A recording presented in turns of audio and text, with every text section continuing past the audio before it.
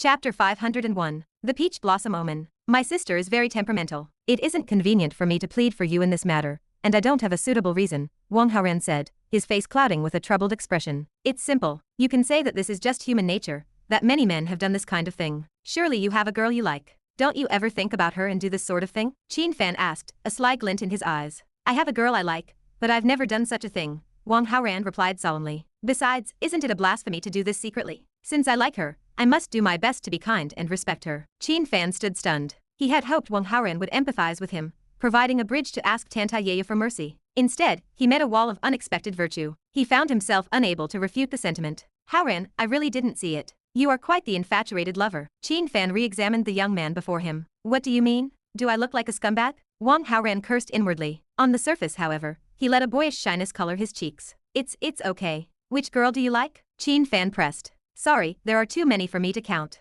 Aloud, Wang Haoran softened his voice. I had a crush on a girl a long time ago, but after graduation, we went our separate ways and lost contact. I just want to concentrate on my studies now. I don't want to think about those things. A look of profound disappointment washed over his face. Qin Fan felt a pang of sympathy for his future brother-in-law and reached out to comfort him. There is plenty of grass in the world, Haoran. Let her go. You will meet someone even better in the future. I hope so, Wang Haoran sighed. Listen, I'm proficient in physiognomy. Why don't I do the math for you? Let's see what your marriage prospects look like. Qin Fan was eager to prove his worth. No, there's no need. Wang Haoran felt a prickle of nervous apprehension. Don't be modest. I won't charge you a cent. Qin Fan brushed off the refusal and immediately began calculating Wang Haoran's fate. Wang Haoran's nerves tightened. He couldn't stop the man now, so he waited quietly, watching Qin Fan's fingers move. After a moment, Qin Fan retracted his hand and stared at Wang Haoran in genuine amazement. What's wrong? Wang Haoran asked, his heart giving a small shudder. Haoran, you are a walking peach blossom, Qin Fan said, his voice a mix of envy and irritation. Ah, well, that isn't necessarily a good thing, is it? Women are quite the trouble. Wang Haoran looked appropriately worried. Qin Fan remained speechless for a beat. A life of endless romantic luck was a blessing most men would die for. It was a pity such a destiny couldn't be gifted to someone else. The peach blossoms are coming, and you can't stop them. Don't avoid it just because you were hurt before, Qin Fan coached him, adopting the tone of an elder. Besides, you're at the age for it. Don't you want a girl? Yes, a little bit, Wang Haoran admitted with a bashful smile. If he denied it entirely, Qin Fan would grow suspicious. Admitting a little natural desire was the safer play. That's completely normal. Don't feel embarrassed. Qin Fan nodded, satisfied. In fact, I think you will soon meet a beautiful woman. Where? Will I really encounter her? Is she truly beautiful? Wang Haoran asked immediately. He needed to test the limits of Qin Fan's abilities. Knowing exactly how much the man could see would help him navigate their future interactions. The location indicated by the hexagram is tied to a single word, water. It may be a place like a riverbank. If you find yourself near the water recently, pay close attention, Qin Fan explained slowly. As for her beauty, you won't truly know until you see her yourself. Can't you be more specific? If I knew in advance, I could be better prepared, Wang Haoran pushed. I'm a human, not a fairy. I can't see everything with total clarity. But the encounter is approaching. There is no doubt about that, Qin Fan said with a confident smile. Wang Haoran finally had a rough idea of the reach of Qin Fan's physiognomy. Haoran, fortune-telling carries a certain risk. It involves revealing secrets of the heavens. If I'm not careful, it brings retribution. You see how much I've helped you, so perhaps you could. I'll try my best to explain things to my sister for you, but I can't guarantee she will forgive you, Wang Haoran promised, feigning cooperation. Then thank you very much. Qin Fan didn't expect the boy to have total control over Tantayaya, but having an ally in the house was enough. He was satisfied to wait for news. By evening, Wang Haoran had returned to the villa. The promise to intercede for Qin Fan was already a distant memory. His primary focus was a package. He had purchased a box of safety goods online, and the tracking notification confirmed it had been delivered to the villa that afternoon. I hope no one opened it.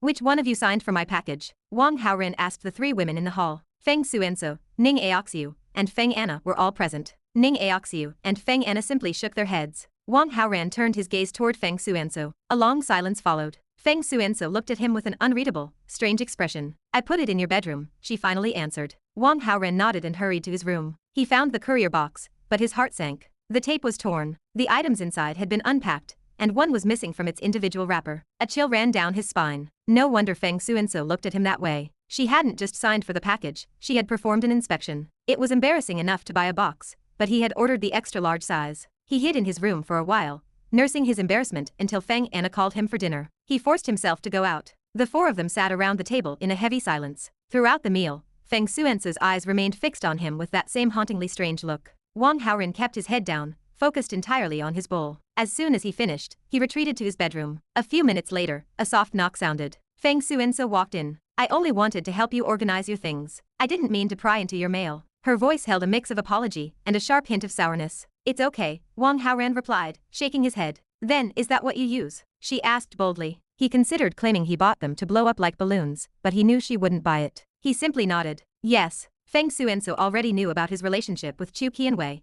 so there was no point in lying. Then, it won't kill me, right? I really don't know how Chu Qianwei endured it. Feng Xuanso whispered, a look of genuine panic flitting across her face. Though she spoke softly, Wang Haoran's heightened hearing caught every word. Her concern wasn't moral, it was physical. She must have researched the size he ordered online. The realization that she was actually frightened of him brought a silent, awkward pause to the room. Finally, Feng Xuanso broke the silence. Her eyes were shimmering, filled with a soft, pleading light. If I remember correctly, your holiday starts tomorrow. Can you accompany me for a walk? Her voice was soft and intriguing. Okay, where do you want to go? Muwang Pavilion. They say it is the most famous scenic spot in Qingling, she said. The Shepherd's Pavilion. Wang Haoran's mind raced. The pavilion sat directly on the banks of the Qingling River. Qin Fan's prophecy echoed in his head, a beautiful woman by the riverside. Was the omen already coming true? Chapter 502. Scenic Spots. Muwang Pavilion stands on the east bank of the Qingling River. The ancient royal song and dance building carries a history of more than 1,000 years. It was commissioned by the son of an emperor during his tenure as governor. Its magnificent scale once drew countless poets and scholars,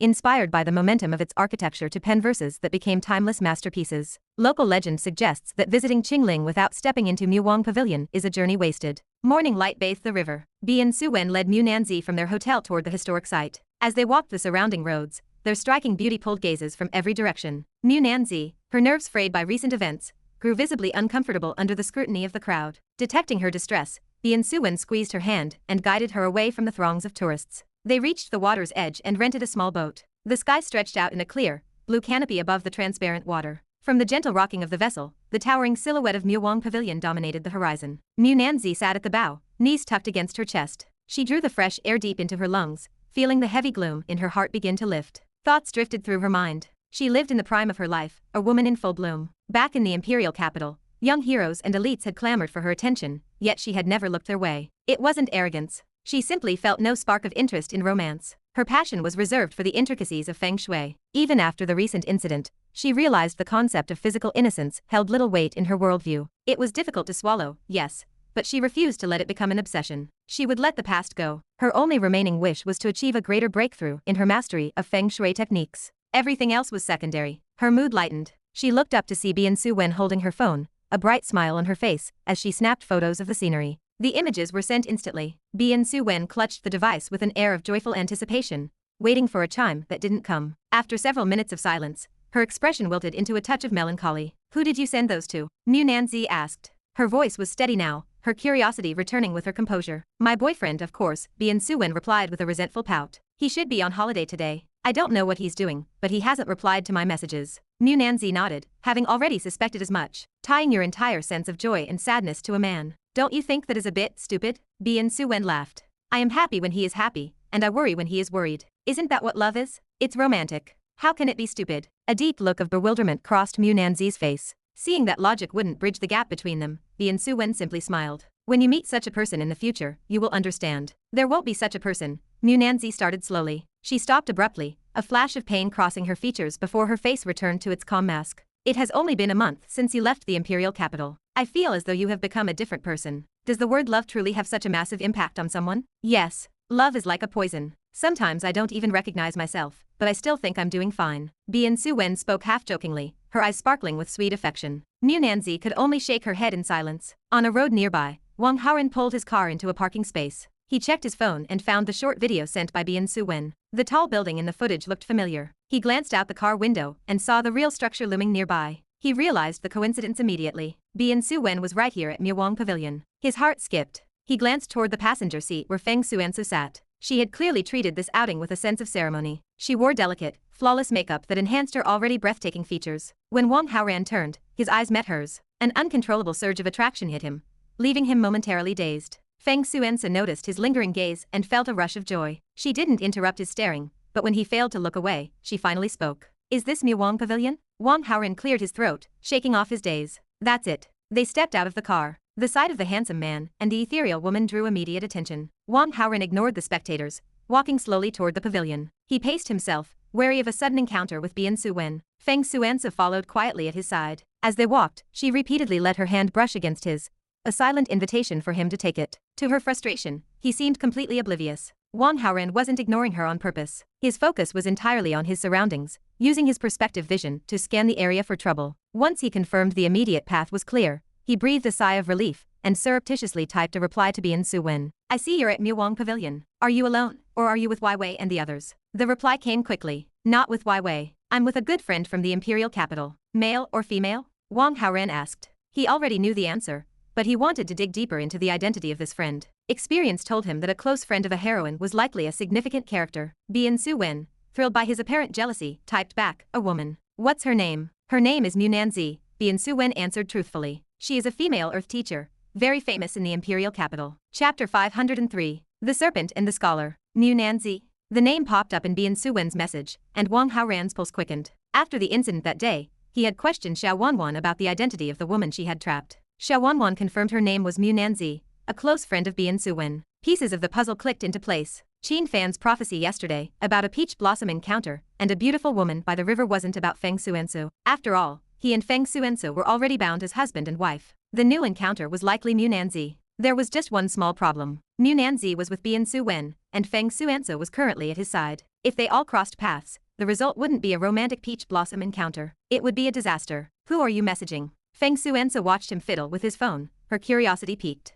Just a classmate, Wang Haoran replied, his face a mask of calm. He added, a guy. Feng Suensu smiled to herself. His quick explanation felt like the behavior of a man who cared deeply about her opinion. As they walked, she glanced at the storefronts lining the road. Why are there so many antique clothing stores here? It's a common sight at scenic spots. They rent outfits to tourists who want to take photos. It's a lucrative business. Wang Haoran knew she had spent most of her life on Fengzi Mountain, so these metropolitan tourist traps were foreign to her. Is it expensive? Her eyes lingered on the colorful silk hanging in the windows. Money is a trivial matter. If you like them, we can try some on. He saw the longing in her gaze. It was normal for tourists at Muwang Pavilion to wander around in ancient costumes. Then let's go together, she suggested. All right. Wang Haoran agreed for a practical reason. A change of clothes served as a disguise. If they bumped into an acquaintance, he wouldn't be so easily recognized. He scanned the street and led her into a high-end shop. He had no interest in the cheap, scratchy rentals that hundreds of people had sweated in. He opted to buy brand new sets. The store offered everything from commoner tunics to elaborate dragon robes. Wang Haoran skipped the imperial yellow, preferring something more understated. He selected the robes of an ancient scholar,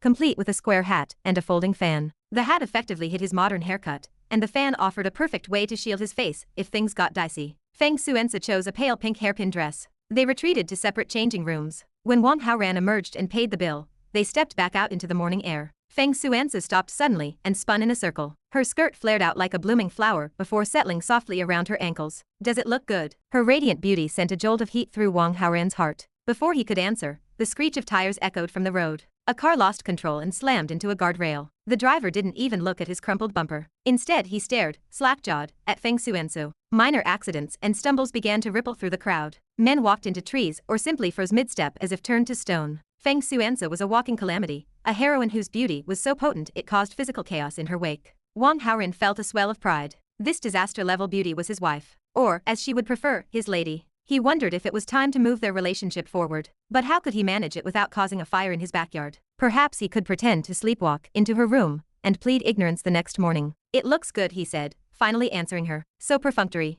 I don't think you actually like it. She pouted, looking genuinely resentful. Perfunctory? My blood is practically boiling. Wang Haoran grumbled internally. He offered a mock bow and pointed toward the pavilion. Let's go. Let's see the sights. Shortly after they left the shop, Bian Su Wen and Mu Nanzi arrived at the very same store. Shall we go inside? Bian Su Wen suggested. Mu Nanzi offered no objection. Bian Su Wen was in high spirits and wanted to commemorate their trip with photos. She insisted on a sister theme, choosing outfits inspired by the legend of the green and white snakes. Mu Nanzi donned the elegant white dress of the elder sister, her height making her the perfect fit for the role. Bian Su Wen, being slightly shorter, took the vibrant blue dress of the younger sister. Once changed, they set off toward Muwang Pavilion. On the other side of the grounds, Wang Haoran and Feng Suenso stood on an ancient bridge. They handed a camera to a passerby to take their picture with the pavilion in the background. Wang Haoran remained hypervigilant, his eyes scanning the horizon. He spotted them in the distance. The Snake sisters were heading straight for the bridge. This is trouble. He was about to usher Feng Suenso away when her phone rang. Her smile vanished as she listened to the caller.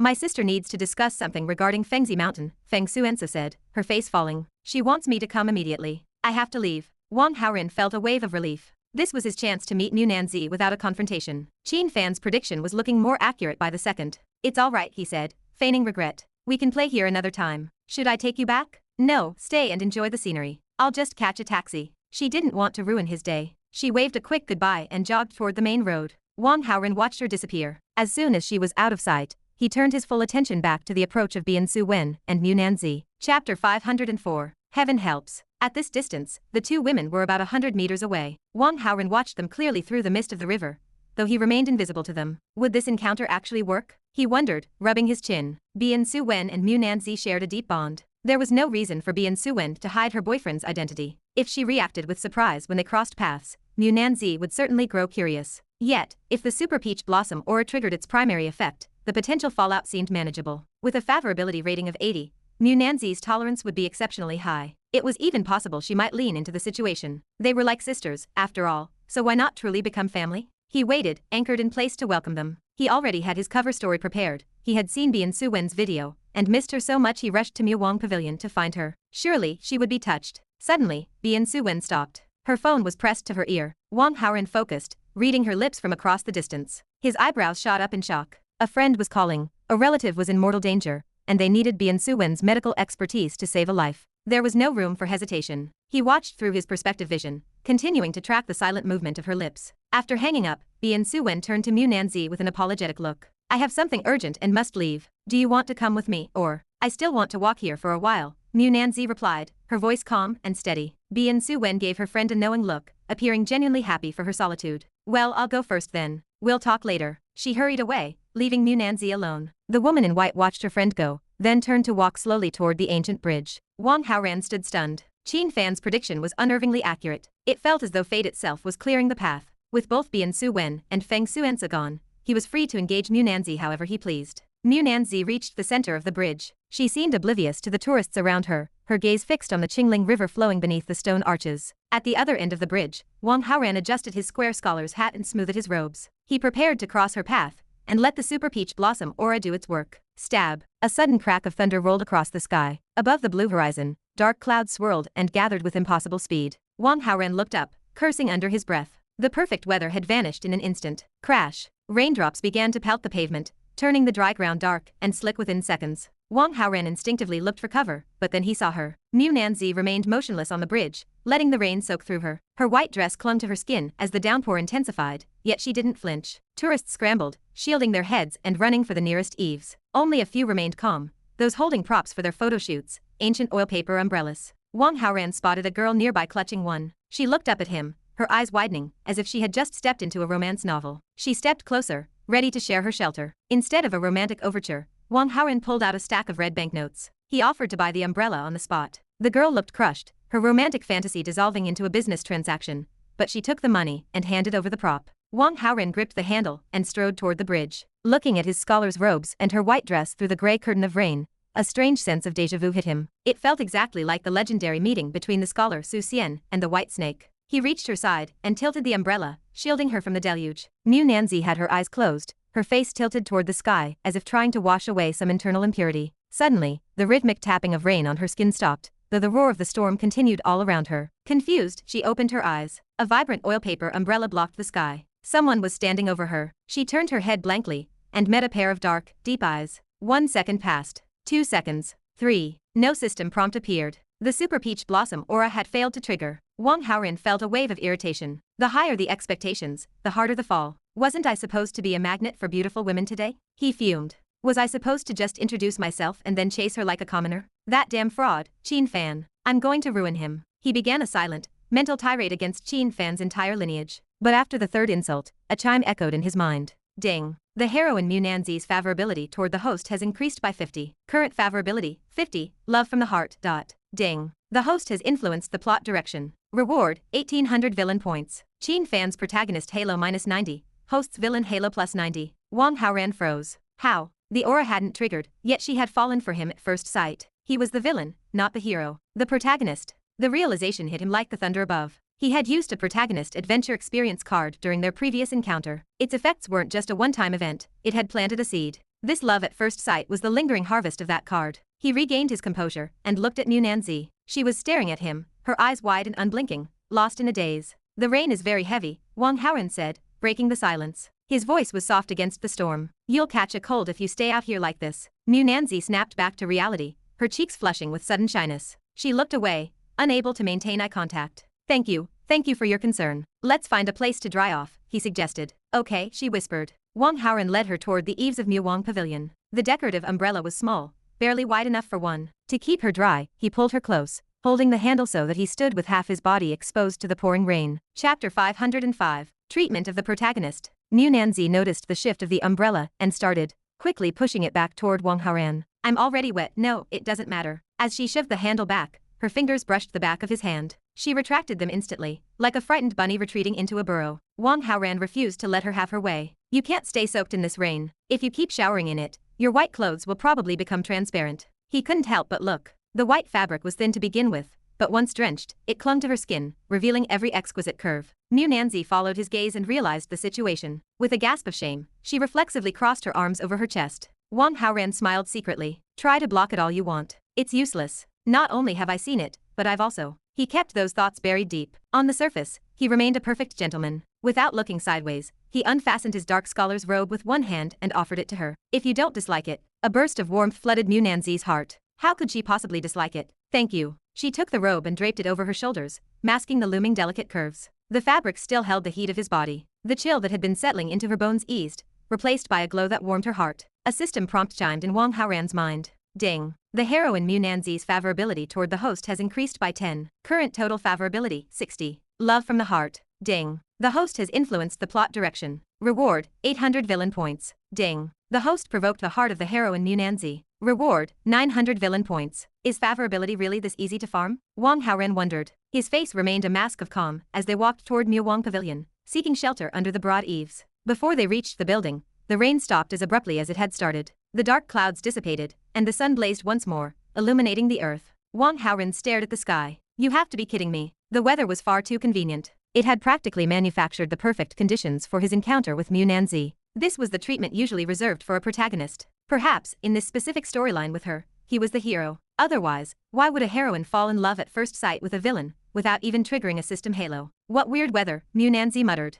Wang Haoran folded the oil paper umbrella. You're soaked. You should change those clothes quickly. I have my things stored in a shop over there. Mu Nanzi pointed toward the clothing store she had visited with Bian Su-wen. Then let's go together. I need to change as well. They walked side by side toward the nearby street. Wang Haoran kept his eyes fixed forward, maintaining his gentlemanly facade. Mu Nanzi, however, was less subtle, casting frequent, scrutinizing glances at him. She realized their costumes mirrored the legend of Su Xian and the White Snake. Even more startling, the legendary couple had first met on a bridge during a rainstorm. A strange throbbing rose in her chest, but it was quickly overshadowed by a stinging regret. If only I were still pure, how good would this be? She had tried to put the bad experience behind her, but now it gnawed at her. The concern grew into a sharp ache, like a needle piercing her heart. They arrived at the clothing store. By some twist of fate, they had both chosen the same high-end establishment. They swapped their wet ancient robes for modern clothing. Wang Haoran's short hair was barely an issue, but Mu Nanzi's long, black tresses reached her waist and felt heavy and uncomfortable in their damp state. Where are you headed?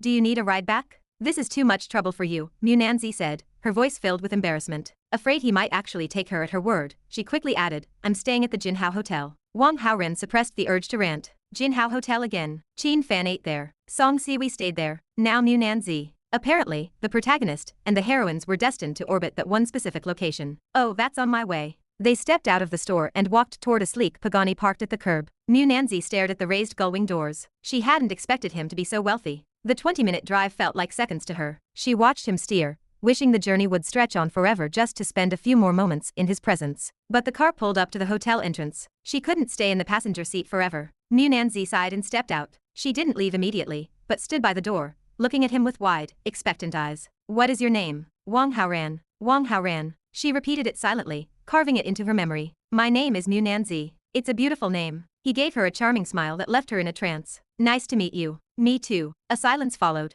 Neither seemed to know how to end the conversation. Mu Nanzi turned to walk away, then stopped, looking like she wanted to speak, but lacked the courage. Wang Haoran guessed her intent and raised his phone. Would you like to? Okay. She interrupted before he could finish. Realizing how eager she sounded, her face flushed a deep crimson. They exchanged contact information. To ease her embarrassment, Wang Haoran said, It's my honor to know you. We're friends now, right? He reached his hand out through the window. She took it eagerly. Her hand felt soft, almost boneless in his grip. He didn't linger too long, just a brief touch. Can I keep your umbrella? Mu Nanzi asked suddenly. Wang Haoran realized what she was doing. In the legend, the white snake took Su Xian's umbrella to ensure they would meet again. He pulled the oil paper prop from the back and handed it to her. On a whim he said, "Actually, my name isn't Wang Haoran. It's Su Xian." Mu Nanzi's face turned bright red as she realized he had seen right through her thoughts. But his playfulness made her shy smile grow. She took a deep breath, gathered her courage, and looked at him with watery eyes. "I'm not called Mu Nanzi either. My name is..." Bai Sahen. Chapter 506.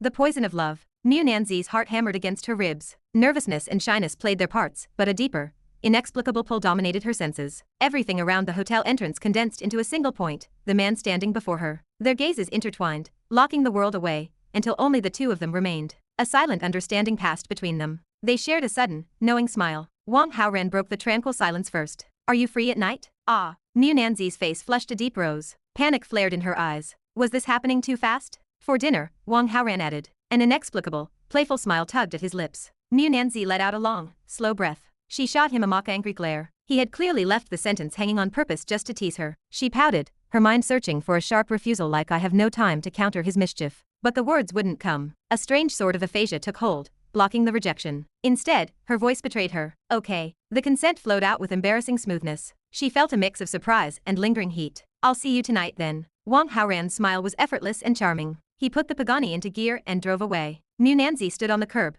her hand raised in a small wave. She watched until the car vanished completely from her view. A trace of melancholy flickered in her eyes, but it was quickly swept away by the sheer excitement of the evening date. She clutched the oil paper umbrella as if it were a peerless treasure and turned toward the hotel. Her step was light, almost a skip. Back in her room, she sat on the edge of the bed, lost in a flurry of wild thoughts, while staring at the umbrella. The ringing of the doorbell snapped her back to reality. She hurried to open it. Bien Su Wen walked in gracefully. She paused, her eyes narrowing as she looked Mu Nanzi up and down. "Why are you still holding that paper umbrella?" Mu Nanzi froze. She hadn't realized she was still gripping it. Flustered, she moved to the coffee table and laid the umbrella down with agonizing care. She handled it as if the slightest rough movement might shatter it. The suspicion in Bien Su Wen's eyes deepened. She looked at the umbrella, then at Mu Nanzi's lingering ancient attire from the pavilion. A mysterious, knowing look crossed her face. "My dear sister, did you actually meet your Su Xian today?" She spoke in the playful tone of Xiaoqing from the legend. She hadn't bothered to change out of her own green silk robes yet, making the roleplay feel strangely authentic. "Are you a fortune teller now?"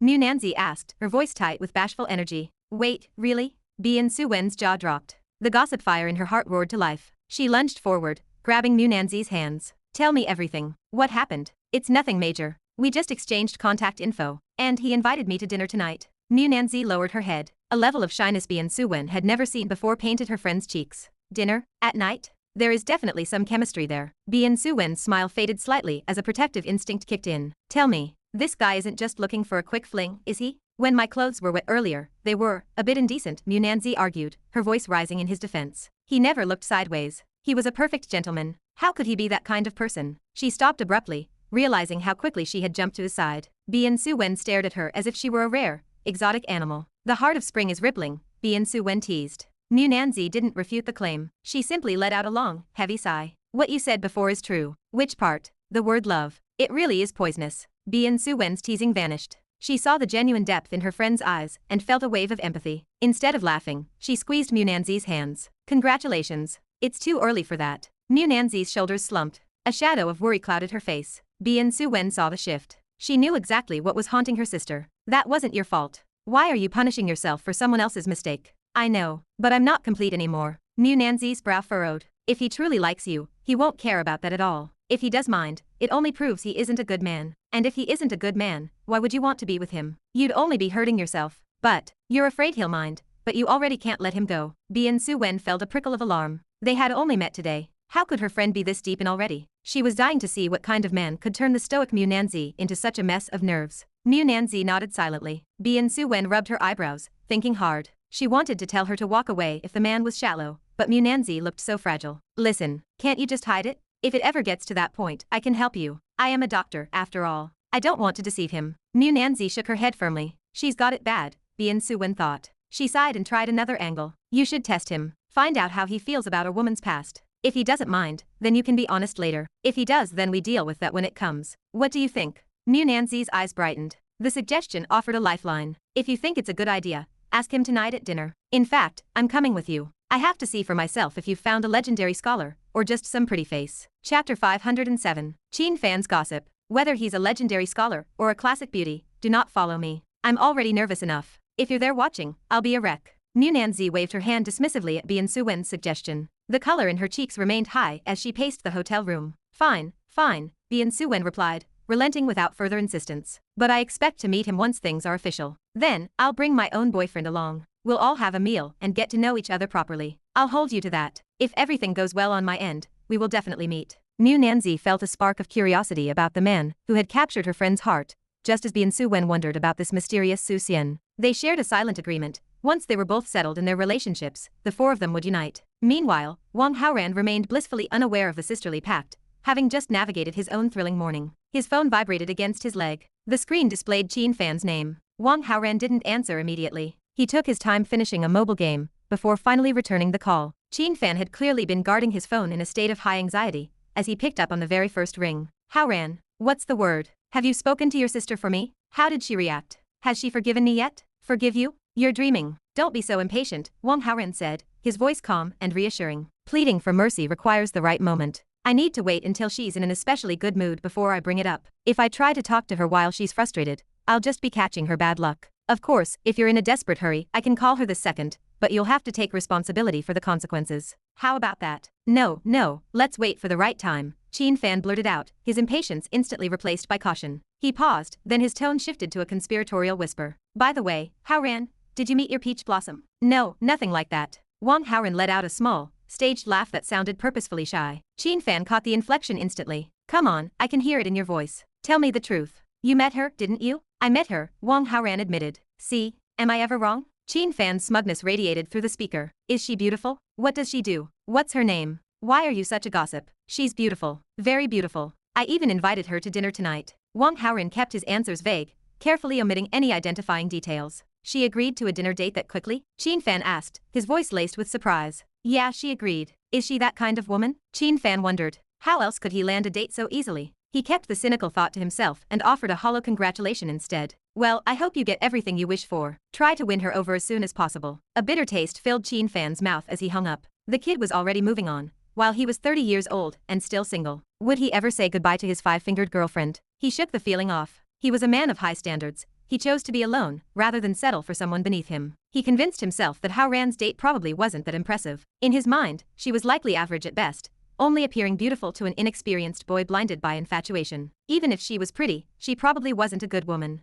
Haoran, enjoy your date, but don't forget to speak up for me, Qin Fan reminded him one last time. I won't. Don't worry. After ending the call, Wang Haoran didn't return to his games. Instead, he immediately dialed Tantayeyu. Sister, what are you up to? Just practicing, Tantayeyu replied. Do you want to come over for dinner tonight? My parents asked me to eat with them this evening. I'm afraid I can't make it to your place. Wang Haoran let out a convincing sigh. Oh well, another day then. She didn't push, moving easily into casual conversation. What are you doing now? Thinking about you, he blurted out. Humph. You're probably thinking about Wei, she whispered, her voice tinged with a playful, arrogant edge. I think about her, sure, but I miss you more. I don't believe you. If you were thinking about me, why didn't you ask me out today? You're on holiday, aren't you? She knew the university schedule perfectly. If Lu Yui, Ji Shuiyao, and Chu Qianwei were home on vacation, then Wang Haoran was free too. Exams are coming up soon. I'm stuck at home reviewing. Otherwise, I'd definitely be with you. Exams? Tantayeyu deflated. She couldn't very well demand he stop studying to play. It would make her seem like an unreasonable girlfriend. Fine. Come see me as soon as you're free. Of course, he promised.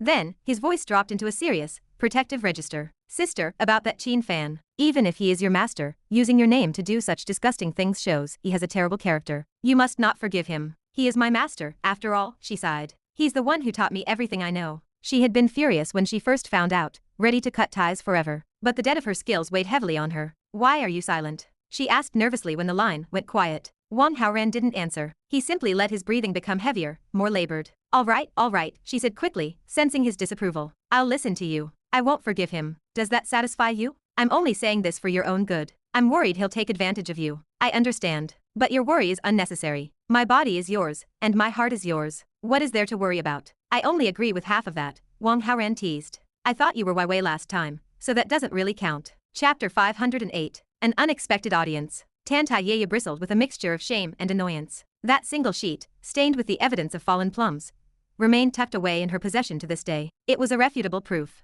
How could he claim it didn't count? She wasn't thick-skinned enough to argue the logistics of their encounter, but beneath her frustration, a tiny, forbidden spark of hope flickered. The thought was too embarrassing to voice. "What you're asking for isn't impossible," she replied, her voice taut with a blend of restraint and arrogance. "But it depends entirely on your ability." "My ability for what?" "Make me tempted," she challenged. Wang Haoran paused. She was teasing him, daring him to try. It was a bold move, but then again, she had the beauty to back it up. It was a clear provocation, an interesting hurdle placed directly in his path. "Then you wait," he said. "Fine. I suspect you won't be able to move me at all." Her tone was sharp, almost playful. Wang Haoran gritted his teeth as he hung up. "We'll see about that." He began cycling through potential plans to win her over, but nothing felt quite right. The clock hit 5 in the afternoon. The evening appointment took priority. He pulled up his messages and typed to Mu Nanzi. "What flavors do you prefer? Is there anything specific you like to eat?" The reply came in seconds. She had been holding her phone, waiting. "I can't handle food that's too spicy. Anything else is fine." A quick search revealed a luxury restaurant far from the Jinhao Hotel. He called, secured a table, and forwarded the address to her. The Jinhao's kitchen was excellent, but the risk of Qin Fan wandering into the lobby was too high. "Remember Jiangnan restaurant?"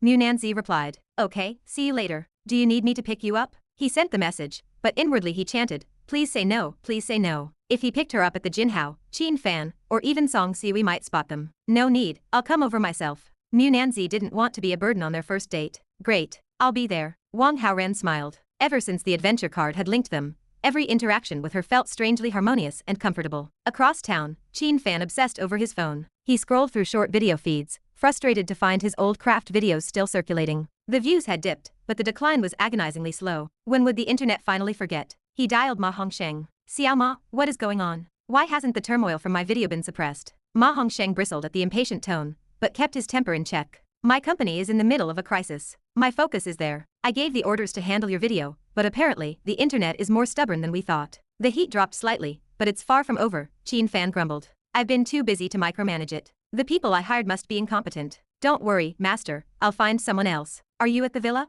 I'll come over to talk and help clear the rest of that poison from your system." Ma Onshin's jaw tightened. He didn't hear an offer of medical help. He heard Qin Fan wanting another chance to be near Cheng Rui. "I'm not at the villa. I'm out." "Then let's find a place to meet face to face," Qin Fan insisted. Ma Hongsheng glanced at the wall clock. It was nearly dinner time. "Meet me at the Remember Jiangnan restaurant. We can talk while we eat." "Fine. Send me the location." Qin Fan signaled his driver and headed for the destination. When the business car pulled up to the luxurious facade, he stepped out and immediately spotted a familiar figure. "Haoran, you're eating here too?" Wang Haoran felt his stomach drop. "Are you serious? This place is miles from your hotel." He forced a look of pleasant surprise. "Yeah. What a coincidence. Wait, this is the night you asked that beautiful woman to dinner, right?" Qin Fan remembered their earlier conversation. "It is." Wang Haoran nodded, unable to hide the truth now. "I'm meeting my apprentice, Xiao Ma, here. Once I'm done talking with him, I'll come find you," Qin Fan said, his eyes bright with curiosity. "You just want to see if she's actually pretty," Wang Haoran thought. He considered suggesting a different restaurant to Mu Nanzi,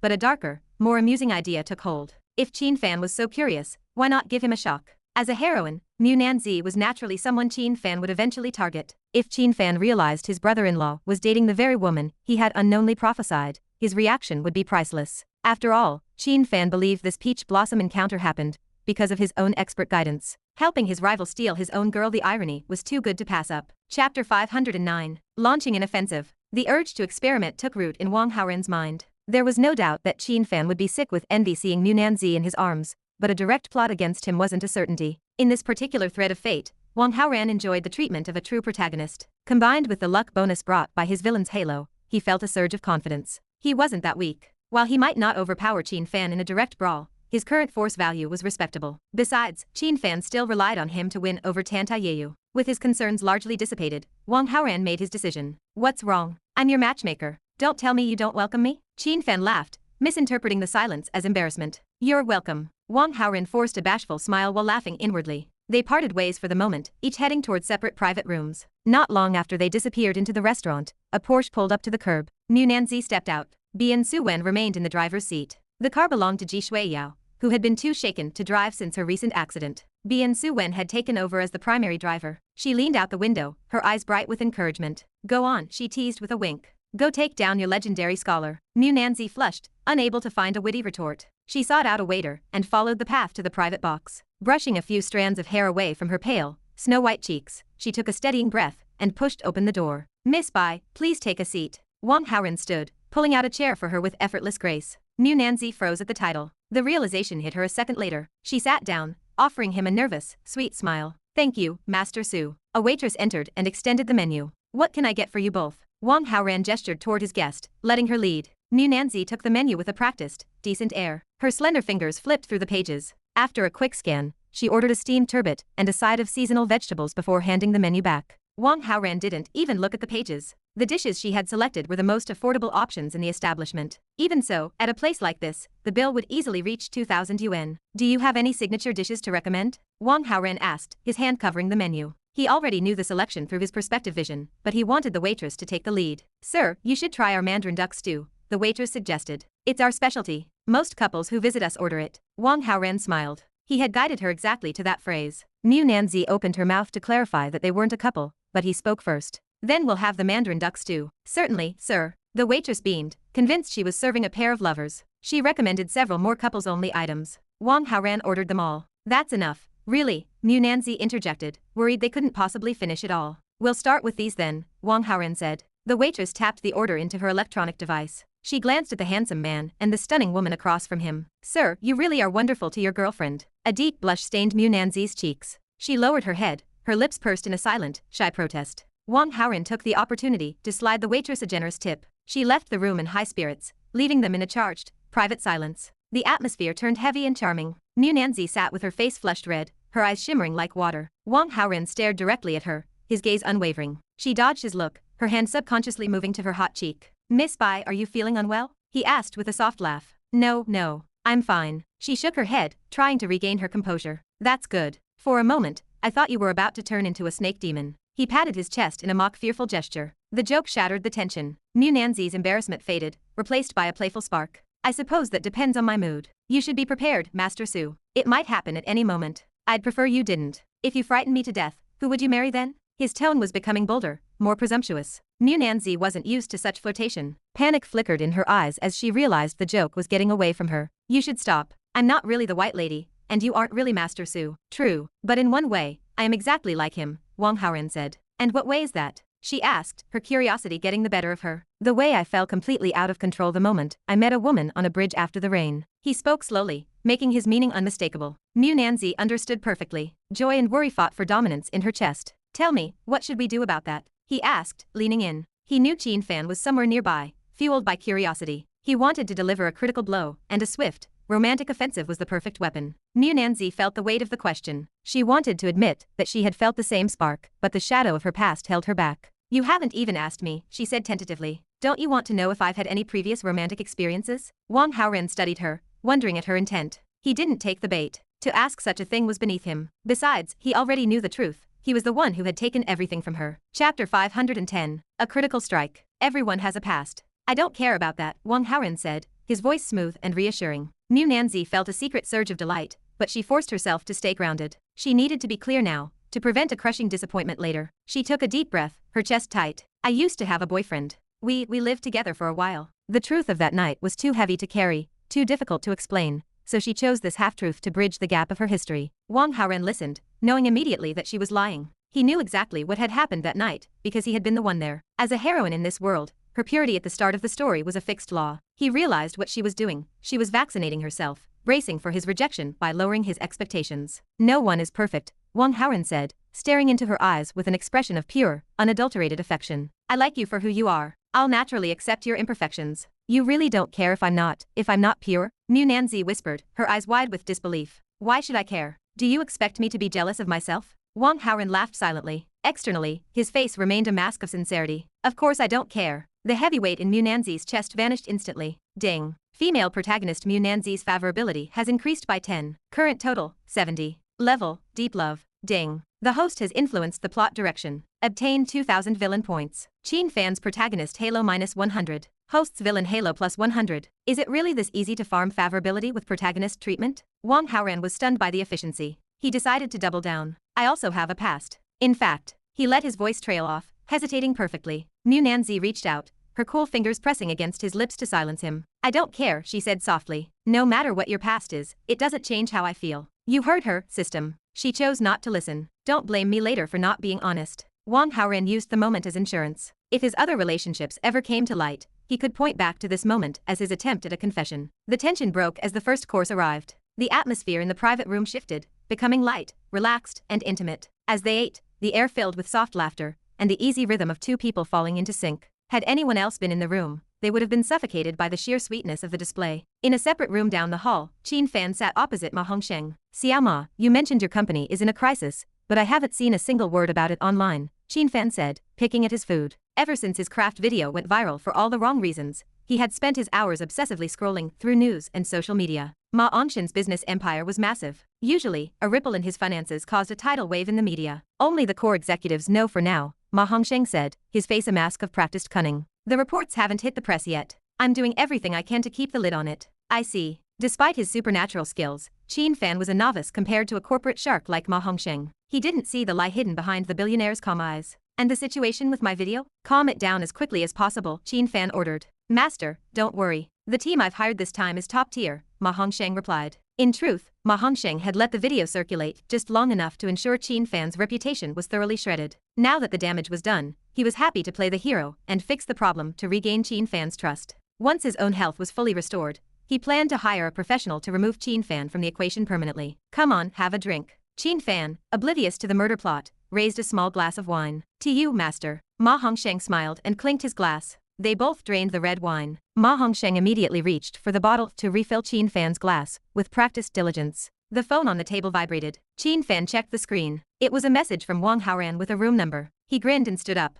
"My future brother-in-law is eating here too. I'm going to pop in and see how his date is going. I'll be back in a bit." Back in the other room, Mu Nanzi looked at the glass of red wine Wang Haoran was holding out. She waved her hand. I never drink. This wine is very light. It won't make you drunk," Wang Haoran said, his voice persuasive. "Besides, red wine is good for your complexion. It's our first date. We need a little ceremony, don't we?" "Well, all right." Not wanting to spoil the mood, she took a small sip. Wang Haoran tilted his head back and drained his entire glass in one go. He immediately poured another and swallowed it down. "Stop. You'll get sick drinking like that," Mu Nanzi cried, reaching for the bottle. "I'm happy today. Don't stop me." He ignored her and poured a third. He hadn't ordered the wine for romance, he ordered it as a catalyst. Being drunk gave him the perfect cover to launch a more aggressive offensive. He wanted to lower her guard and ensure her cooperation. After a few more glasses, Wang Haoran slumped slightly, his eyes turning misty and intense. He stood up and circled the table until he was looming over Mu Nanzi. She looked up, her heart trembling at the fiery heat in his gaze. Shyly, she lowered her head. Wang Haoran reached down, his fingers firm but gentle as he tilted her chin back up. He leaned over her, one hand braced against the table, his face inches from hers. He didn't move. He simply stared at her with a look of deep longing. Mu Nanzi was frozen. Part of her wanted to push him away,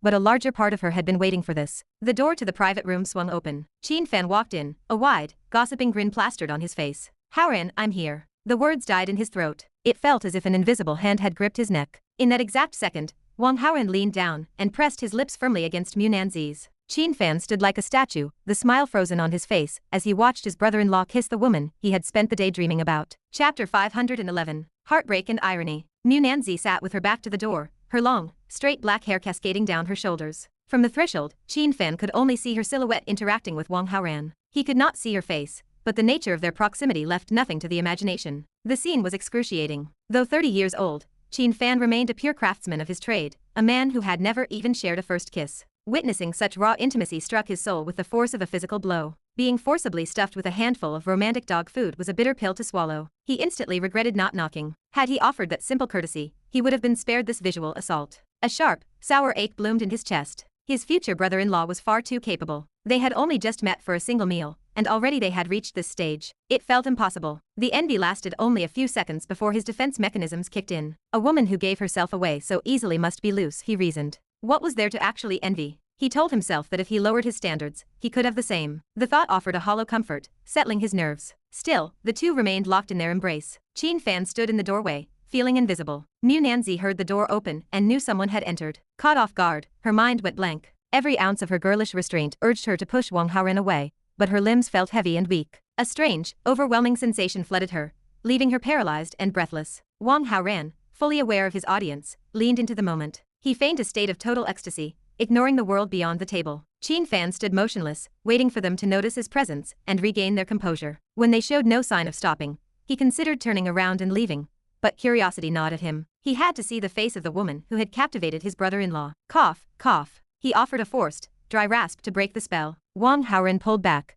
turning his head with a look of stunned embarrassment. You? When did you get here? Wang Haoran's eyes went wide with performative shock. I've been watching for a few minutes, Qin Fan said, forced a smirk. Well, look at you, off the market already. Wang Haoran chuckled and pulled out a nearby stool, gesturing for him to join them. Sit down. Let me pour you a drink. All right. Qin Fan sat. He wanted to maintain a solid relationship with his future brother-in-law, and since Haoran was offering an olive branch, he felt obliged to accept. Besides, a drink might numb the lingering sourness in his throat. Nanzi kept her back to the newcomer, but her heart stopped the moment she heard the voice. It was unmistakable. It was Qin Fan. Mortification washed over her. She wanted the floor to open up and swallow her whole. Wang Haoran reached for a clean glass, filled it to the brim, and set it before Qin Fan. He then topped off his own. Cheers. Wang Haoran raised his glass high. Qin Fan matched the gesture, the clink of glass echoing in the quiet room. They both drained their wine. Wang Haoran drank from pure triumph.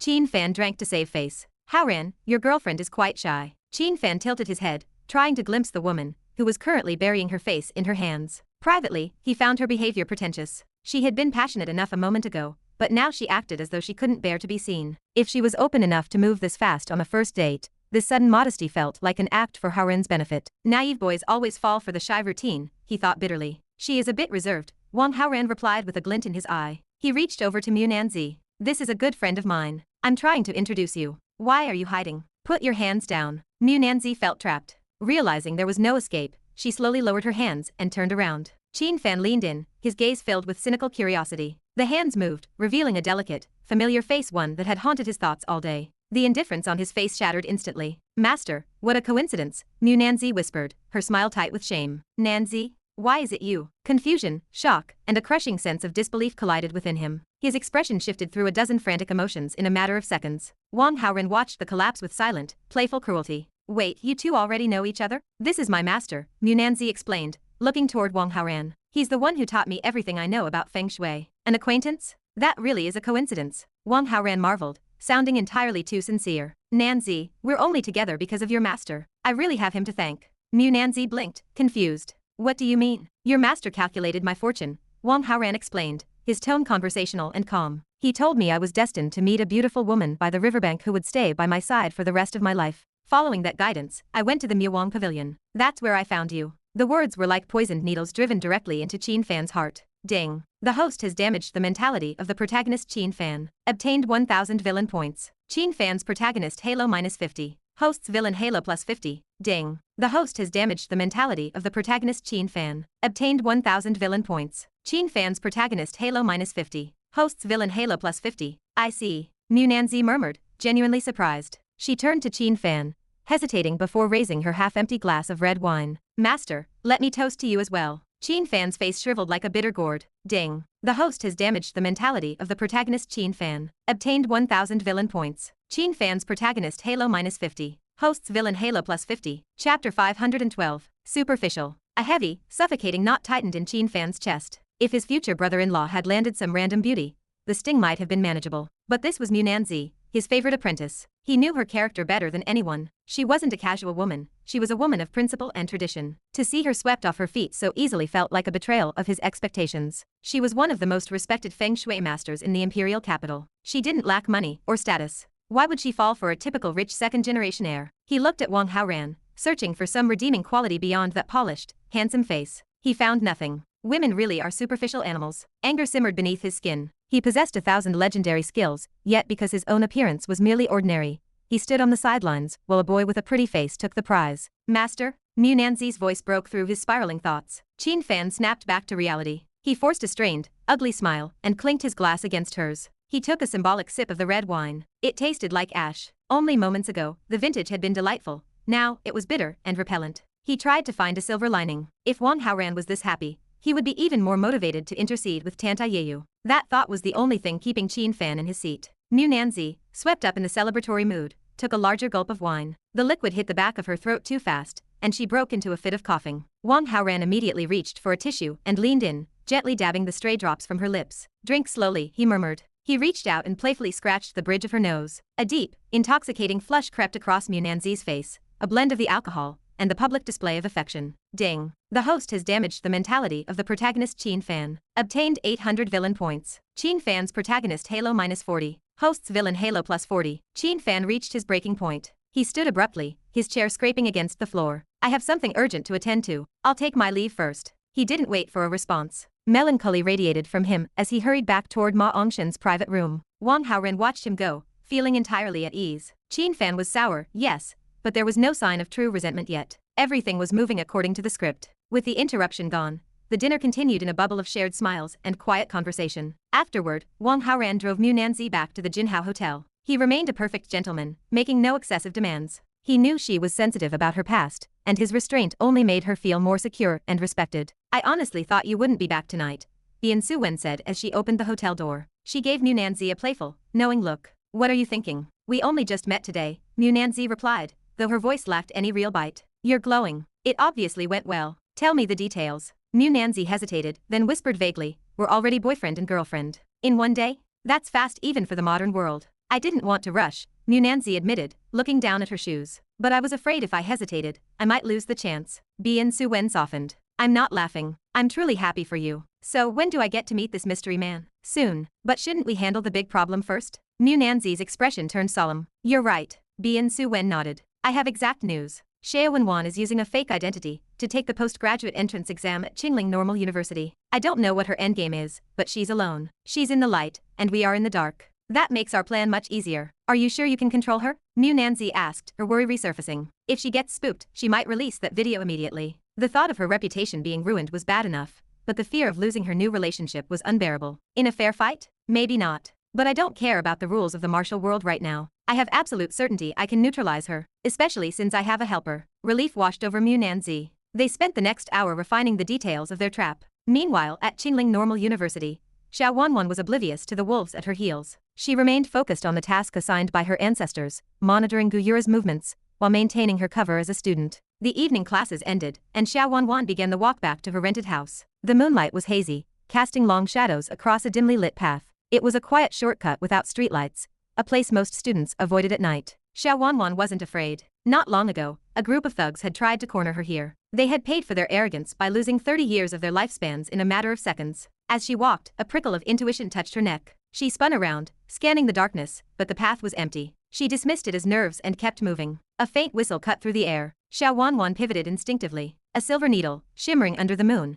hissed past her and thudded into a tree trunk. She followed the trajectory and saw Bian Su-wen emerging from the shadows. The little doctor immortal resorts to sneak attacks? Your skills are lacking. Xiao Wanwan sneered, her pride swelling as she realized she had dodged the strike. Bian Su-wen only smiled. She didn't say a word. A cold chill ran down Xiao Wanwan's spine. Something was wrong. She tried to bolt, but before her foot could leave the ground, a sharp pressure struck her back. A surge of energy invaded her system, sealing her acupuncture points. Her body locked up, rigid and immobile. Horror drained the color from her face. Who told you I was alone? Bian Su-wen asked. Chapter 513. This trick again? Hearing Bian Su-wen's question, Xiao Wanwan opened her mouth to speak, but a sharp pain flared in her neck before she could make a sound. The scene blurred, the figures before her dissolved into shadows, and her consciousness slipped away. Her body went limp, falling forward. Luo Qingqian caught her, bracing the girl against her shoulder. She looked at Bian Su-wen with a raised brow. This is Xiao Wanwan, the saintess of the poison sect. Since you're the one who wanted to deal with her, third sister, what's the plan now? Second sister, I've got her. Leave it to me.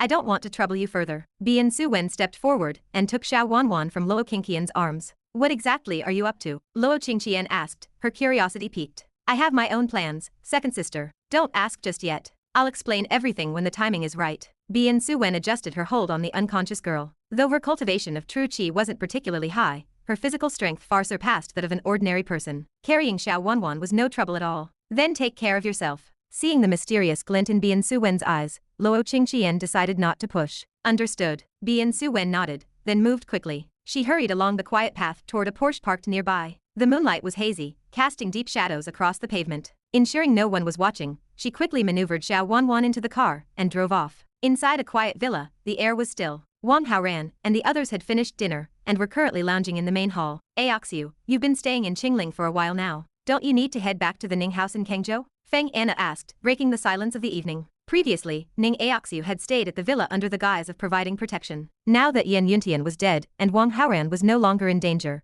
her continued presence felt a bit strange to Feng Anna. My father is managing the house. It doesn't matter whether I return or not, Ning Aoxu replied calmly. I've grown used to living here. The environment is perfect for cultivation, so I have no plans to return to the Ning family for the time being. Since moving in, Ning Aoxu had lived like a recluse. She rarely ventured out, spending nearly all her time focused on her training. Her progress was steady and undeniable. And exactly how long do you plan on staying? Feng Xuanzu added, her voice cool and detached. May I ask the same of you? How long do you intend to stay? Ning Aoxu countered. Why am I here? Because I'm the woman of this. Feng Xuanzu started to snap back that she was the mistress of the house, but she bit her tongue. She and her husband hadn't officially recognized one another yet. After a tense silence, she looked away. Forget it. I'm too tired to argue with you. The bickering between the two had become a daily occurrence. Wang Haoran, having seen it all before, acted as if he hadn't heard a word. He focused entirely on his phone. A notification flashed on his screen. Are you free right now? Bian Su Wen asked. What's wrong? Wang Haoran replied. I'm sick. I feel very uncomfortable. Wang Haoran's eyebrows shot up. He quickly typed back, aren't you a doctor? Prescribe something for yourself. Haven't you heard the saying that a doctor can't treat themselves? I've heard it, Wang Haoran messaged back, but I'm not a doctor. I can't cure diseases. Not necessarily. You might be the only person who can cure what I have. Wang Haoran's eyelids twitched. He realized exactly what she was implying. I'll come see you. Where are you? Bian Su Wen immediately sent a location. Wang Haoran memorized the address, went to the bedroom to grab his jacket, and signaled to a few security guards. Going out so late? Feng Xuanzu asked, watching him head for the door. A few classmates want to hit the internet cafe. We're playing some games, might be out all night. See you later. Wang Haoran waved a hand, jingling his car keys as he walked out of the hall. Feng Xuanzu's face clouded with resentment. Are games really that fun? Going out so late just for that? Couldn't you find something else to play? Still, trying to maintain her virtuous image, she kept her complaints to herself. Wang Haoran drove away from the villa and arrived at a high-end hotel. Following Bian Su Wen's directions, he made his way to a private suite. When she opened the door, she looked perfectly healthy. Her complexion was bright, and there wasn't a trace of illness on her face. He had expected as much. There was no surprise, only a desire to get straight to the point.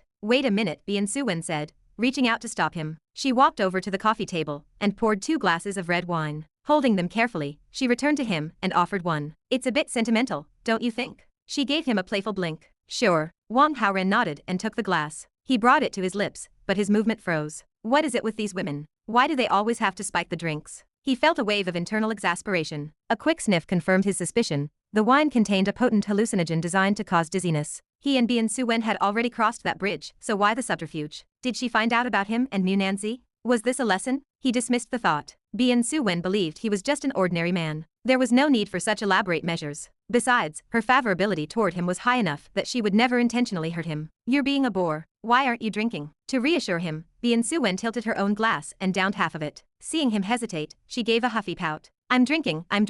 Wang Haoran raised the glass and finished it in one go. Regardless of her motives, his poison resistance was nearly maxed out. This mixture couldn't touch him. He could drink a gallon of the stuff and still be the last man standing. He waited a few moments, timing it perfectly, then rubbed his temples. He let his head heavy, pretending to be dazed. What's wrong? Bian Su Wen asked, her voice full of feigned concern as she rushed to support him. My head, it's spinning, Wang Haoran muttered. The wine must be too strong. I feel a bit dizzy too. Bian Su Wen leaned into him, continuing the act. With her guiding him, Wang Haoran stumbled toward the bed and collapsed onto the mattress. Within seconds, he forced his breathing to become slow and rhythmic, the sound of a man in a deep sleep. Bian Su Wen sighed softly. The dizziness vanished from her face. She walked over to a connecting door in the suite and knocked lightly. The door opened, revealing Mu Nanzi. It's done, Bian Su Wen said, stepping into the adjoining room. The 2 suites were linked by an internal passage. In the other room, Xiao Wanwan lay unconscious on the bed. Good. Mu Nanzi nodded, pulling several small paper packets from her pocket. I found these on Xiao Wanwan. See if there's anything useful here. As a doctor, Bian Su Wen's eye for pharmaceuticals was unmatched. After a quick inspection, she pulled one packet aside. It was the exact medicine Xiao Wanwan had intended to use on Mu Nanzi. Chapter 514. Tool Man. Bian Su Wen selected a single packet of medicinal powder and walked toward the bed. With a sharp, practiced motion, she reached out and tapped a series of pressure points on Xiao Wanwan's body. Xiao Wanwan's eyelids fluttered. She groaned, her head rolling to the side as she struggled back to consciousness. The room came into focus, revealing the faces of Bian Su Wen and Mu Nanzi hovering above her. Shock jolted through her system. She lunged to get up, but her limbs were leaden and unresponsive. Her body refused to move. Does the demon girl actually know how to be afraid? Bian Su Wen let out a cold, sharp sneer at the panic written across Xiao Wanwan's face. Bian Su Wen, I'm warning you. Don't mess around with me, Xiao Wanwan hissed, her voice trembling. If my ancestors find out about this, you'll pay the price. What about Nanzi's video? Bian Su Wen ignored the threat. Backed by the support of her eldest sister, her confidence was absolute.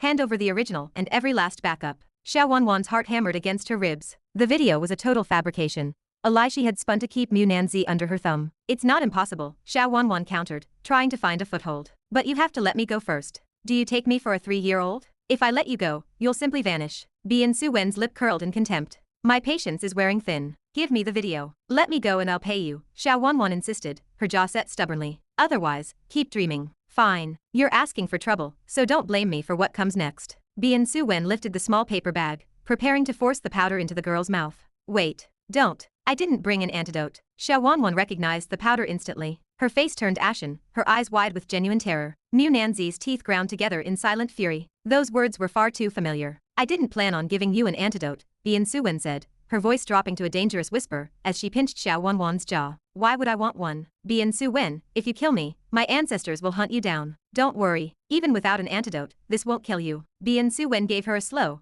deliberate wink. The realization hit Xiao Wanwan like a physical blow. She understood exactly what was happening. Bian Su Wen, I beg you, she pleaded, her voice cracking. Don't harm me this way. Not like this. So, the witch actually cares about her virtue? Watching Xiao Wanwan's desperate reaction, Bian Su Wen knew her instincts were correct. Mu Nanzi, I didn't mean it. Xiao Wanwan turned her gaze toward the other woman, realizing she would get no mercy from Bian Su Wen. I really just wanted to tease you that day. I never expected things to go that far. You didn't mean it. Mu Nanzi's eyes grew red with unshed tears. So that makes it okay to do what you did? Mu Nanzi had wanted to give herself completely to the person she loved. Because of Xiao Wanwan's cruel game, that moment had been stolen. Even though the man she loved said he didn't mind, the memory was a thorn in her heart that refused to be pulled out. You can take my hand, Xiao Wanwan sobbed. Cut it off, I don't care. Just please, don't do this to me. I'm begging you. Who was the man you grabbed that day? Mu Nanzi asked, her face a mask of cold fury. I want his name. I don't know him. I just grabbed a stranger. Xiao Wanwan didn't dare mention the ancestor. You. Mu Nanzi's anger flared.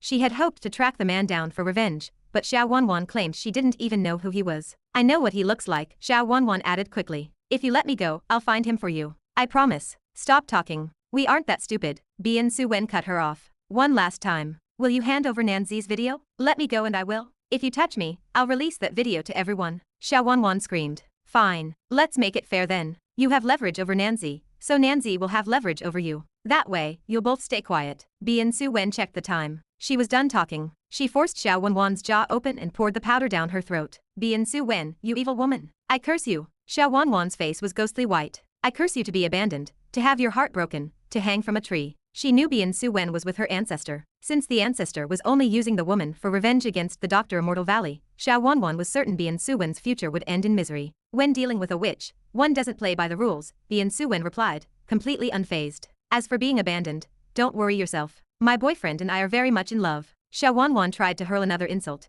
but the poison took hold with terrifying speed. Her voice failed. Her vision swam. The two women standing before her seemed to blur and shift into the shapes of men. She knew it was an illusion caused by the drug, but her body was beginning to betray her. Her muscles twitched, her skin flushed, and only the paralysis from the pressure points kept her from lunging forward. Bian Su Wen lifted the trembling girl, heading toward the small door that led to the adjoining room. Xiao Wanwan laughed at you once, Bian Su Wen said, pausing to look back at Mu Nanzi. Do you want to watch her get a taste of her own medicine? You could record the video yourself. No, forget it. Mu Nanzi shook her head. She wanted her revenge, but seeing the act would mean seeing Bian Su Wen's boyfriend as well. The thought felt dirty. She wanted no part of it. In the next room, Wang Haoran was stunned. He had been watching the entire exchange through his perspective ability. Am I really just a tool to them? Xiao Wanwan's initial prank was one thing, but Bian Su Wen's obsession with this plan felt extreme. Was this because of the adventure experience card? Bian Su Wen wasn't normally this ruthless. There were 100 ways to get revenge, but she had chosen this specific, bizarre path. He heard the door click. Bian Su Wen was coming in with the delirious Xiao Wanwan. Wang Haoran quickly shut his eyes and lay perfectly still, controlling his breathing. This adventure experience card was a nightmare. He had hoped for a classic hero's journey, falling off a cliff, finding a secret manual, inheriting immortal powers. Instead, he was stuck in a repeat of the first card scenario. Why even give it a different name? This isn't an adventure, it's a trap.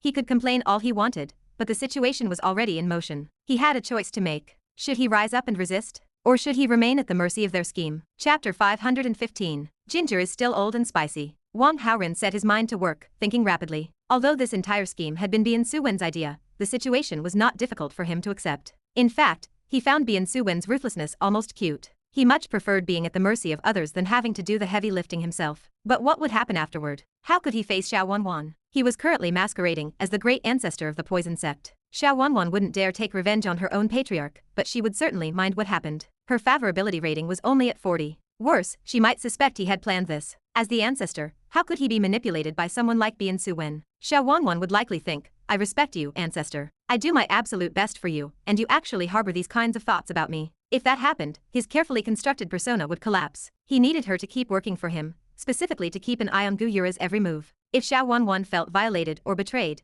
she might quit her job entirely. Who would monitor Gu Yura then? Zhang Jiaoxuan was an option, but he was a man. Even though Zhang Jiaoxuan no longer had certain physical capabilities, it felt inappropriate to have him staring at Gu Yura. Gu Yura was a female lead, and having another man spy on her made Wang Haoran uncomfortable. If she was seen by another, he would be the one losing out. The relationship with Xiao Wanwan had to be maintained. And of course, her poison still needed a solution. As these thoughts raced through his mind, Bian Su-wen carried the dazed Xiao Wanwan into the room. Wang Haoran waited for the perfect moment. He secretly gathered a burst of true energy and flicked it toward Bian Su-wen. Just as Bian Su-wen reached out to unlock Xiao Wanwan's pressure points, her head swam with sudden dizziness. Her strength evaporated. She gasped, her knees buckling as she began to collapse toward the floor with the Saintess in her arms. Since Bian Su-wen had lost consciousness, Wang Haoran no longer needed to play dead. He leaped from the bed and caught them both in a swift, fluid motion, ensuring they didn't hit the ground. He moved Bian Su-wen to the bed, gently tucking her under the quilt. Then, he turned his attention to the trembling girl in his arms. He channeled his true energy into Xiao Wanwan, suppressing the flare of the poison. Her misty eyes cleared, the waves of confusion receding just enough for her to see him. Ancestor? Xiao Wanwan gasped, her voice full of shock.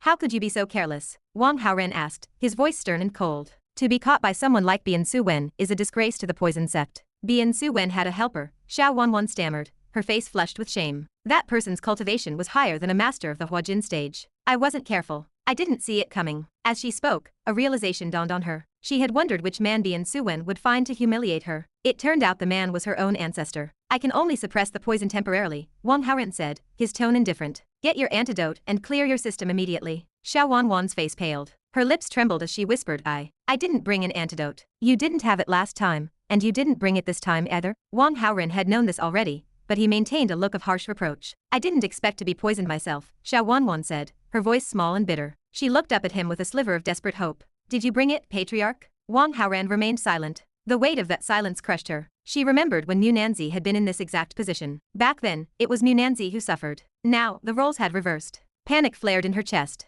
She knew the effects of this poison better than anyone. Without an antidote, the heat would consume her until she died. Unless, her eyes, wide with terror, focused on the man standing over her. Wang Haoran pretended not to notice. He spoke with a solemn, ruthless air. Wanwan, after you pass, I will seek revenge against Bian Su-wen. I will make the entire medical Immortal Valley be buried with you. You may rest in peace. For a second, Xiao Wanwan was moved. She truly believed her ancestor valued her enough to wipe out a rival sect in her name. But the sentiment was quickly replaced by the cold reality of her situation. She didn't want to be a memory. She wanted to live. Ancestor, I don't want to die yet, she pleaded, her survival instinct taking over. Is there any other way? Anything at all? If there were another way, I would have used it from Mu Nanzi, Wang Haoran replied, his voice dropping into a low, dangerous register. Do you truly think I coveted that woman? Ancestor, that's not what I meant. Xiao Wanwan shook her head frantically. Wanwan, this poison brings a tragic, agonizing end. If you want a quicker, easier death, I can give you peace right now. Wang Haoran's eyes flashed with a murderous light, perfectly mimicking the cold-blooded nature of a poison sect master. I'm still young. I don't want to die. Xiao Wanwan cried out, terrified he might actually strike her down right there. Then what are you saying? You want me to help you detoxify? His expression remained a mask of iron. Xiao Wanwan struggled for a long moment, her heart hammering like a drum against her ribs. Finally, she choked out the words. Ancestor, I know it is wrong to ask this of you, but for the sake of my loyalty to the sect, could you save my life? I've been waiting for you to say that, Wang Haoran thought, a secret surge of triumph hidden beneath his calm exterior. I'm almost out of dialogue. He let the silence stretch out, watching her squirm in panic before he finally spoke. Very well. You are the saintess of our sect. Your death would indeed be a great loss. Xiao Wanwan let out a long breath of relief, though it was tinged with a deep sense of loss. To survive, she had no other choice. She closed her eyes tightly, waiting for the storm to break. The host has captured the heroine Xiao Wanwan for the first time. Reward, for 1,000 villain points. Xiao Wanwan's heroine halo, minus 200. Host's villain halo, plus 200. The heroine Xiao Wanwan's favorability has increased by 10. Current total, 50. Love from the heart. The host has influenced the plot. Reward, 1,000 villain points. Outside the window, the sky began to turn the pale, milky white of dawn. The night had vanished in a blur of heat and shadow. Wang Haoran moved Bian Su-wen from the bed to the floor, carefully releasing the sleeping point he had struck. Then, he slipped back into the bed and closed his eyes, pretending to be in a deep slumber. Bien Su-wen woke slowly. Her mind was a blank slate for a few seconds before the events of the night rushed back. She sat up in a panic. How had she fainted? Had Xiao Wanwan poisoned her after all? She quickly checked her own pulse and breathing. There were no signs of toxins in her system. She looked around and saw Wang Haoran and Xiao Wanwan lying motionless, their breathing steady and even. She pondered the situation. She concluded that when she had released Xiao Wanwan's pressure points, the girl must have regained enough strength to strike her before the drug fully took hold. The chaos in the room told the rest of the story. Xiao Wanwan must have been too busy dealing with the poison to finish her off. Bien Su-wen realized how close she had come to disaster. She also realized she hadn't recorded anything, which meant she had no leverage over the Saintess. But then again, Xiao Wanwan had been in a daze. She likely didn't know the recording hadn't happened.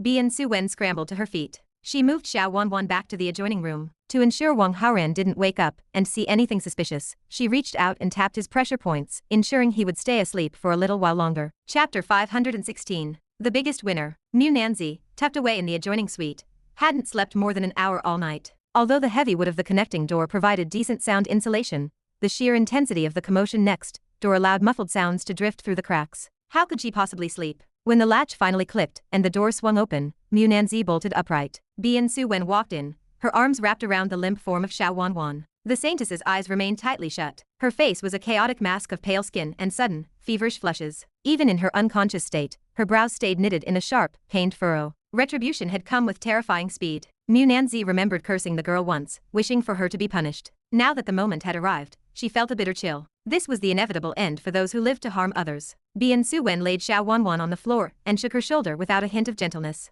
Wake up. Xiao Wanwan's eyes fluttered open, heavy with exhaustion. Her gaze landed on her rival. She tried to raise a weak hand to strike out, but Bien Su-wen caught her wrist before she could even lift it from the carpet. I never thought I'd see the day the great Saintess looked so pathetic. Bien Su-wen let out a gloating laugh. She pulled out her phone and gave it a taunting shake. I have your handle now. Shall we make a trade? My video for yours? Xiao Wanwan let out a cold snort. She suspected Bien Su-wen was bluffing, but she couldn't expose the lie. Doing so might risk revealing the true identity of the great ancestor. She remained silent, her jaw set. Not interested? Fine. Keep yours, and I'll keep mine. But consider this a warning. If Nanzi's video ever sees the light of day, yours will follow immediately. Do you understand? Bien Su-wen felt a prickle of guilt over the deception, but her voice remained steady and threatening. Xiao Wanwan simply turned her head away, her silence serving as a begrudging agreement. In reality, neither side held a single frame of footage, yet both were trapped in a stalemate of their own making. Xiao Wanwan ignored Bien Su-wen and looked directly at Mu Nanzi. Now we are even. Mu Nanzi's brow darkened.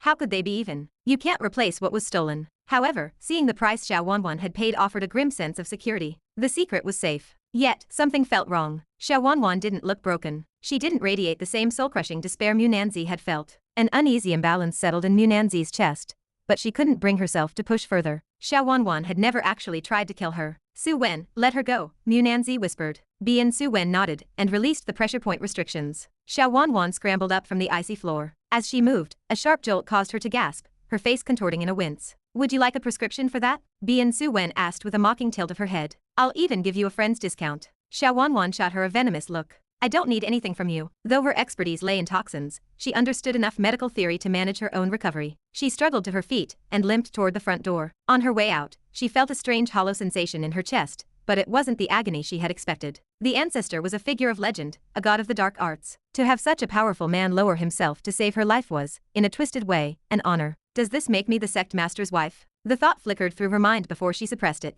The ancestor was a devil who killed without a second thought. He didn't have room for feelings. The realization left her feeling strangely lonely. Back in the suite, Bien Su-wen turned to Mu Nanzi. My boyfriend is right next door. He's out cold. Are you curious? You could sneak a peek while he's sleeping. I'm more afraid I'd see something that would make you jealous, Mu Nanzi replied, shaking her head. Impossible. If it were anyone else, maybe. But we're sisters. I'm not that stingy. I have a boyfriend too, you know. I don't need to go creeping around yours. Wait for a formal occasion to introduce us properly. Bien Su-wen shrugged, letting the matter drop. She slipped through the connecting door and began cleaning the messy traces of the night's work. She focused particularly on the sheets, ensuring no evidence remained. Once the room was restored, she knelt by Wang Haoran and released his sleeping point. He didn't move. Bien Su-wen chuckled. She plucked a strand of his hair and tickled the tip of his nose. Wang Haoran let out a soft sneeze, rubbed his face, and slowly blinked his eyes open. Good morning, she said cheerfully. A small, sour pang hit her heart. Loaning out her boyfriend, even for a plan like this, left an uncomfortable aftertaste. but the memory of Xiao Wanwan's humiliation helped ease the sting. "You're up early," Wang Haoran muttered, his voice thick with feigned confusion. "I am." She leaned in close, her eyes wide and bright. "See?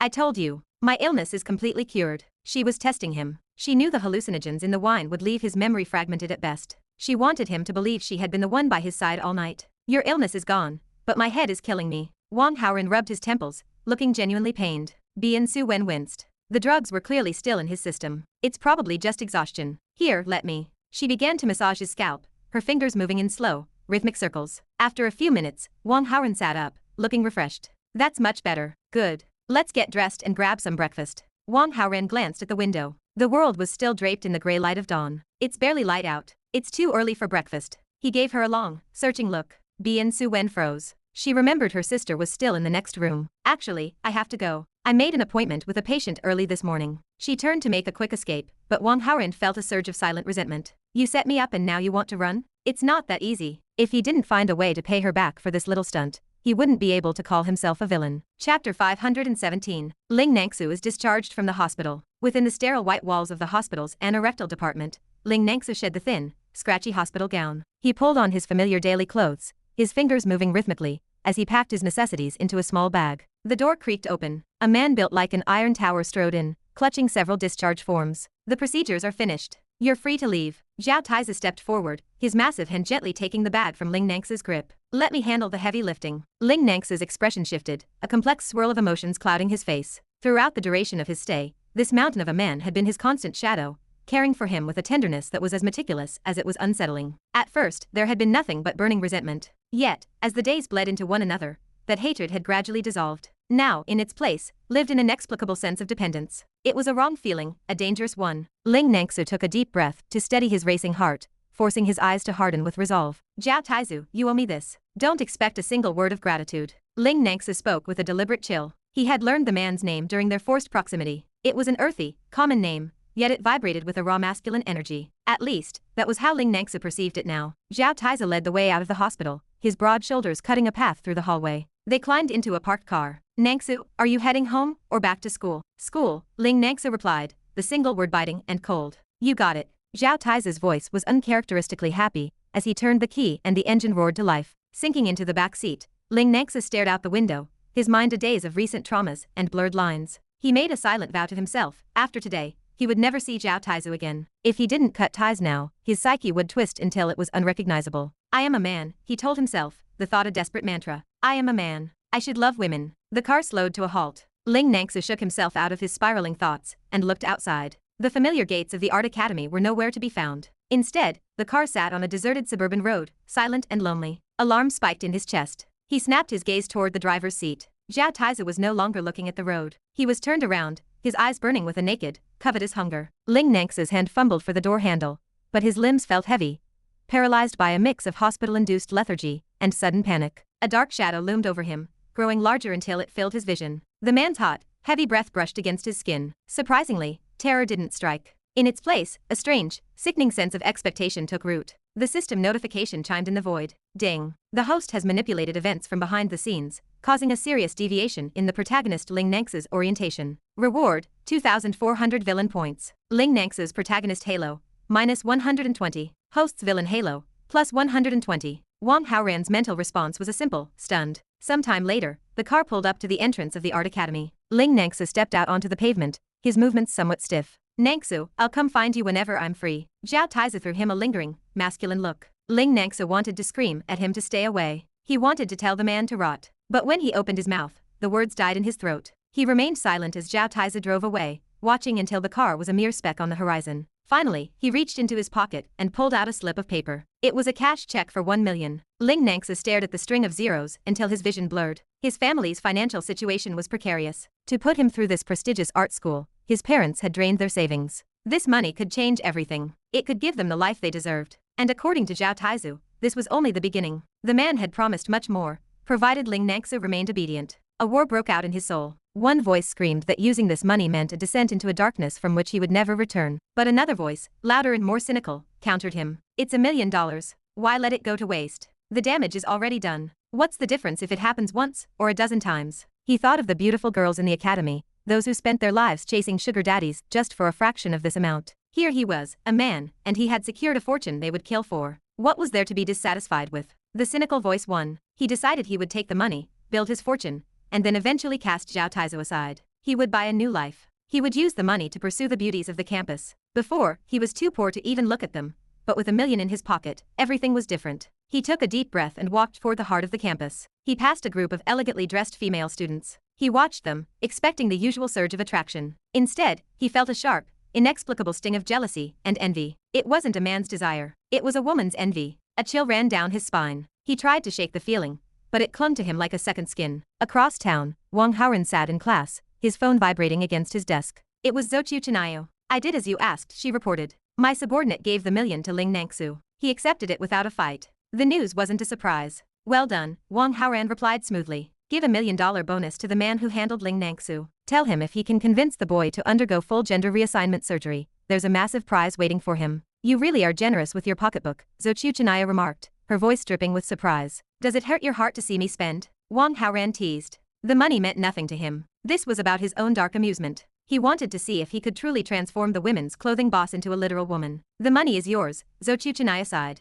I'm just an unloved old woman. How could I dare point fingers? Even through the phone line, Wang Haoran could practically smell the thick scent of her jealousy. Chapter 518. Lin Mo's investment. After establishing a relationship with Zouqiu Chinayo, Wang Haoran had practically vanished. He hadn't even taken her out for a single meal, so her rising resentment was no surprise. He felt a twinge of guilt. He was constantly instructing her to handle his dirty work, and even the most loyal ally needed proper cultivation and comfort. If I remember correctly, Wang Haoran said into the phone, you still owe me a bet, don't you? It's been months, Zouqiu Chinayo replied, her voice thick with bitterness. You actually remember? Are you free? Even if I weren't, I'd make the time. But you're a busy man. Do you actually have a moment for me? Overjoyed, she couldn't hide the sudden spark of anticipation in her tone. Send me an address. I'll find you. Wang Haoran hung up just as the sharp jangle of the class bell echoed through the halls. The other students hurried back to their desks, but Wang Haoran turned in the opposite direction. He made his way toward Lu Yui's office. Reaching the door, he didn't bother to knock, pushing it open and stepping inside with practiced ease. Lu Yui sat at her desk, buried in paperwork. She didn't need to look up to know who it was. Wang Haoran was the only person on campus with the audacity to enter her sanctum without an invitation. Despite her familiarity with his antics, a flash of panic crossed her face. You're crazy, Lu Yui scolded, her voice a sharp whisper. Coming here like this, you really don't care about my reputation at all. She paused, realizing the lecture was useless since he was already inside. Forget it. Just lock the door. She stood up and stepped away from the desk, revealing a pair of long, straight legs. With her big wavy hair, hip-hugging skirt, and silk stockings, she completed the standard royal three-piece suit. Wang Haoran, however, wasn't there for a casual chat. Professor Lu, I need to ask for leave. Lu Yui blinked, momentarily caught off guard. She gave him a sideways look before settling back into her office chair to reclaim her professional air. Why are you always asking for time off? What is it this time? My father is ill. I need to go see him. Wang Haoran delivered the lie with a perfectly straight face. Lu Yui's annoyance vanished instantly. Her expression softened into genuine concern. Is he sick? Then of course, you must go. I'll handle the paperwork for you. Be sure to tell him for me. She stopped herself, remembering she wasn't the master of that house. She cleared her throat and pivoted. Tell him the seventh sister sends her regards. Thank you, Professor Lu. Goodbye, Professor Lu. Wang Haoran gave a quick wave and vanished into the hallway. The door had barely closed behind him when another knock sounded. This time, it was Lin Mo. Professor Lu, is there any progress on my teaching assignment? Lin Mo asked, his eyes full of hope. I haven't finished the ideological work with Wang Haoran yet, Lu Yui responded, offering a hollow promise. I can't let you lead a class just yet. Don't worry, the time will come. I never said you couldn't be a mentor. Lin Mo took her serious expression at face value. Thank you for your hard work, Professor Lu. He saw she was busy and didn't want to overstay his welcome. With a polite nod, he turned and left, his shoulders sagging slightly. He was anxious. Although Lu Yui had agreed in principle, she hadn't given him a date. He needed to teach, and he needed to do it soon. Recently, he had discovered a disturbing problem with his body. At first, he thought he was just tired, but after watching a certain type of adult film for nearly an hour, without the slightest physical reaction, the truth became clear. Something was broken. He didn't suspect a plot. Instead, he blamed the weak vessel he had inherited. When he first crossed into this world, the body was on the verge of sudden death. It made sense that such a frail constitution would fail in certain masculine departments. He wanted to fix it,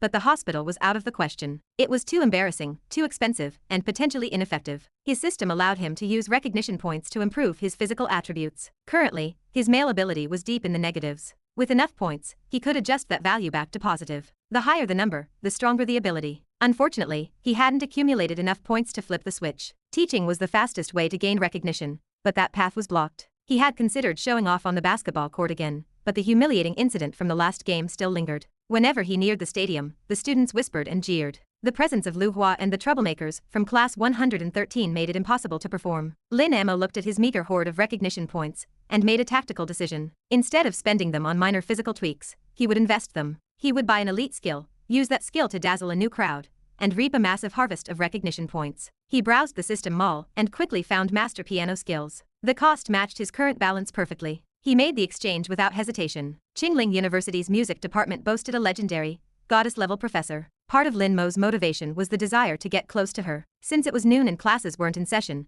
it was the perfect time to stage a performance. He hurried to the music department building. Melodies drifted from various rooms, but one particular piano piece caught his ear. The sound was fluid and the pitch perfect. This wasn't the work of a student. Lin Mo followed the music to a large practice room. A group of students stood in a quiet circle around a grand piano. Because of the crowd, Lin Mo couldn't see the performer, but the skill level confirmed his suspicion. This had to be a faculty member. The piece ended, followed by a soft, melodious female voice. She began explaining the nuances of the composition to the gathered students. Lin Mo felt a surge of excitement just hearing her speak. If the voice was this beautiful, the woman had to be stunning. Could it be Chu Qianwei, the goddess professor? Lin Mo pushed through the crowd, inching closer to the center of the room. He maneuvered between the students until he finally had a clear view of the woman at the keys. His eyes widened. Shock, astonishment, and sheer disbelief flooded his face. Chapter 519. Ability Recovery. Lin Mo followed the music to the woman's center stage. She appeared to be about 35 years old, her body bloated and skin uneven. Tiny eyes narrowed into slits within a heavy, doughy face. Everything about her look was a disaster, yet her voice was pure nature. It was a waste of talent, a divine sound trapped in an unsightly shell. Lin Mo sighed.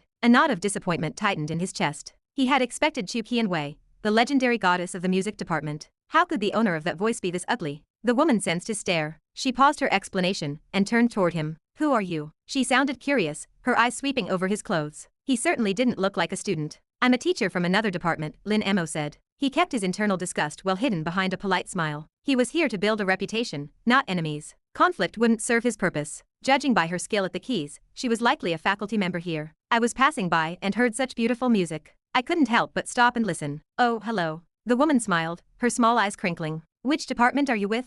Are you a teaching assistant? Finance, Lin Mo replied. He saw his opening and took it. Actually, I originally wanted to join the music department. It was a mere coincidence that I ended up in finance. Qingling University was a massive institution with hundreds of assistants. While Lin Mo was a known name in his own circles after the basketball incident, the music students and faculty didn't recognize him yet. You play the piano? The woman asked, her eyebrows rising in surprise. I understand the basics. Lin Mo offered a modest shrug. Why don't you play something? She seemed to find his presence pleasant. Feeling she had found a kindred spirit, she offered a friendly invitation. My level is very average, Lin Mo said, shaking his head. He waited a beat before changing his tune. But I haven't touched a keyboard in a long time. My fingers are itching for it. I suppose I'll give it a try, even if it's embarrassing. The woman laughed and stood, gesturing for him to take the bench. Lin Mo sat down, but the lingering warmth on the seat made him cringe. If this were a beautiful woman's chair, he wouldn't mind, but this was a different story. He worried briefly about hygiene. He wanted to stand back up and wait for the seat to cool, but he was already settled. To bolt now would be rude.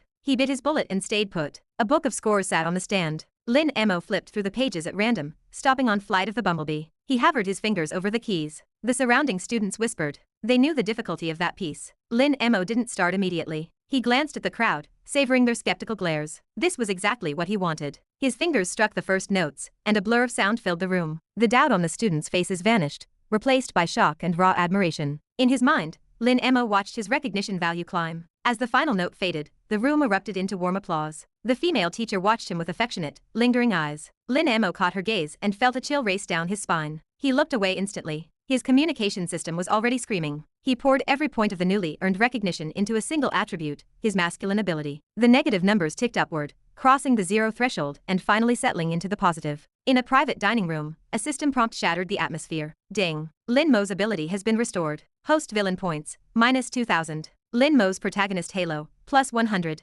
Host villain halo, minus 100. Wang Haoran froze. Startled and angry, he moved instinctively, pushing Zhou Chinayo away. She gasped, choking on the wine she was drinking. She coughed repeatedly, her face flushing as she tried to catch her breath. When she recovered, she looked at him with watery eyes. I'm a novice, she muttered. Can't you be a little patient? Don't be so rude. She had been trying to fulfill a bet she lost months ago. Lacking experience, her movements were jerky and awkward. She had finally started to get the hang of it when he shoved her aside. Wang Haoran didn't hear her. His mind was racing through the system logs. Lin Mo's ability was back, and Wang Haoran had lost the rewards he gained for sabotaging him. For the first time, his favorite trick for neutralizing a protagonist had failed. Lin Mo's system was more powerful than he anticipated. Poisoning was a gamble. Clearly, the only safe way to handle a protagonist was the Lu Chen method, physical removal and total destruction. Hey, am I invisible? Zhou Chuchanaya waved a hand in front of his face, breaking his trance. Why aren't you paying attention to me? Ah, what did you just say? Do you still want to finish this? She gave him a suggestive wink, trying to restart the mood. Wang Haoran's interest had evaporated. He felt restless. He had spent time with Zhou Chuchanaya today, but hadn't actually followed through on their plans. He needed to get back to the university and assess Lin Mo's status.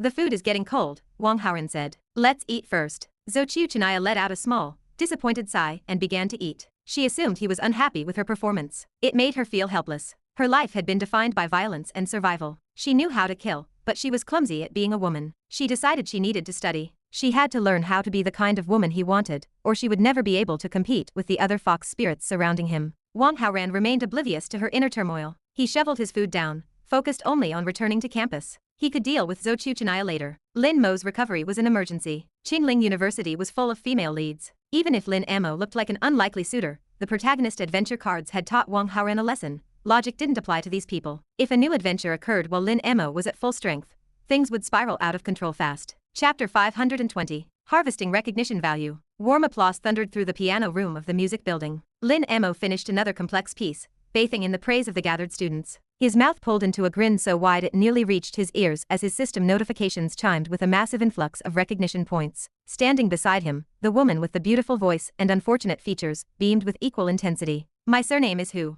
I am Hu Ziwixiang. And you? Lin Mo froze. The name triggered a memory of university rumors. Hu Ziwixiang, the legendary eternal spinster of Qingling University. Rumor had it she was nearly 36, single, and had never so much as held a man's hand. Every bachelor on the faculty fled the moment she appeared on the horizon, yet here he was, having accidentally lured her right to him. By showcasing his skills, he had inadvertently snared her full attention. He hesitated to answer, but politeness won out. I'm Lin Mo. Hello, Mr. Linear. Hu Ziwixiang extended a stubby, fleshy hand. Her smile caused her small eyes to vanish entirely into the folds of her face. Lin Mo forced himself to look at her as he took her hand. Hello. She gripped his fingers and didn't let go. She lingered, her palm moving against his in a way that felt uncomfortably like she was oiling him, her gaze fixed intently on his face. The students nearby exchanged knowing looks, their whispers turning into open teasing. Is Mr. Lin single? Someone called out. Lin Mo ignored the question, struggling for a moment, before he managed to wrench his hand back from Hu Ziwixiang's grasp. The atmosphere had shifted from professional admiration to suffocating gossip. He felt the urge to bolt, to leave the piano room, and its cloying air behind, but the steady tick of recognition points held him in place. Mr. Lin's talent is truly admirable, Hu Ziwixiang said, her voice melodic and sweet. I haven't had quite enough fun yet. Won't you play a few more? The students began to chant in agreement. Let's hear a few more. Our teacher who is still single, you know. Stay and play. Lin Mo felt goosebumps prickle his skin at the suggestion. He knew the crowd was just looking for a show, and while he wasn't a billionaire, he considered himself a man of decent appearance and taste. He had no desire to be linked to a woman like Hu Ziwixiang. He prepared to make his excuses, but a sudden thought stopped him. Beyond her role as a music lecturer, Hu Ziwixiang was the vice president of Qingling University. Her family held massive sway in the education industry. Her word carried more weight than a dozen senior professors. Lu Yui's approval for his teaching position was still in limbo. If he could win Hu Ziwixiang over, he could bypass the red tape and finally secure the platform he needed to crush Wang Haoran. Even a wealthy second-generation heir couldn't fight the entire university administration. He decided to stay. Very well. A few more songs. The room erupted in a cheer. The students assumed he was staying for the teacher's sake, and Hu Ziwixiang clearly shared the sentiment. A deep, blotchy flush crept across her rough skin. Lin Mo felt his scalp go numb. He looked away, focusing entirely on the ivory keys. He flipped the score to a dauntingly difficult arrangement. As the first notes drifted out the open door and into the hallway, a crowd of music students began to gather. They possessed the technical literacy to recognize that this wasn't just good playing, it was world-class. Many whispered that this level of mastery was usually reserved for someone like Chu Qianwei, the music department's goddess professor. Chu Qianwei had just finished a nap in her office. Stepping out for some fresh air, the music caught her ear. Unlike the students, she wasn't easily rattled. Her own skills were superior to the performers, and she had witnessed even more perfect renditions in the past. Still, she was curious. She knew every lecturer and student in the department, and none of them played like this. Who was this stranger? She followed the sound to the crowded piano room. The sheer mass of people blocked her view of the bench. As she stood at the periphery, a student squeezed through the crowd, trying to leave. She tapped him on the shoulder. Excuse me. Who was playing in there? Lu Hua looked up, and his brain momentarily short-circuited.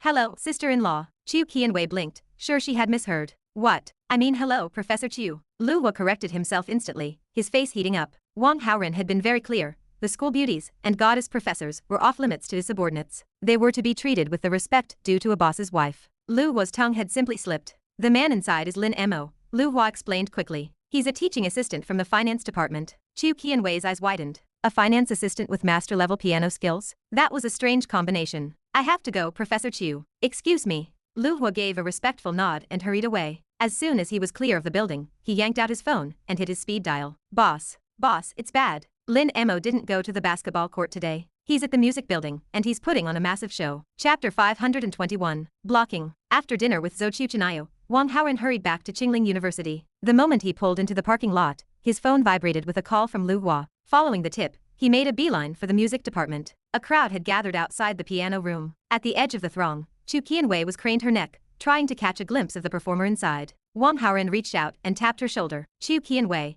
who usually bristled at physical contact, whirled around with a frown. Her expression softened instantly when she saw his face, a cheerful spark lighting up her eyes. She quickly masked her excitement, glancing nervously at the students nearby. Finding them all entranced by the music, she leaned in and whispered, "Why are you here? Did you come to find me? If I'm not looking for you, who else would I be looking for?" Wang Haoran teased. Chu Qianwei pursed her lips, skeptical. If he had really come for her, he would have called ahead. Showing up at the piano room felt a bit too coincidental. Still, the thought sent a flutter of joy through her. If you're in such a hurry, don't just run over whenever you see a crowd. Wang Haoran lectured gently. You understand? I was just curious, Chu Qianwei defended in a low voice. Someone in there is playing exceptionally well. If you like it that much, I can play for you myself, Wang Haoran said. Her face lit up. You said it. Don't take it back. Stop watching the spectacle and go back to your office. Wang Haoran had noted her position earlier and realized she hadn't seen Lin Mo's face yet. It was better to keep it that way. If Lin Mo wanted to farm recognition points, he wasn't going to do it on her watch. Okay, Chu Qianwei replied obediently. She turned to leave, but paused after a few steps, looking back expectantly. Will you come see me later? I'll be there soon, Wang Haoran promised. With a joyful skip in her step, she disappeared down the hall. Boss, you're here. Lu Hua spotted him from the crowd and scurried over. Didn't I tell you to keep an eye on Lin Mo? Wang Haoran's gaze sharpened. Why is he in there showing off? I thought he'd go back to the stadium. I waited forever, then finally heard he'd sneaked over to the music department. Lu Hua explained. He couldn't help but add, but honestly, boss, this Lin Mo guy can really play. Wang Haoran reached out and smacked the back of Lu Hua's head. Ow, what was that for? Lu Hua rubbed his skull, looking lost. Don't praise him. I don't want to hear it, Wang Haoran snapped. With Lin Mo's system, every ounce of genuine admiration converted into recognition points. Lu Hua's accidental praise had likely just fed the protagonist's power. Lu Hua didn't understand the logic, but he nodded quickly, cowed by the reprimand. Wang Haoran turned toward the source of the music. Though the crowd blocked the physical line of sight, his perspective ability rendered the obstacles irrelevant. He saw Lin Mo at the keys, eyes closed, looking completely intoxicated. Whether the man was lost in the melody or the rush of incoming system points, Wang Haoran put his money on the latter. Move it. Out of the way. Lu Hua, unaware of his boss's supernatural vision,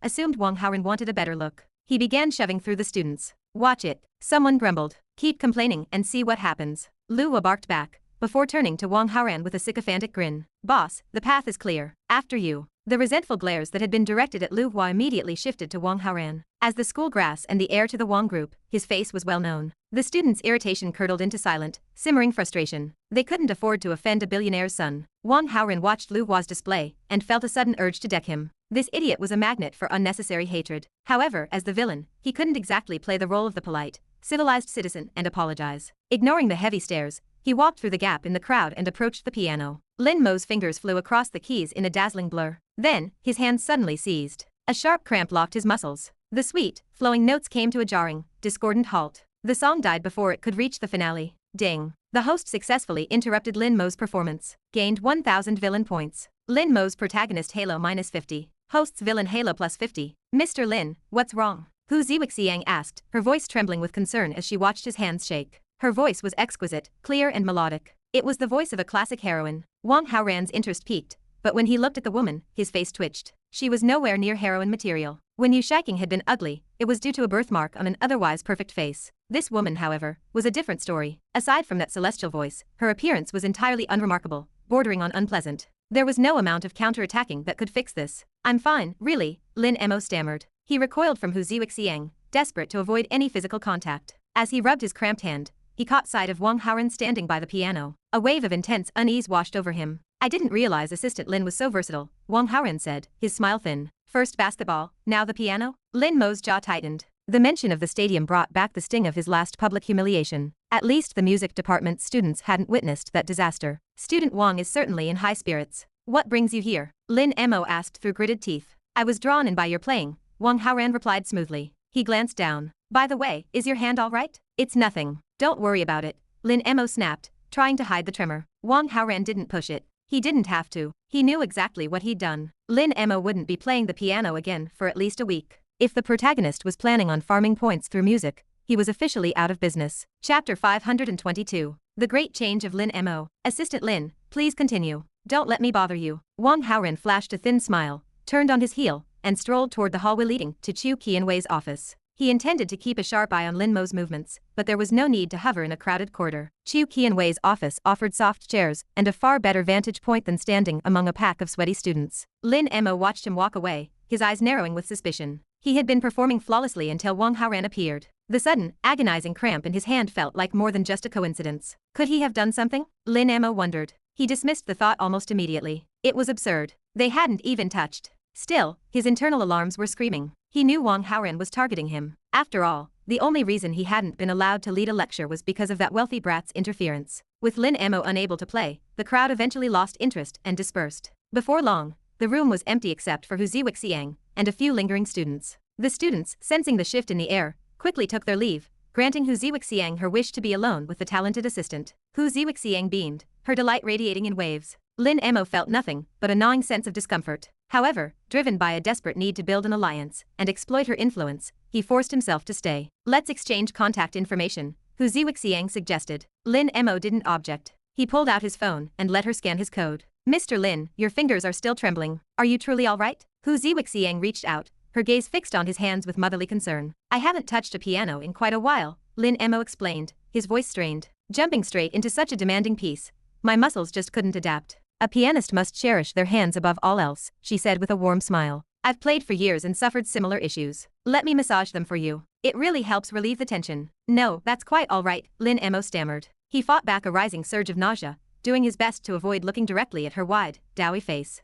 Don't be shy. Trust me, I have the touch. Since they were alone, Hu Ziwixiang didn't wait for a second refusal. She reached out and firmly grasped Lin Mo's hand. Lin Mo wanted to scream, but the words died in his throat. He needed her help. Turning against her now would ruin everything. I heard that student call you a teaching assistant, Hu Ziwixiang remarked, her thumbs working over his knuckles. With your level of mastery, why are you stuck in the finance department as a mere assistant? You should be an associate professor at the very least. I am an assistant, Lin Mo complained, his bitterness leaking out. And the kind who isn't even allowed to set foot on the podium. How can that be? It's because of that rich second-generation heir who was just here. We've had conflicts before. He goes out of his way to disrupt my classroom discipline just to stop me from teaching. And the professor in charge of you? Do they just allow this? Wang Haoran's family background is complicated, Lin Mo said, sighing. He's been putting pressure on the professor. She hasn't been able to stand up to him. Hu Ziwixiang let out a cold snort. Rich or not, no one is above the law on this campus. I'll handle this. I'll make sure you can teach your classes normally. Truly? Thank you so much. Lin Mo's heart leaped.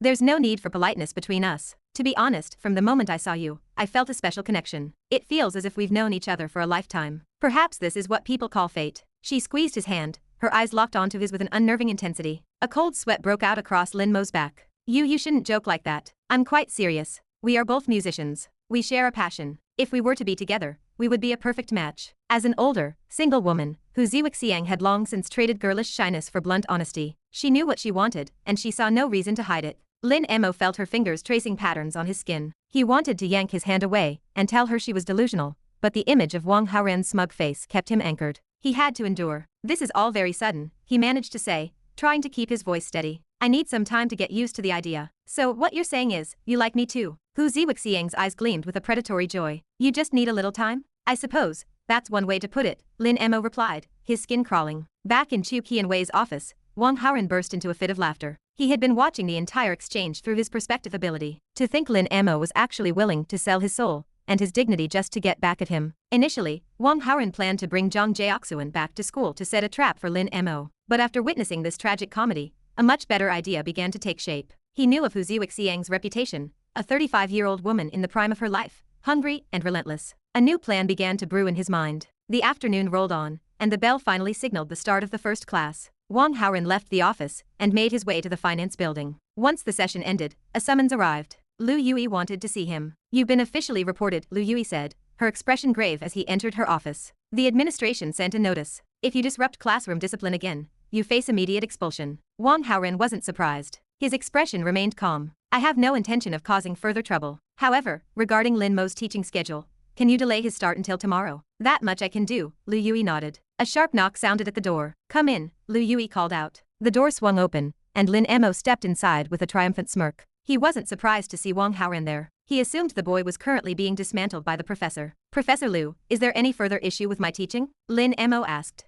He looked different. His temperament had shifted, and his features seemed sharper, more refined. The sheer amount of recognition points he had earned from his piano performance had allowed him to upgrade his physical attributes. He was no longer ordinary. He had become undeniably handsome. Lu Yui stared at him, her breath catching in her throat as she took in his sudden transformation. Chapter 523. Confidence Up. Lu Yui's consternation was born entirely from the jarring contrast between the old Lin Mo and the new. It was not because she found him particularly handsome. Her heart was already occupied by a specific person, leaving no room for anyone else. Beyond that, Lin Mo had only managed to reach the level of a minor heartthrob. He was far from a top-tier beauty. If she wanted to admire a handsome face, she could simply look at Wang Haoran. Why bother looking at anyone else? "Professor Lu?" Lin Mo prompted her aloud, noticing she hadn't answered. He secretly rejoiced, assuming she was dazed by his new appearance. "I will arrange for you to teach tomorrow in class 112, Lu Yui responded, her voice professional and flat. "Thank you, Professor Lu." Lin Mo flashed another practiced smile, but Lu Yui's expression remained a frozen mask. He retracted his gaze and shifted it to Wang Haoran. Wang Haoran belonged to class 113. Even if the boy wanted to cause trouble,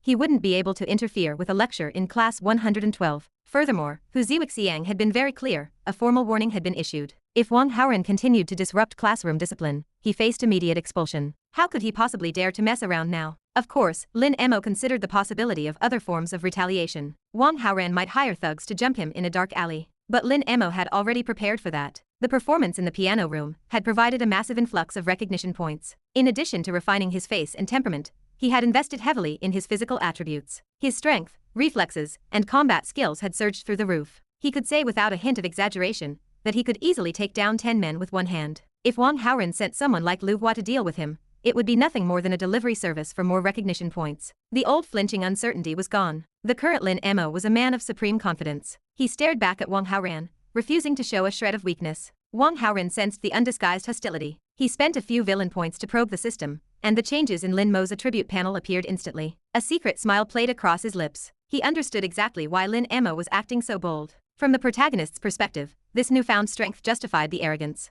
However, Lin Mo had woefully underestimated him. The man truly thought he was just a pampered rich second generation. Lin Mo had no idea that Wang Haoran had moved beyond the realm of mere boxing and kung fu. He possessed 2 centuries worth of internal energy. Matching martial arts against a true cultivator was like bringing a knife to a lightning storm. It was a total dimensionality reduction attack. Yet, Wang Haoran had no intention of using brute force. He was planning a much more sweet and beautiful adventure for his rival. "Professor Lu, I'm heading back to the classroom now." Wang Haoran ignored Lin Mo entirely. He gave Lu Yui a polite nod and walked out of the office. Lin Mo watched him disappear and let out a small, cold sneer. "Professor Lu, I have a few academic questions I'd like to discuss. I'm not sure if you're free this evening. Perhaps I could invite you to dinner so I can ask for your guidance?" With his confidence peaking, Lin Mo's courage had grown. He saw no reason not to pursue the beautiful professor. "I am not free tonight. Please leave. I still have work to finish." Lu Yui interrupted him, her tone icy. She made a sharp gesture toward the door. Embarrassment flickered across Lin Mo's face, but he smoothed it over quickly. A goddess like Lu Yui was bound to be a difficult conquest.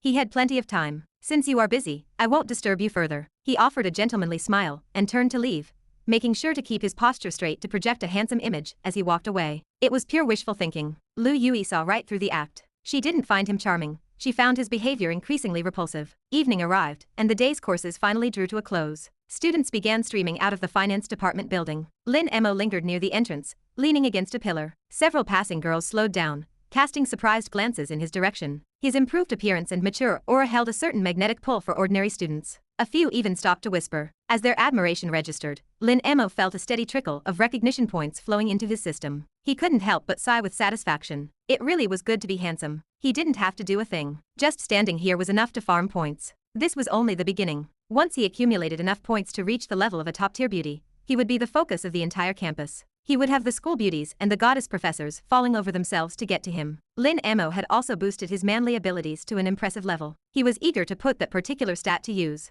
His phone buzzed with a message. It was Hu Ziwixiang, asking him out to dinner. Lin Mo felt a headache coming on. He wanted to reject her immediately, but she had just done him a massive favor. It would be social suicide to blow her off now. He needed her influence for the time being, so the relationship had to be maintained. However, he needed to keep her at arm's length. He had zero interest in a romantic entanglement with her. He carefully edited a reply. He told her he would love to eat, but suggested they meet at the campus cafeteria. The choice was deliberate. If they went to a private restaurant, they would be alone, and Hu Ziwixiang might try something. She had already been overly handsy in the piano room. Who knew what she would do in a secluded booth? The cafeteria was different. It was packed with teachers and students. Even a woman like her would be forced to restrain herself in public. Hu Ziwixiang's reply was immediate and dissatisfied. She accused him of being insincere. Lin Mo quickly played the poor assistant card, claiming he was broke, and would take her somewhere nicer once his salary was paid. Faced with his supposed poverty, she couldn't insist. She agreed to the cafeteria. Even if it wasn't a romantic bistro, it was still a chance to be with him. Chapter 524. The True and False Goddess. After Lin Mo and Hu Ziwixiang reached their agreement, they headed toward the teacher's cafeteria. Lin Mo walked with a confident stride, entirely unaware that his every move was being monitored. Even the private contents of his digital chat had been laid bare to a pair of watchful eyes. On the 5th-floor balcony of the finance department building, Wang Haoran withdrew his gaze from the courtyard below. Originally, he had planned to use his hacking skills to forge messages and lure the pair to a specific location. Since they had made their own appointment, it saved him the trouble. Normally, students were barred from the faculty dining hall, but for Wang Haoran, that was a minor hurdle. He pulled out his phone and sent a quick sequence of messages to Chu Qianwei, Jishui Yao, and Lu Yui. As professors, they could bring a guest into the cafeteria without question. Wang Haoran invited all three deliberately. A single professor dining with a male student might spark rumors. With all three present, the scenario looked like a formal faculty gathering. Even the most imaginative gossip monger wouldn't dare suggest a student was simultaneously involved with the school's three most prominent goddesses. The three women arrived at his side almost instantly. Each had assumed they were meeting him alone. When they saw their sisters standing there, their expressions turned slightly speechless. "Let's go," Wang Haoran said, breaking the silence. "Take me to the teacher's cafeteria. I've never eaten there before." The request felt strange to them, but they didn't question his whim. With the three goddesses leading the way, Wang Haoran breezed through the entrance. The room was vast but sparsely populated, with only a few dozen staff members scattered among the tables. It didn't take long for Wang Haoran to spot his targets. The arrival of the group caused an immediate stir. A handsome student flanked by three legendary beauties was a sight that demanded attention. Lin Mo, sitting across from Hu Ziwixiang, felt his gaze pulled toward the door. He recognized Lu Yui immediately. Though he hadn't met the others, their presence beside her made their identities obvious. These were the other two famous sisters, Chu Qianwei and Jishui Yao. Seeing the three goddess-level beauties walking together left Lin Mo momentarily dazed. Then, he noticed Wang Haoran in the center of the formation. A deep, bitter resentment surged in his chest. Why is he the one standing beside them? Why isn't it me? Ding. The host damaged protagonist Lin Mo's mental state. Gained 800 villain points. Lin Mo's protagonist Halo -40. Host's villain Halo +40. Wang Haoran felt the system notification and smiled inwardly. He followed the women to the service line. Once their trays were full, he navigated the room, making sure his path took him directly past Lin Mo's table. As he brushed past, his hand moved with a blur of supernatural speed. Without a single person noticing,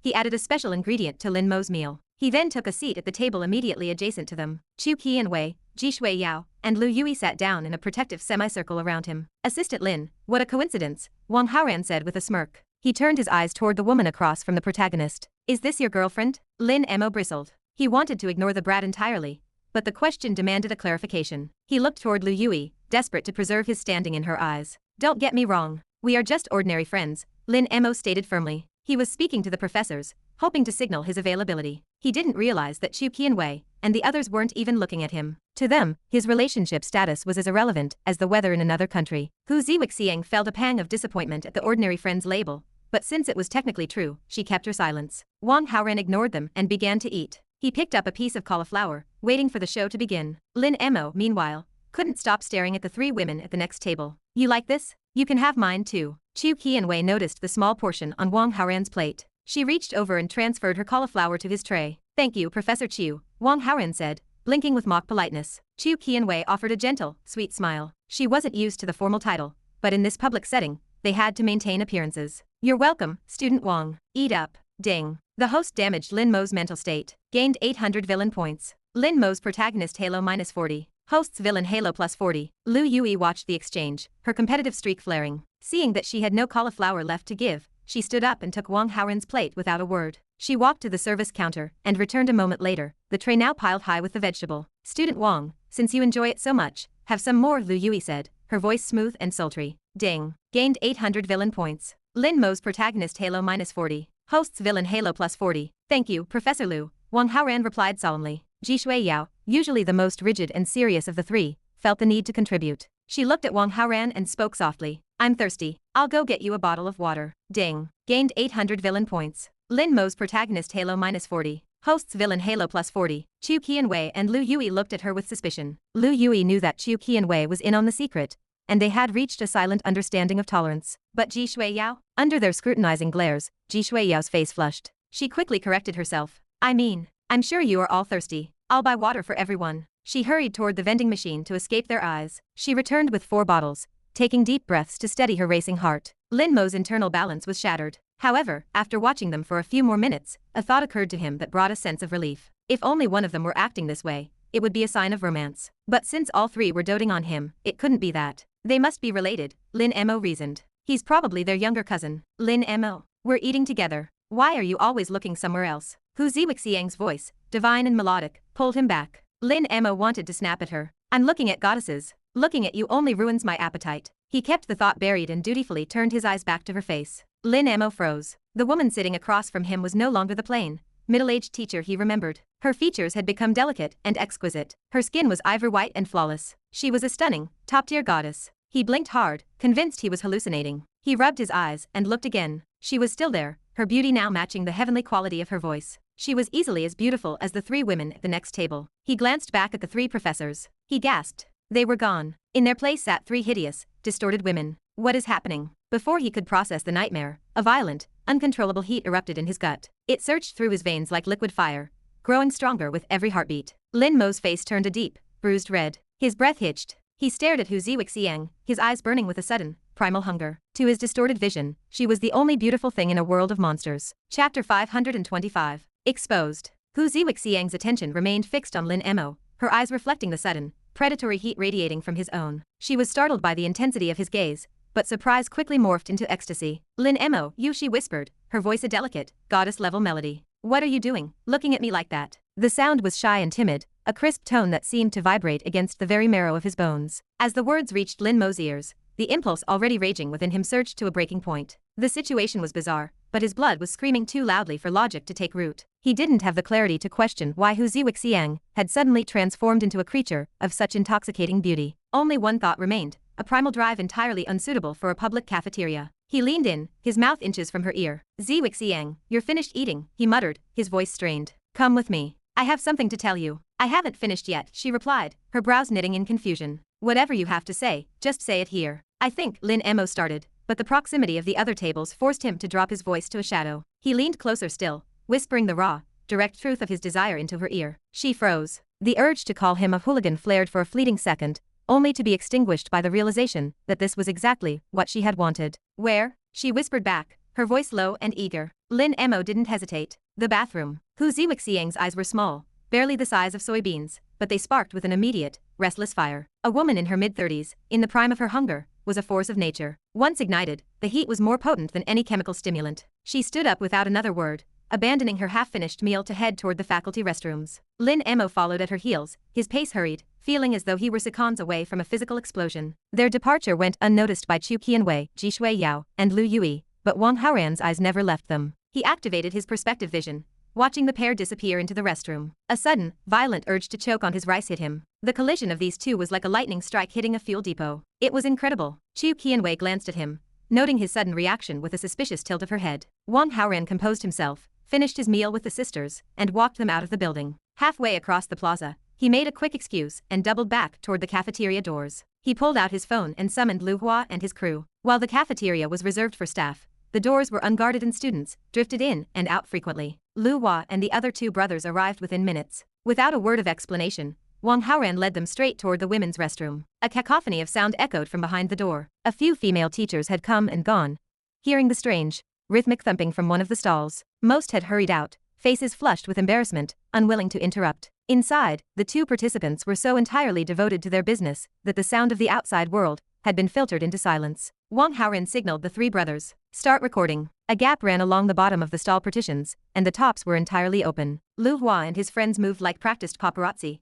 finding various angles to capture the scene. They looked more bored than scandalized, professional in their voyeurism, as they documented the evidence. Time slipped away. The main hall of the cafeteria grew empty and silent. Finally, the bathroom door creaked open, and the figures of Lin Emo and Hu Ziwixiang emerged. They crept into the dining area, glancing around like thieves. Finding the room vacant, they let out a synchronized sigh of relief. Then, Lin Mo's face crumpled. His features twisted into an expression more bitter than a dried gourd. He turned his head slowly to look at Hu Ziwixiang, his mind reeling. The hallucinations had vanished. The world had returned to its harsh, factual reality. Hu Ziwixiang was no longer a national treasure of beauty. She was appalling. As the memory of the last hour solidified in his mind, Lin Emo felt a hollow, tearless despair. Hu Ziwixiang, by contrast, looked radiant and deeply satisfied. Lin Emo, I really didn't expect that from you, she said, her voice grating as she grabbed his hand. But there it is. You've had your way with me. You'd better treat me well from now on. The act was done. Lin Emo couldn't deny it, and more importantly, he knew Hu Ziwixiang was not a woman to be crossed.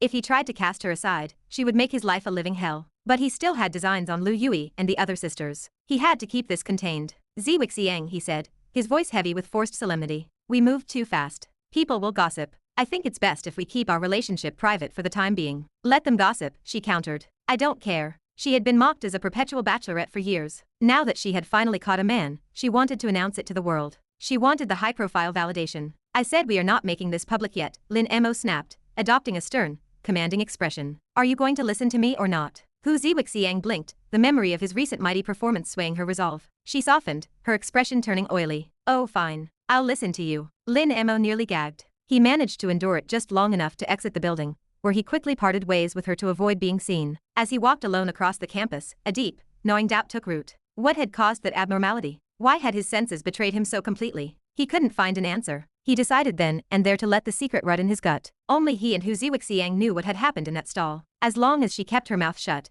his reputation was safe. His mood began to lift slightly. Then he heard the whispers. Hey, isn't that the guy from the forum? It has to be. Look at the clothes. It's an exact match. A pair of students walked past him, snickering. Their voices were low, but Lin Mo's hearing was sharp. He ignored them at first, but as he continued, every passerby seemed to be looking at him with a mixture of mockery and disgust. He caught the word again. Forum. He pulled out his phone and navigated to the Qingling University campus forum. The top post, usually reserved for news of the freshman school flowers, had been replaced. The new headline was bold. Lin Emo clicked the link, revealing a wall of text and a video file. He skipped the comments and tapped play. His eyes nearly popped out of their sockets. The screen was filled with the unmistakable, high-definition reality of his own disgrace. Chapter 526. The Fall of Lin Mo. Only two people appeared in the video, a man and a woman. The male protagonist was far too familiar. It was him. Lin Mo stared at the screen, his heart sinking. He had been too invested in the moment to notice they were being watched, filmed, and posted for the entire world to see on the campus forum. He didn't need to think hard to understand the consequences. His face turned a sickly shade of pale. Any hope of pursuing the goddess was gone. Beyond that, a more pressing question loomed. Could he even survive at Qingling University after this? Ding. The host's behind-the-scenes manipulation has damaged Lin Mo's mentality. Gained 1,000 villain points. Lin Mo's protagonist Halo -50. Host's villain Halo +50. Ding. The host's behind-the-scenes manipulation has damaged Lin Mo's mentality. Gained 1,000 villain points. Lin Mo's protagonist Halo -50. Host's villain Halo +50. The forum post contained over a dozen videos shot from every conceivable angle. It was an all-around showcase of Lin Mo's style. Though the post had been live for less than half an hour, hundreds of replies already cluttered the thread, and the count climbed with every refresh. Terrified of the mounting scandal, Lin Mo scrambled to contact the campus forum administrators, demanding they delete the post immediately. The response he received was chilling. The administrators had lost control of the forum, suspected to be the result of a high-level hacker intrusion. The computer department was working on the breach, but no one knew when they would regain authority. The sky grew darker. Lin Mo spent a sleepless night obsessively swiping through the forum. He watched the comments pile up, praying for the pinned post to vanish. Only as dawn broke did the post finally disappear. The silence came too late. The turmoil had already spilled over, trending across the wider internet and sparking heated discussions. Qingling University was a century-old institution with a sterling reputation. For such an unethical scandal to erupt on its grounds was a disaster. The top management was beyond furious. Morning arrived with a grim inevitability. Lin Mo and Hu Ziwixiang were summoned by the school's highest officials. The verdict was swift and absolute: immediate dismissal, and a permanent ban from the education sector. Ding. The host's behind-the-scenes manipulation caused the protagonist Lin Mo to be expelled. Gained 2,400 villain points. Lin Mo's protagonist Halo -120. Hosts Villain Halo plus 120. Neither Lin Mo nor Hu Ziwixiang offered a rebuttal. The impact of the incident was simply too massive to fight. They walked out of the conference room in a heavy, suffocating silence. It's all your fault. Hu Ziwixiang's voice cracked with anxiety the moment they reached the hallway. Why were you in such a hurry? Now look what happened. What am I supposed to do with the rest of my life? The loss hit her harder than it hit him. As the vice president of Qingling University at only 35, she had a brilliant future ahead of her. Now, that future was ash. Even her family, well established in the industry, would feel the blow of her disgrace. Lin Mo, who had been dreaming of glory only yesterday, snapped. His mood was already in the gutter, and her complaining pushed him over the edge. A slap doesn't make a sound, he roared, turning on her. Who asked you to agree to it? Now it's my fault? What were you doing back then? Hu Ziwixiang flinched, startled by his aggression. She looked at him, realizing her career was gone. If she lost this powerful boyfriend too, her life would be total darkness. She forced her anger down and softened her voice. Okay, I'm at fault too. But getting angry won't help us now. So what if we can't work in education? She took a breath, trying to plan for survival. Our piano skills are elite. Even if we just run private classes, we can make plenty of money. We won't starve. Lin Mo remained silent, his gaze cold. Hu Ziwixiang reached out and took his hand, looking at him with desperate affection. I gave you the most precious things I had. You can't abandon me. You have to be good to me for the rest of your life. Her voice was soft, pleading. Lin Mo looked at her face and felt a wave of revulsion. He couldn't take it anymore. He violently shook off her hand. You ugly bastard, stop dreaming, he spat. You think you're special? That was my first time too. I don't owe you anything. We're done. Go your own way. Before, he had humored her to secure his teaching position. Now that he was fired, she was useless to him. Why bother? He had a system. He couldn't be a university assistant anymore, but the world was vast. He would make a name for himself soon enough, and when he did, he would have his pick of beauties. Why stay tied to this monster? It made him sick. Lin Mo, Hu Ziwixiang's face hardened, her voice turning icy. I'll give you one more chance to think about what you just said. Repeat it for me. Lin Mo felt a flicker of guilt, but his disgust was stronger. He steeled his heart to cut the cord. Then listen closely. I'd rather be a eunuch than stay with you. Do I make myself clear? You wait. Hu Ziwixiang's face contorted with rage. She turned and stormed away. Lin Mo exhaled, feeling a weight lift. He knew she wouldn't let this go easily, but he could take on 10 people with one hand. What did he have to fear from her? He stood for a moment, looking at the finance department building in the distance. He felt a twinge of nostalgia. He had planned to pursue Lu Yui, and even Chu Qianwei, or Ji Shuiyao. Now, those doors were shut. But he told himself it didn't matter. With his abilities, he would find women far more beautiful. Inside the classroom for class 113 of the finance department, a professor droned on at the podium. Wang Haoran wasn't listening. His attention was fixed on the latest system notifications. Lin Mo possessed a super teacher system. Initially, Wang Haoran thought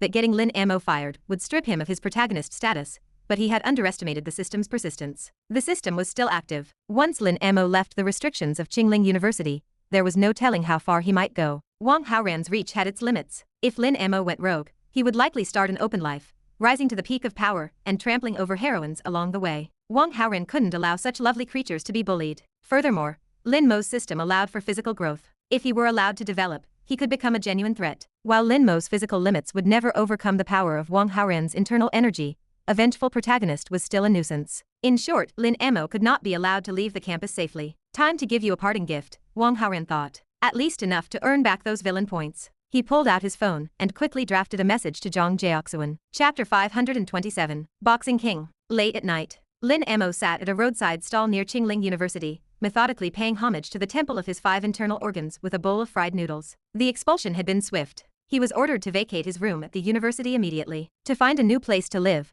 Lin Mo had spent the entire day running across the city until he finally secured a cheap, cramped apartment. His belongings were already packed and waiting in the teacher's dormitory. He only needed one last night in his old bed before moving out tomorrow. After finishing the last of the noodles, he rose and began the trek back to the bedroom. The path back to school was quiet. The air was still, and the walkway was devoid of students. He had only walked a short distance when 5 or 6 men stepped out from the shadows, blocking his path. They were holding weapons, heavy and blunt. One man pulled out a phone, glancing from a photo to Lin Mo's face. Once he confirmed they had the right target, he gave a sharp nod to his partners. They rushed forward, intent on teaching Lin Mo a lesson. Lin Mo let out a disdainful smile. He was already in a foul mood, simmering with a frustration he hadn't been able to vent. These thugs had arrived at the perfect time. Judging by their amateur movements, he guessed they were sent by either Hu Ziwixiang or Wang Haoran. It didn't matter. He would break them first and ask questions later. His physical fitness, bolstered by the system, was no longer that of an ordinary man. Lin Mo met the group head-on with a roar. He was a whirlwind of violence,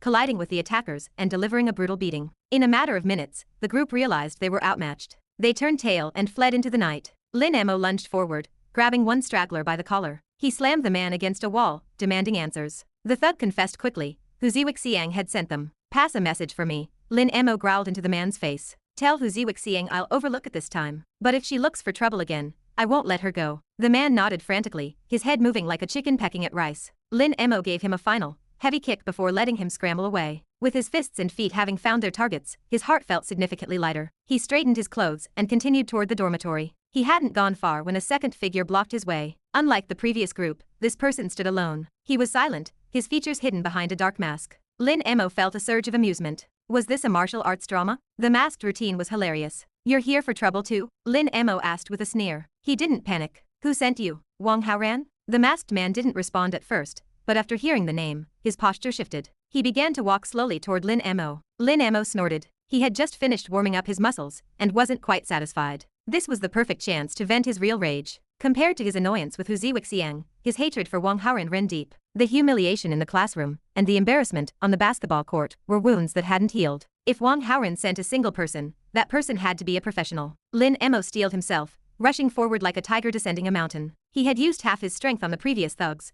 but now, he unleashed everything. In his mind, his current punching power was enough to challenge a professional fighter. With total confidence, he lunged at the masked figure. The masked man didn't retreat. He turned slightly, a fluid and effortless motion that allowed Lin Mo to pass right by him. Suddenly, a sharp, white-hot pain exploded in the back of Lin Mo's neck. His strength vanished instantly. He fell to the ground, his limbs turning to lead as consciousness began to slip away. In that final second of awareness, shock and confusion flooded his mind. The power of that single strike was beyond his understanding. Even a world boxing champion couldn't be this fast, could they? What the hell was this? As Lin Mo's eyes rolled back, the masked man reached into his jacket and pulled out a shiny, silver scalpel. Ding. The host's behind-the-scenes manipulation has caused Lin Mo to be physically cut, completely losing his ability as a man. Gained 2,000 villain points. Lin Mo's protagonist Halo -100. Host's villain Halo +100. Wang Haoran accepted the notification with a sense of ease. A physical cut. This time, the situation should be stable. No matter how powerful Lin Mo's super teacher system was, it couldn't regenerate missing limbs. That was the realm of immortal cultivation. Even a miracle worker like Lu Chen, with his ancient medical knowledge, couldn't perform such a feat. Lin Mo was finished. Why are you dazed? A shy, timid voice drifted from beside him. Wang Haoran blinked and returned to the present. Yang Jingwan was looking at him, her eyes shimmering with a brilliant, expectant light. It was a silent urge. In a female dormitory at the normal university, Guyura lay in bed. She tossed and turned, sleep eluding her entirely. Every time she closed her eyes, the image of a certain man appeared in the darkness of her mind. She wanted to banish him. She whispered to herself, reminding her heart that the guy had bullied her, but the brainwashing failed. The more she tried to push the figure away, the clearer it became. Frustrated, she gave up on sleep. She sat up, pulled her laptop onto her lap, and began to work on a script. Writing had been her passion since childhood, a love that led her to major in language and literature. Creating stories was her sanctuary. Only when she was immersed in a fictional world could she isolate herself from the reality of her own life. Hours passed in the quiet of the dorm. Her fingers flew across the keys, and by the time the sky began to turn gray, she had finished a movie script she had been developing. Without overthinking, she sent the file to the inbox of a well-known screenwriter named Lu Xinyi. Her previous experience with Beige Film and Television Company had left her wary. They had promised her a high price for her work, but it had been a trap that nearly cost her dearly.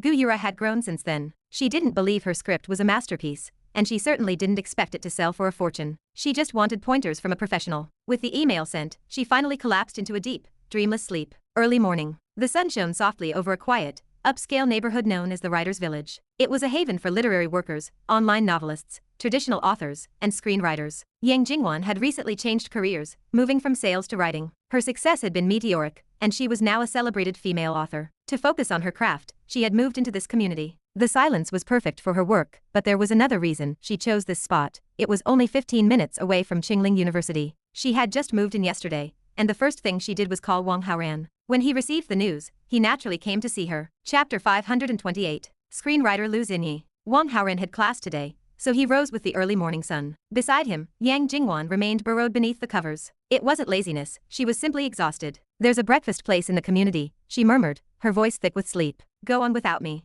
I'm not getting up. Wang Haoran leaned over with a smile. Well, I'll head out then. I'll come see you when I have time. He nodded, slipped out of the suite, and made his way downstairs. The morning air was crisp as he stepped onto the sidewalk. Although the neighborhood was unfamiliar, the street signs were clear and easy to follow. A few minutes of walking brought him to the breakfast room Yang Jingwan had mentioned. Inside, half the seats were occupied, yet the atmosphere remained strikingly quiet. It wasn't the silence of a library, but the focused hush of a workspace. Some patrons ignored their steaming plates, instead tapping away on laptop keyboards. Wang Haoran remembered Yang Jingwan's remark that nearly everyone in this community was a writer. The sight of dozens of people lost in their own worlds made perfect sense. After ordering a simple meal, he scanned the room and found an empty table. Not far away, a woman sat alone, her breakfast finished and her attention fixed on a glowing screen. She wore no makeup, revealing fair skin and delicate features that required no enhancement. She was naturally striking, a solid 92 on any scale of beauty. At that moment, she was busy sorting through the scripts in her inbox. One entry, sent in the early hours of the morning, caught her professional eye. The pacing was tight, the character arcs were distinct, and the plot possessed that rare, magnetic pull. If this were produced, it would almost certainly be a hit. She admitted to herself that even with her experience,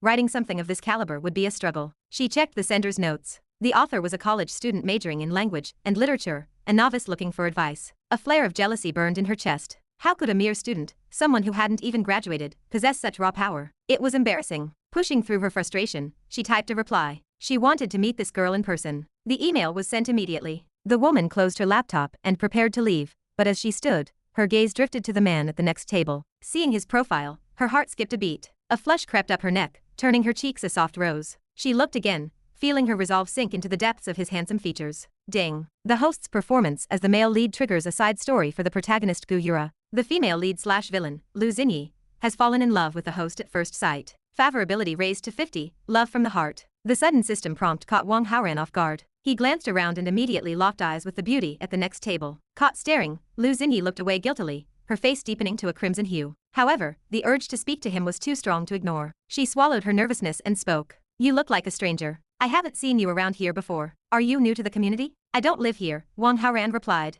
His voice was flat, his expression icy. Ding. The host's performance as the male lead advances Gu Yura's side story. Gained 100 villain points. Wang Haoran blinked. A cold response was all it took to advance the plot. He began to understand the mechanics of the female channel stories. In these narratives, the male lead is a diamond, hard and cold to every woman on earth except for the heroine. To everyone else, he is a wall of ice. To the heroine, he is a devoted, singular protector. By being rude to Lu Xinyi, he was playing the role of the exclusive dog perfectly. It was clear now, Lu Xinyi was destined to be Gu Yura's rival. In these stories, the rival is never truly a threat, she exists only as a foil. Lu Xinyi would love the male lead to the point of madness, while he would treat her with utter disdain. That jealousy would eventually drive her to target Gu Yura, shifting her label from supporting character to villain. If he kept this up, the plot would eventually spiral into the kind of long-winded, melodramatic saga that never seemed to end. Lu Xinyi was shocked by his freezing tone, but she wasn't deterred. His beauty was a powerful shield against her common sense. She kept her voice friendly. Hello, my name is Lu Xinyi. What's yours?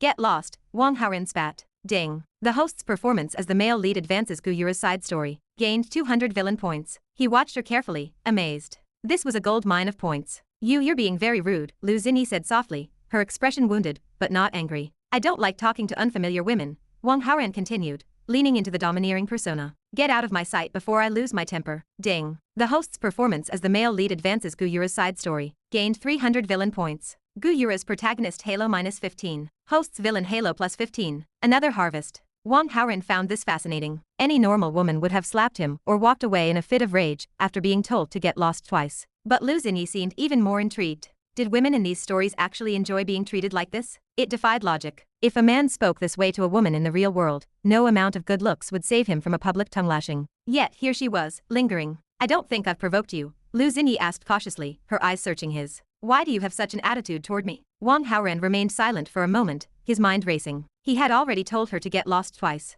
He was running out of creative ways to be a jerk. What would a cold, domineering male lead do next? Chapter 529. There must be a misunderstanding. Wang Haoran sharpened his focus, carefully organizing his thoughts before delivering a cold, dismissive strike to Lu Xinyi. I hate creatures like women. Is there a problem? The words hung in the air. Lu Xinyi froze, stunned by the bluntness of the statement. She stared at him, though her mind refused to believe that the magnificent man before her possessed an abnormal orientation. Such beauty could surely only be matched by a complex, perhaps wounded soul. I'm sorry to bother you, she murmured apologetically. She retreated to her seat at the next table and sat down. She opened her laptop, pretending to focus on her work, but her eyes kept drifting back to him. Each stolen glance reinforced her obsession. He was impeccable, the perfect male god. Ding. Female supporting character Lu Xinyi's favorability has increased by 10. Current total favorability, 60. Love from the heart.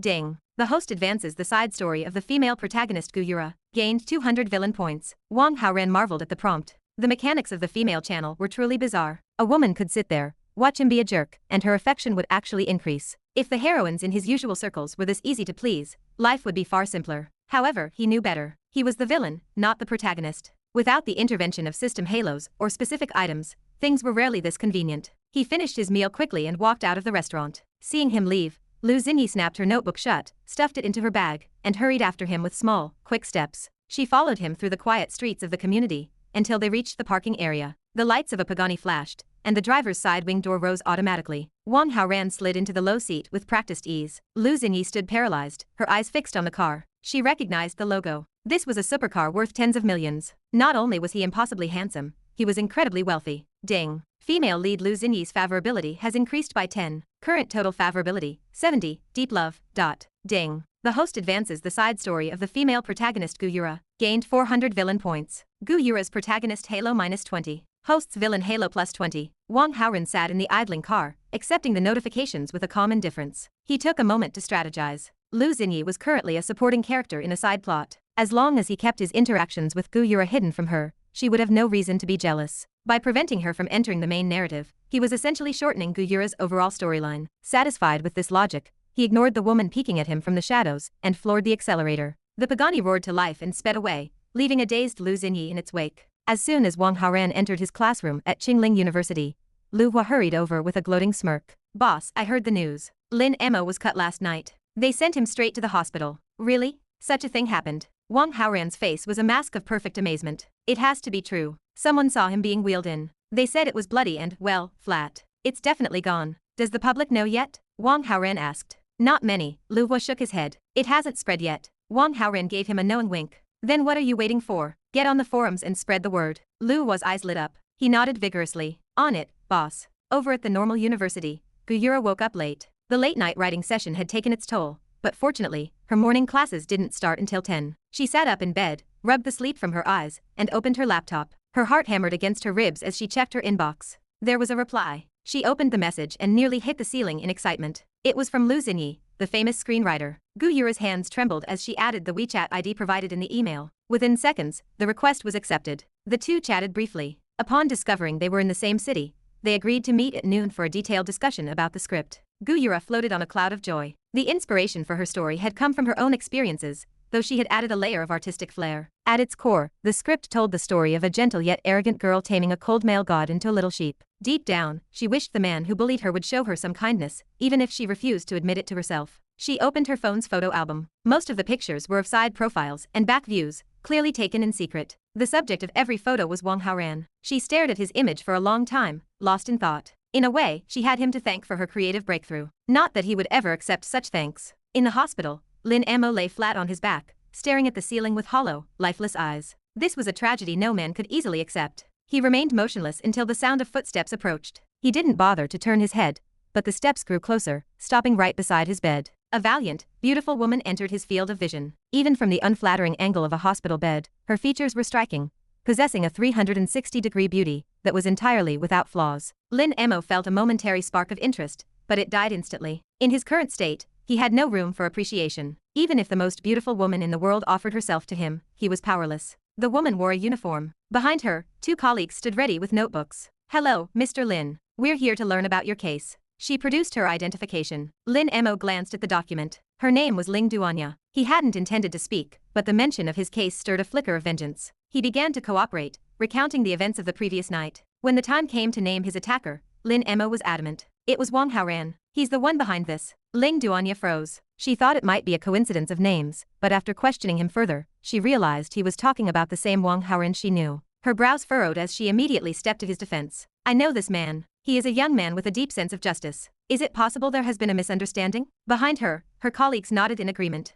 They remembered the reports involving him. How could a person who stood up against evil forces be capable of such a crime? "There must be a misunderstanding here," they insisted. Chapter 530. Lin Emo is cool. Lin Emo stared at Ling Duanya and her colleagues, his mouth hanging open in disbelief. The shock lasted only a second before he spat out a refutation. "That man is so bad he has a sense of justice." "Bah!" Ling Duanya and the others frowned. Professionalism kept them from arguing, but their skepticism was plain. "You clearly have an unpleasant history with Wang Haoran," Ling Duanya said, her tone level and cool. "Tell us about it." Lin Mo launched into a bitter description of his grievances. The officers took notes, but a secret amusement flickered in their eyes. To them, Lin Mo was clearly exaggerating Wang Haoran's motives. Small squabbles in a classroom and a loss on a basketball court were hardly grounds for such a gruesome retaliation. If Lin Mo had simply been jumped and bruised, Wang Haoran might be a suspect. But this was a surgical strike. Still, Ling Duanya refrained from making a judgment without evidence. Describe the person who attacked you. Give me everything. Lin Mo's shoulders slumped. He was average height, average build.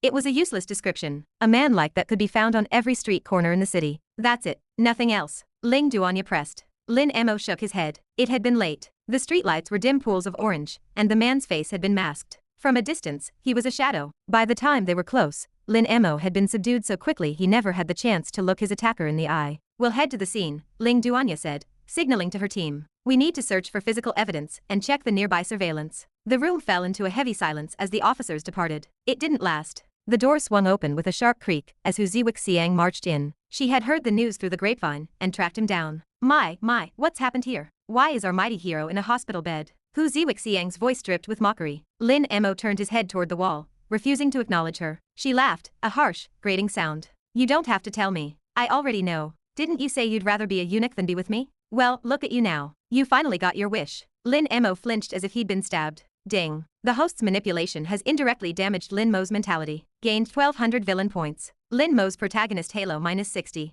Host's villain halo +60. Ding. The host's manipulation has indirectly damaged Lin Mo's mentality. Gained 1200 villain points. Lin Mo's protagonist halo -60. Host's villain halo +60. It was you. Lin Mo spun his head back, his eyes burning with rage. You sent that person. Hu Ziwixiang widened her eyes in mock innocence. I have no idea what you're talking about. You ugly monster. You did this to me. Just wait until they throw you in jail. The word ugly hit her like a physical blow. Her face contorted. You pathetic eunuch, shut your mouth. You aren't even a man anymore. If I were you, I'd just die. Staying in this world is a waste of food and air. Ding. The host's manipulation has indirectly damaged Lin Mo's mentality. Gained 1200 villain points. Lin Mo's protagonist halo -60. Host's villain halo +60. Lin Mo trembled with such intensity that he agitated his wounds. He gasped, sucking in cold air as beads of sweat broke out on his forehead. Hu Ziwixiang didn't stop. She unleashed a torrent of verbal abuse, circling the word eunuch with vicious precision. Ding. Gained 600 villain points. Lin Mo's protagonist halo -30.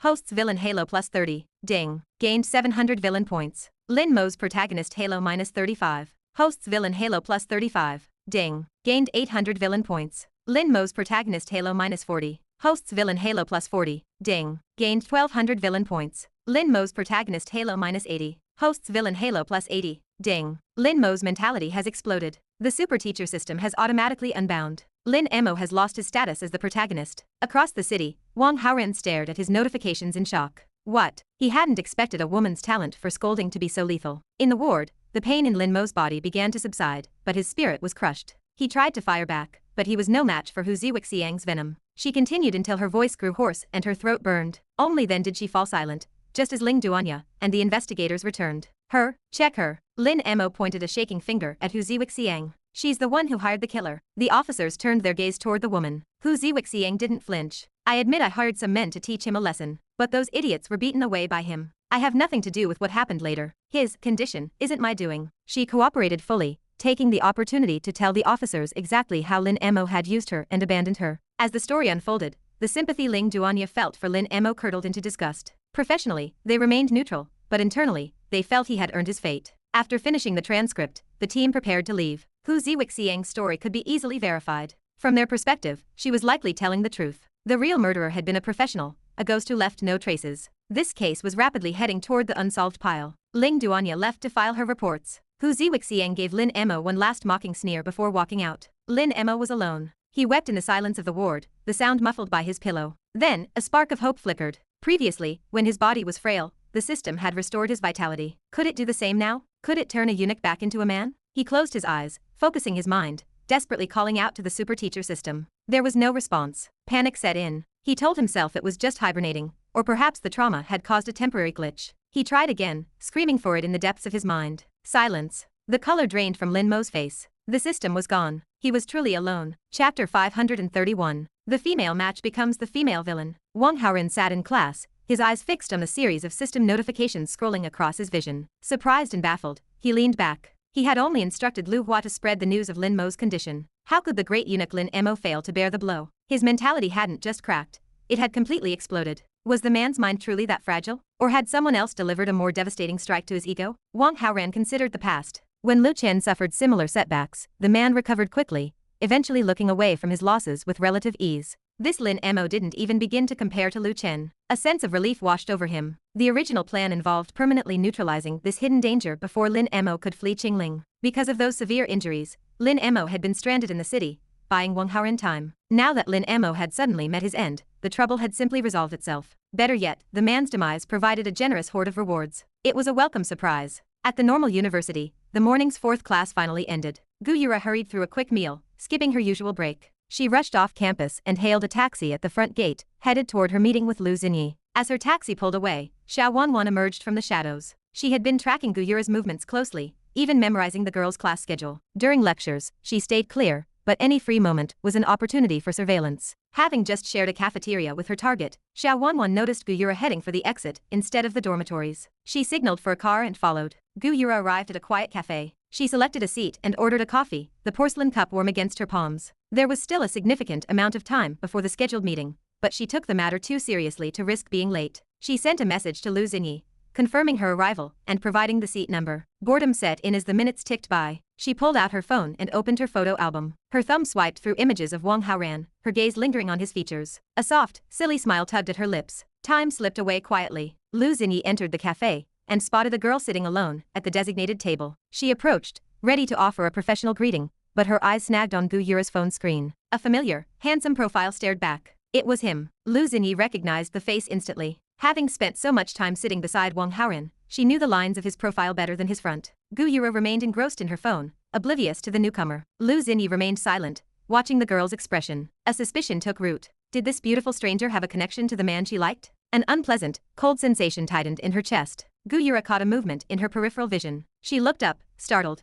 and quickly tucked her phone away. "Hello, are you the screenwriter, Lu Xinyi?" Gu Yura asked, her voice respectful and polite. "I am." Lu Xinyi gave a stiff, shallow nod. "It is an honor to meet you. You are even more beautiful than your photos online," Gu Yura praised. Lu Xinyi forced a tight smile, though the compliment offered no warmth. She was beautiful, certainly, but this Gu Yura was stunning. The kind of beauty that bred immediate envy. Lu Xinyi sat down and leaned forward. "I saw you looking at those photos so intently. Is that boy your boyfriend?" Gu Yura's cheeks flushed a deep crimson. She felt a wave of embarrassment. She meant to say no, but the misunderstanding sparked an inexplicable flicker of joy. She held her tongue, letting the silence linger. To Lu Xinyi, that silence was a confession. Jealousy burned like acid in her heart. She had come here with the intent of mentoring a promising newcomer. That intent vanished in an instant. "Did you write these movie scripts independently?" Lu Xinyi asked, her tone sharpening. "Yes, I wrote them all myself," Gu Yura replied. She leaned in, her voice cautious. "From your professional perspective, what do you think of the quality?" "Poor, beyond poor. Whether it is the character design, the plot, or the prose itself, it is an absolute mess." Lu Xinyi's voice was cold and merciless.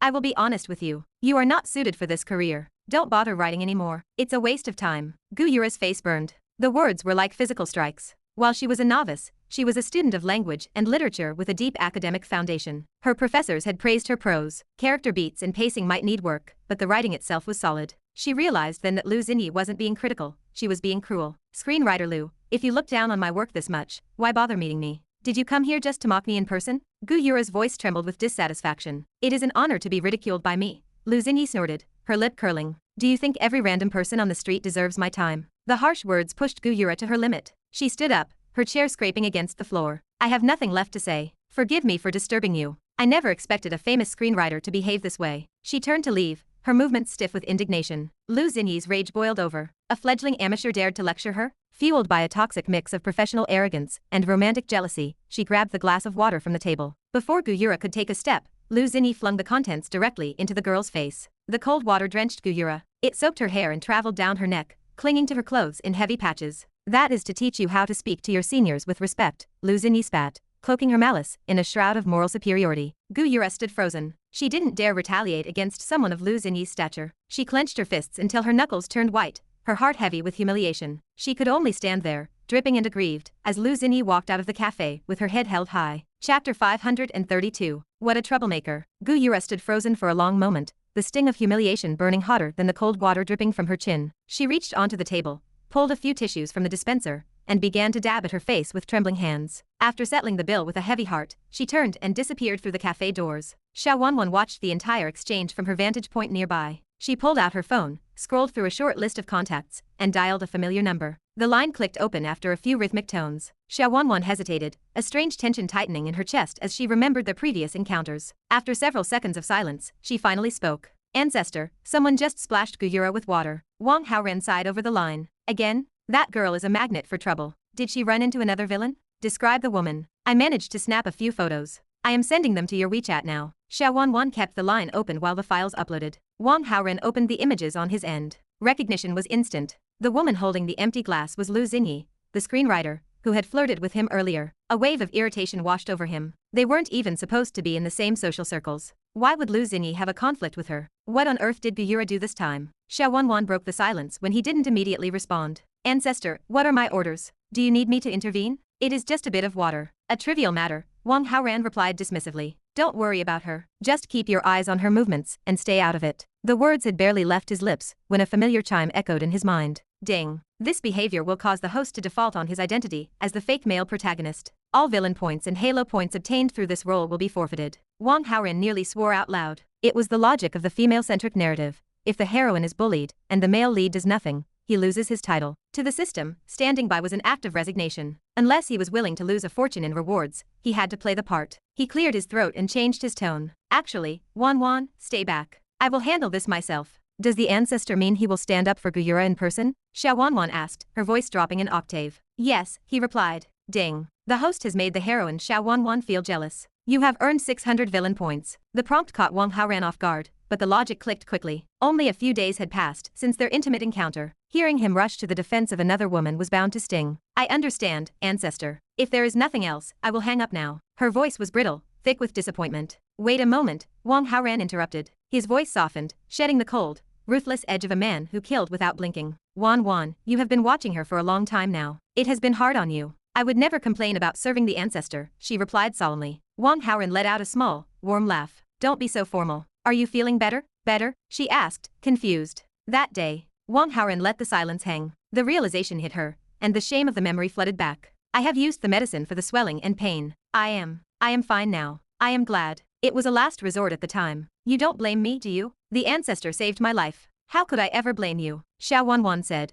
her voice trembling with a mix of fear and reverence. Even so, I cannot pretend nothing happened between us, Wang Haoran hinted. Ancestor, what do you mean by that? It means that when we are not discussing business, you shouldn't be so restrained. Do not treat yourself as a mere subordinate. Do you understand? Joy surged through her, nearly overwhelming her earlier jealousy. I understand. Good. I will visit you when I have time. I will be waiting. You know where I live. You can come over whenever you like. Xiao Wanwan blurted out the words and hung up before she could embarrass herself further. Her face burned. She pressed her palms to her cheeks, feeling the intense heat radiating from her skin. After a moment to steady her breathing, she checked out of her spot and resumed her post. If the ancestor thought so highly of her, she had to perform perfectly. She wouldn't let him down. As dusk settled over the city, Wang Haoran drove toward Yang Jingwan's residential complex. He parked his Pagani in a designated space and stepped out, scanning the area. He wasn't here for Yang Jingwan. He was looking for Lu Xinyi. He remembered her first words to him at the breakfast shop. She had mentioned never seeing him around before. In a high-end community like this with limited residents, that meant she lived here. He activated his perspective scan, his vision piercing through the walls of the nearby buildings. It was evening, and the odds of her being home were high. Upstairs, Lu Xinyi sat at her computer, her fingers hovering over the keys. She was distracted, the words refusing to flow. With dinner time approaching, she gave up,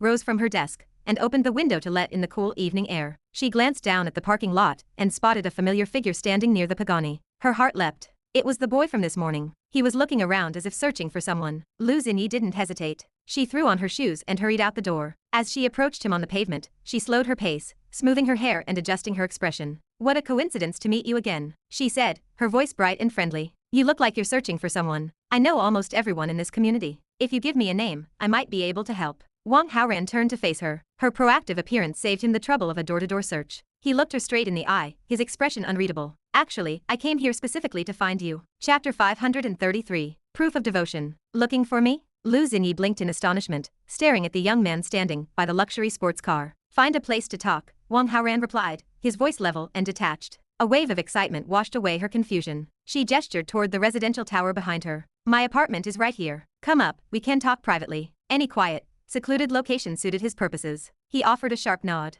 This way, please. Lu Xinyi led the way, a thrill dancing in her chest. The initial bewilderment over his sudden appearance melted into pure anticipation. An opportunity to be completely alone with him, and inside her own home, opened up endless possibilities to make an impression. They entered the lobby, rode the elevator in silence, and stepped out onto the 6th floor. Here we are. Lu Xinyi smiled warmly, fishing her keys from her purse. Wang Haoran glanced sideways at the adjacent door. A silent scan confirmed a striking coincidence. Yang Jingwan lived in the exact same hall, right next door. Inside, the rhythmic tapping of a keyboard echoed through the walls, as she focused entirely on her writing. A run-in right now would be complicated, to say the least. Please, come in. Lu Xinyi swung the door wide and stepped aside. Wang Haoran walked past her, his face an unreadable mask. Lu Xinyi followed close behind, the heavy click of the lock sealing them inside. The apartment was spacious, boasting high ceilings and sleek, expensive furnishings. Lu Xinyi guided him toward the plush leather sofa. Make yourself comfortable. She poured a glass of water, set it on the coffee table, and slipped off her heavy outer jacket. Underneath, a tight,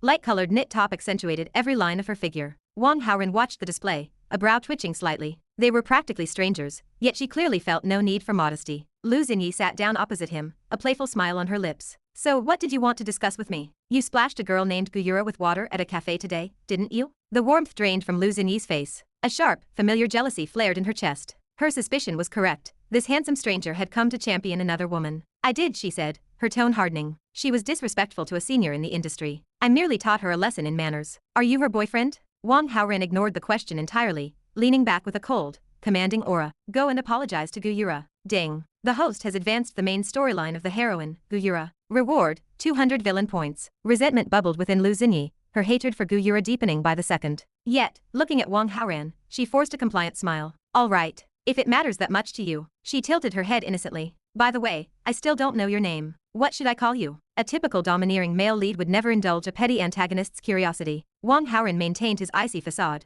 brushing past the question. I know you are just humoring me. But listen closely. If you haven't delivered a proper apology to Guyura by sunset tomorrow, I will ensure you regret it. The words felt utterly ridiculous rolling off his tongue. If it weren't for the system points, he wouldn't care less about the endless drama surrounding that walking trouble magnet, cleaning up after the heroine's messes until the final act was exhausting. Ding. The host has advanced the main storyline of the heroine, Guyura. Reward, 200 villain points. The notification brought a small measure of satisfaction. How could I lie to you? I promise I will apologize, Lu Xinyi said, her voice dripping with artificial sweetness. Wang Haoran remained silent, waiting. The system stayed quiet. The lack of a notification proved her compliance was a total sham. The moment his back was turned, she would target Guyura again, forcing him to intervene repeatedly. The sheer repetition of the cycle made his head throb. For a brief second, a ruthless thought crossed his mind. A drop of poison would solve this permanently. He dismissed the idea just as quickly. The fallout would be messy, and unnecessary complications were a waste of energy. He stood up from the sofa, ready to take his leave, meet Yang Jingwan for dinner,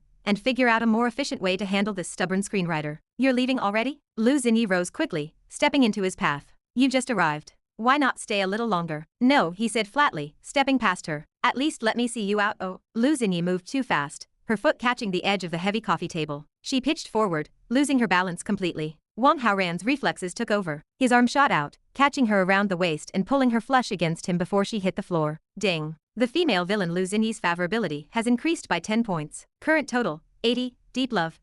Ding. The host has advanced the main storyline of the heroine, Guyura. Reward, 200 villain points. The sudden shift in the narrative arc surprised him. He looked down at the woman resting in his arms. Lu Xinyi was gazing up at him with unhidden devotion, her hands sliding up to grip his shoulders. In a standard romance plot, the male lead would shove her away and deliver a stern warning about her delusions. Wang Haoran had no desire to play along with the standard script anymore. The trickle of points from playing the defensive hero was too slow. It made far more sense to eliminate the threat she posed to Guyura by rewriting the dynamic entirely. Breaking the rules was always more entertaining. What are you doing? Wang Haoran asked, his voice still holding a trace of ice. Guyura is beautiful, but I am not beneath her, Lu Xinyi murmured, her voice laced with sorrow. Why must you be so cold to me? Can we not even be friends? Why don't you just say what you actually want? You want to be my girlfriend, he replied, a sharp smile tugging at his lips. Caught in her own trap, a deep blush stained her cheeks, but she refused to back down. Yes, I have that exact intention. Is that a crime? And what about your past relationships? There are none, Lu Xinyi protested, her voice earnest. Do not think I am loose just because I am being bold with you now. I have never been in a relationship before. You are the very first person I have ever felt this way about. Wang Haoran looked deep into her eyes, his expression dark and calculating. I don't believe you. Unless, of course, you are willing to prove it to me right now. Chapter 534. A new script. Ding. The host has broken from the standard female narrative routine by capturing the female villain, Lu Xinyi, for the first time. Penalty, negative 800 villain points. Ding. The female villain Lu Xinyi's favorability has increased by 20 points. Current total, 100, life and death devotion. The consecutive system notifications left Wang Haoran momentarily stunned. Diverging from the expected script actually cost him villain points. This was a first. He stared at the ceiling, finding consolation in Lu Xinyi's finalized favorability status. They had only met today. Achieving a maximum score so quickly, without even activating his charm aura, was an astonishing pace. Reflecting on her character parameters, the rapid progression made sense. Her entire narrative design in the original story was structured to instantly fall for the male lead in Guyura's romance arc. The internal logic of these plots was often absurd. Still, Lu Xinyi's operational role as an antagonist against Guyura was not fully neutralized yet. Wang Haoran adjusted his position on the sofa, looking down at the woman resting against him. Actually, Guyura is my sister, not my girlfriend. Really? Lu Xinyi sat up, her eyes bright with sudden joy. Then her brow furrowed in confusion. But you do not share the same surname. How can she be your sister? A blended family, Wang Haoran replied smoothly, offering the easy excuse. Oh, Lu Xinyi nodded, the explanation instantly clearing her doubts. Though, if I may say so, your sister seems to harbor rather unusual thoughts toward her brother. Wang Haoran raised an eyebrow. What makes you say that? When I met her today, she was staring at your photo with absolute fascination. I am certain that was not the gaze of a regular sibling, Lu Xinyi said with conviction. Whatever she thinks, I view her strictly as a sister. Do not read too much into it. Wang Haoran leaned closer, his tone firm. Do not target Guyura anymore. If she is bullied, she will simply run back to complain to me. For the sake of family harmony, I will be forced to intervene. I understand. I will not trouble her again. Lu Xinyi nodded submissively. In fact, I will invite her out tomorrow to offer a formal apology. Ding. The host has successfully enlightened the antagonist, permanently ending the main storyline of the female villain Lu Xinyi targeting the heroine Guyura. Reward, 2,200 villain points. Guyura's protagonist Halo, minus 110. Host's villain Halo, plus 110. Wang Haoran accepted the notifications with a sense of satisfaction. The points lost from ignoring the standard routine were fully recovered, with a substantial profit left over. More importantly, he had cleanly excised a major segment of Guyura's narrative drama. Counting the tallies, he had already neutralized 2 female antagonists aiming for Guyura, along with 1 rival male lead who had designs on her. Let us go out for dinner, Wang Haoran suggested, preparing to stand. Lu Xinyi sank back into the cushions, her movements slow and exhausted. No, you go ahead. I am far too tired to move right now. I just want to rest. Wang Haoran had anticipated this response. The invitation was merely a courtesy. Very well. I will dine first, as I have subsequent matters to attend to this evening. I shall return to visit you another day. The promise was practical. Yang Jingwan lived directly across the hall. Visiting one meant he could easily check on the other without wasting any travel time. Furthermore, Lu Xinyi had been entirely truthful with him, her past a completely blank slate until now. All right, Lu Xinyi murmured, her lips curving into a lazy smile as her eyes closed. Wang Haoran stepped out of the suite,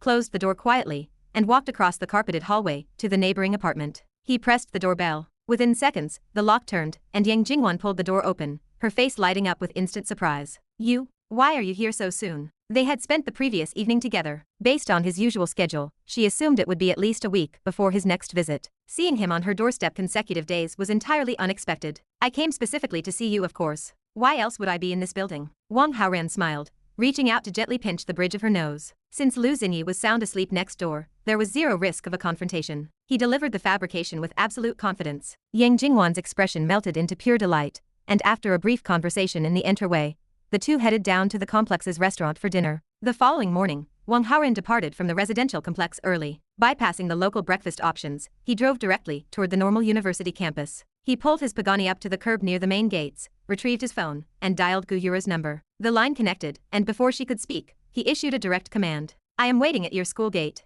I expect to see you within 5 minutes. He disconnected immediately, giving her no opportunity to respond. The approach was deliberately abrasive, matching the precise behavioral pattern of a standard domineering male lead. He opened the phone's timer app and initiated a 5-minute countdown. At the 4-minute and 50-second mark, Guyura appeared through the gates, her breath shallow and uneven from sprinting. Her hair was noticeably disheveled, indicating she had rushed out of bed the moment the call ended without taking time to present herself properly. Wang Haoran maintained a neutral expression, unsurprised by her punctuality. Her character archetype responded instinctively to authoritative, aloof behavior. Despite her superficial defiance, her actions remained entirely predictable. I have already handled the matter with Lu Xinyi for you, Wang Haoran stated, adopting the detached, icy demeanor required by the narrative. Guyura blinked, processing the statement slowly. Confusion crossed her features as she wondered how he had discovered the incident at the cafe. Yet, the bewilderment was instantly eclipsed by a sudden surge of internal joy. Despite his harsh exterior, he had acted swiftly to defend her against an industry senior. Ding. The heroine Guyura's favorability has increased by 5 points. Current total, 65. Genuine affection.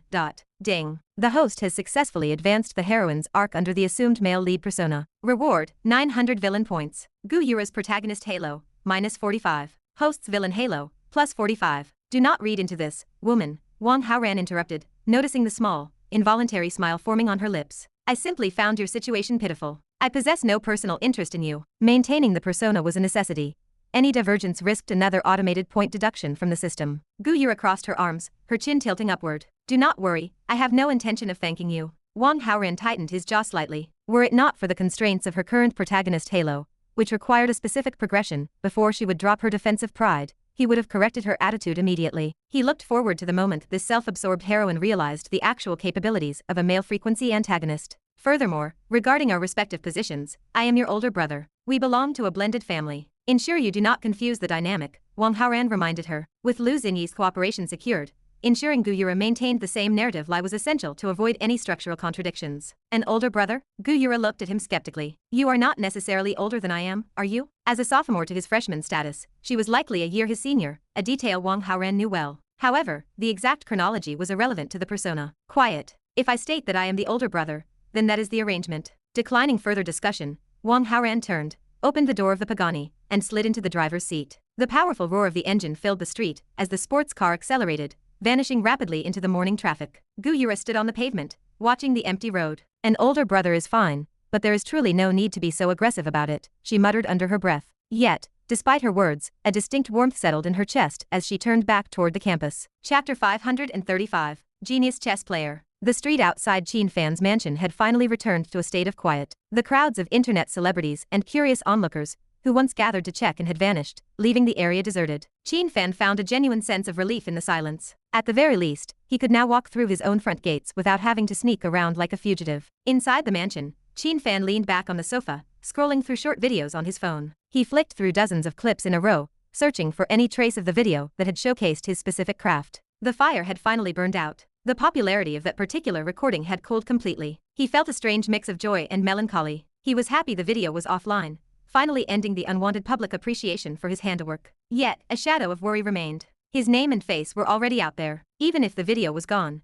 the risk of being recognized on the street remained high. To go out now meant donning a hat and sunglasses, a constant game of hiding his head and showing his tail that felt increasingly stifling. Feeling a surge of irritability, he continued to swipe through Douyin, hoping the algorithm would serve up a few beauties to improve his mood. Instead, the screen displayed a trending video titled, "The Duel Between Top Chess Players of the Yan and Koryo Kingdoms." The competitors were both 18 years old, hailed as once-in-a-generation geniuses, who had already cleared out the competition in their respective countries. The Yan Kingdom was represented by a teenage boy, while the Goryeo Kingdom had sent a young woman. Qin Fan's eyes lit up the moment the girl from Goryeo appeared on screen. He felt a sudden, sharp skip in his heartbeat. However, that spark of interest was quickly eclipsed by pure shock when the image of the Yan Kingdom's player popped up. The boy looked far too familiar. A faint, knowing smile played at the corners of Qin Fan's mouth. The butler entered the hall, breaking the silence. "Mr. Qin, someone is outside looking for you." Qin Fan locked his phone and looked up. "Did they give a name?" "He said his name is Jing Lu," the housekeeper replied. A flash of genuine pleasure crossed Qin Fan's face. "Bring him in, please."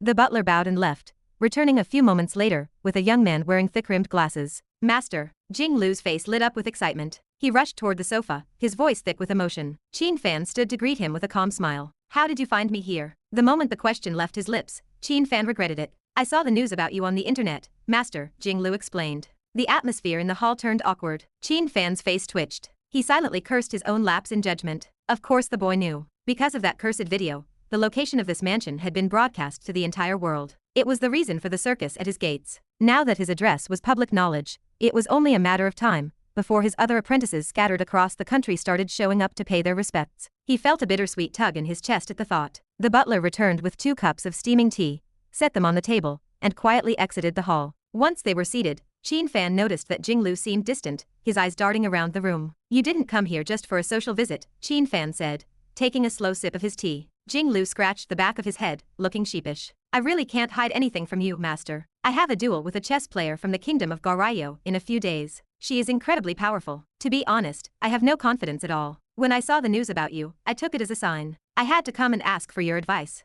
Is this duel significant? Jinglu nodded solemnly. It is. This game is about the honor of our nation. If I lose, my personal reputation is a small matter, but it will be a blow to the prestige of the Yin Kingdom. Qin Fan nodded. You brought records of her previous games, I assume? He wasn't about to offer a strategy without knowing the enemy. Jinglu reached for his bag, pulled out a laptop, and opened a curated collection of videos featuring the girls' matches. To win 100 battles, one had to know the opponent. The folder contained hundreds of recorded games. Qin Fan leaned in. He began watching the matches on high-speed fast-forward. By the time he had schemed through the 10th game, he had a complete grasp of her style, her strengths, and her hidden weaknesses. He knew with absolute certainty that if he played her himself, his win rate would be 100%. Master, why did you stop watching? Jinglu asked. There's no need to see more. Qin Fan shook his head. Jinglu leaned forward, his voice hopeful. You've figured out her path? What do you think? Do I have a chance? Qin Fan didn't answer immediately. Have you made any progress in the years since you left the mountain? Jinglu looked down at his lap, his voice colored with shame. There has been progress, but not much.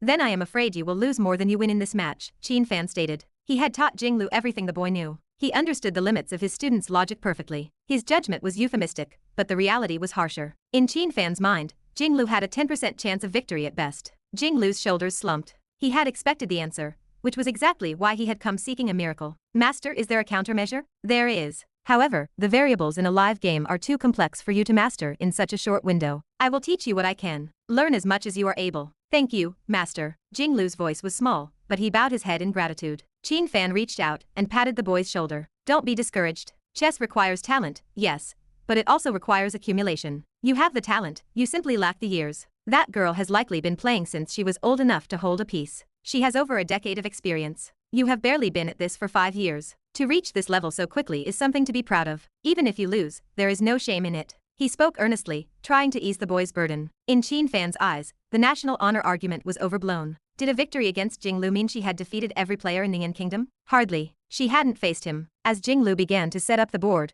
Qin Fan began to formulate his own plan for the aftermath of the boy's inevitable defeat. An arc of excitement inadvertently traced across his features. Chapter 536. The stage for Qin Fan. After Wang Haoran said goodbye to Guyura, he did not wander far. Instead, he contacted Xiao Wanwan, who lived nearby, and joined her for a quiet breakfast. Once finished, he drove back to Qingling University. A few minutes remained before the start of the first class. Inside the classroom, students huddled together in tight circles, voices buzzing in animated discussion. The atmosphere crackled with debate. Wang Haoran listened closely for a moment. The hot topic of the morning was the upcoming duel between the top chess players of the Yin Kingdom and the Goryeo Kingdom. Initially, his interest remained flat, but then a group of boys nearby raised their voices. They raved about the female chess player from the Goryeo Kingdom, describing her as stunning, a beauty who could easily serve as the face of a top idol group. A sudden thought stirred in his mind. It was not a matter of infatuation. Suspicion prompted his interest. This female chess player possessed the exact profile of a major heroine. In fact, there was a high probability she belonged squarely to Qin Fan's plotline. Wang Haoran had thoroughly researched Qin Fan's background. He knew all about those 99 god-level abilities, including master-level chess skills. The sudden appearance of a breathtakingly beautiful female chess player, at this specific moment, pointed directly to Qin Fan. Was she perhaps his apprentice? The idea crossed his mind, but he quickly dismissed it with a silent shake of his head. It felt unlikely. Statistically speaking, the young chess player representing the Yin Kingdom was far more likely to hold that title. Across the room, the student debate grew heated. Opinions clashed, splitting the classroom into two distinct camps, based entirely on who they expected to win. Some of the more visual-minded boys openly rooted for the Goryeo beauty. The majority, however, driven by national pride, fiercely defended the Yin Kingdom's representative. The disagreement escalated into a full-blown argument. De Zhaozhao, come here over here, Wang Haoran called out, spotting Mu Zhaozhao right in the middle of the fray. Mu Zhaozhao jogged over, her expression a mix of confusion and curiosity. What did you just call me? Mu Zhaozhao, Wang Haoran replied with a perfectly straight face. She offered a quick, distracted murmur, assuming her ears had simply played tricks on her. I heard you all discussing the chess duel, Wang Haoran said, steering the conversation back. How much do you actually know about this girl from Goryeo? Mu Zhaozhao tilted her head, her eyes narrowing. Are you really that superficial? Don't tell me you're supporting her too? Of course not. My loyalty lies firmly with the Yin Kingdom player, Wang Haoran replied smoothly. I'm just curious about her background. A casual question, nothing more. Her name is Zhang Yuner. She's 18 years old and undeniably pretty, Mu Zhaozhao said, leaning in. She gave a knowing wink and a bright, dazzling smile, clearly proud of her own looks. But honestly, how many beauties from Goryeo are actually real? It's not like certain people in this room, who are entirely pure and natural from head to toe. Wang Haoran let out a soft laugh, his gaze dropping momentarily to appreciate her most prominent features. What are you looking at? I'm telling the truth, Mu Zhaozhao protested, noticing his amused look. She immediately defended her claim. If you don't believe me, go ask Sister Yunhan. We grew up together. She knows everything and can act as my witness. Wang Haoran harbored no doubts on that front. After all, his hands-on experience in the past provided undeniable proof. Authenticity was easy enough to verify. However, he disagreed with her dismissive attitude toward Zhang Yun'er's appearance. If Zhang Yun'er was indeed a heroine,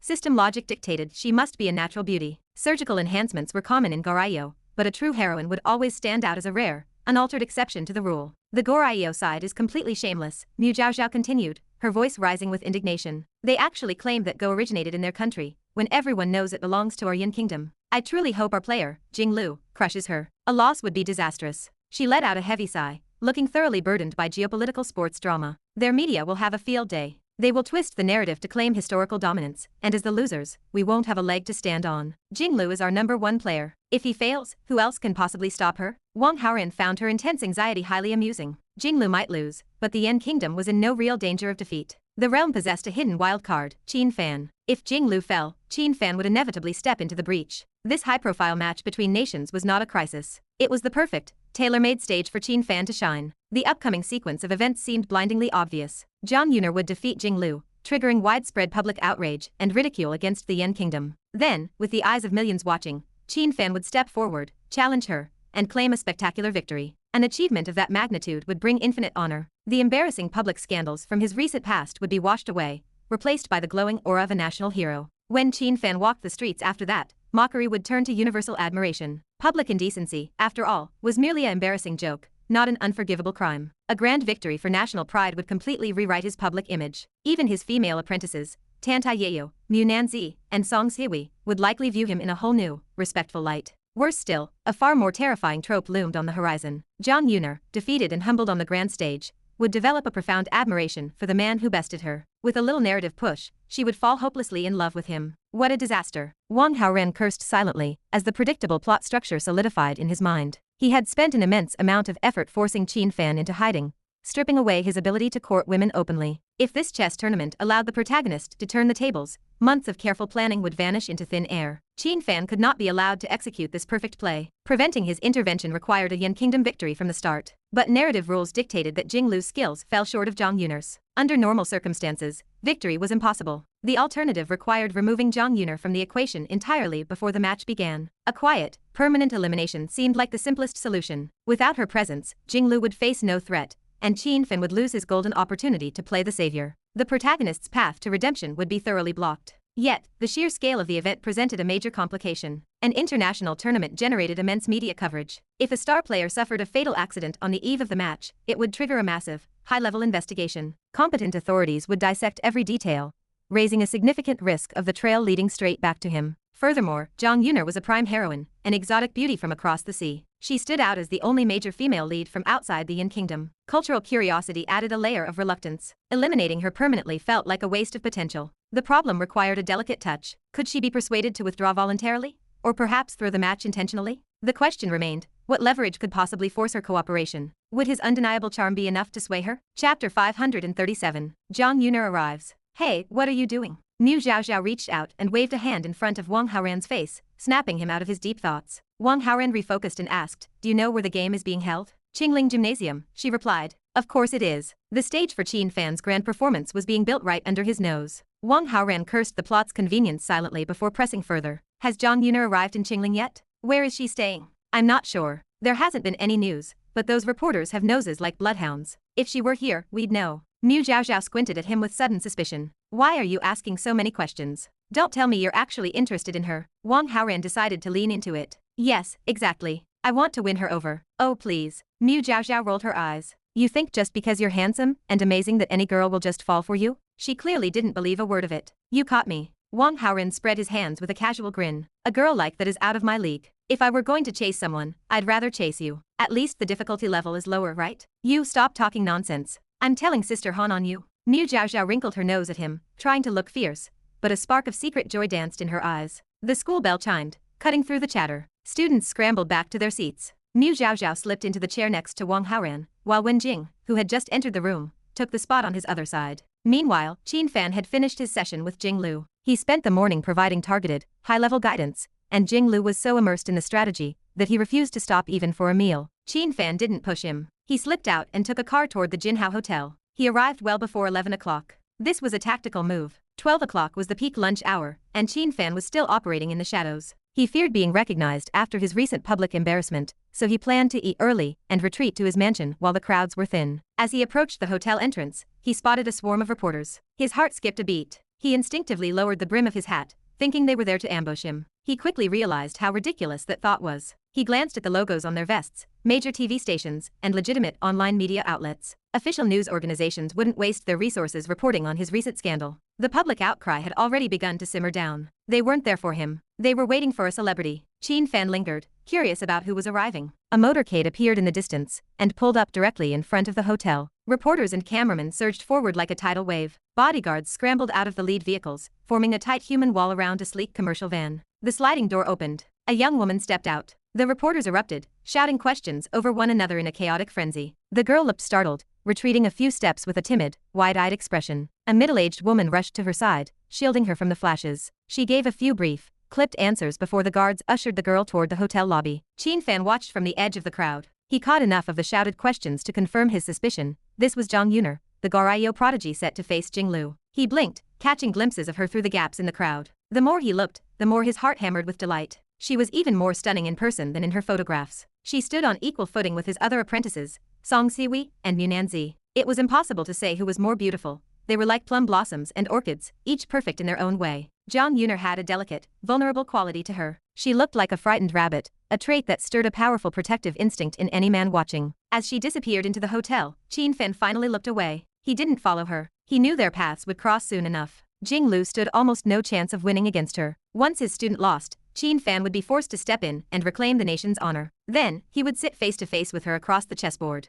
He could admire her as much as he wanted then. There was no need to rush. Though, he thought, getting to know her a little early wouldn't hurt. By afternoon, Wang Haoran had skipped his classes. For him, managing the protagonists was the real work. School was just a formality. He had Lu Yui file for his leave and spent his time monitoring the news. Just as expected, the updates rolled in. Zhang Yuner was officially staying at the Jinhao Hotel. The Jinhao again? Wang Haoran muttered to himself. Song Siwi and Munanzi were already there. Now Zhang Yuner was joining them. It seemed the Jinhao Hotel was the designated spawning point for out-of-town heroines. The world's narrative was practically begging for Qin Fan to walk in and start a harem. He wasn't worried about them meeting just yet. Qin Fan was still a social pariah, a rat crossing the street, who didn't dare show his face. He wouldn't risk an approach until the chess match provided him with a chance for redemption. Wang Haoran wasn't going to wait for that. He drove his Pagani toward the hotel, intent on making an impression on Zhang Yuner first to see if he could trigger his peach blossom halo. Halfway there, he hit a snag in his logic. If he went to the Jinhao, he risked running into Song Siwi or Munanzi. How would he explain his presence? If he met both of them at once, the situation would turn into a disaster. He sighed, realizing he needed to convince the other two heroines to move out of that hotel soon. If he didn't, he was going to end up in a multi-car pileup of his own making. He pulled into the hotel lot and walked through the sliding glass doors,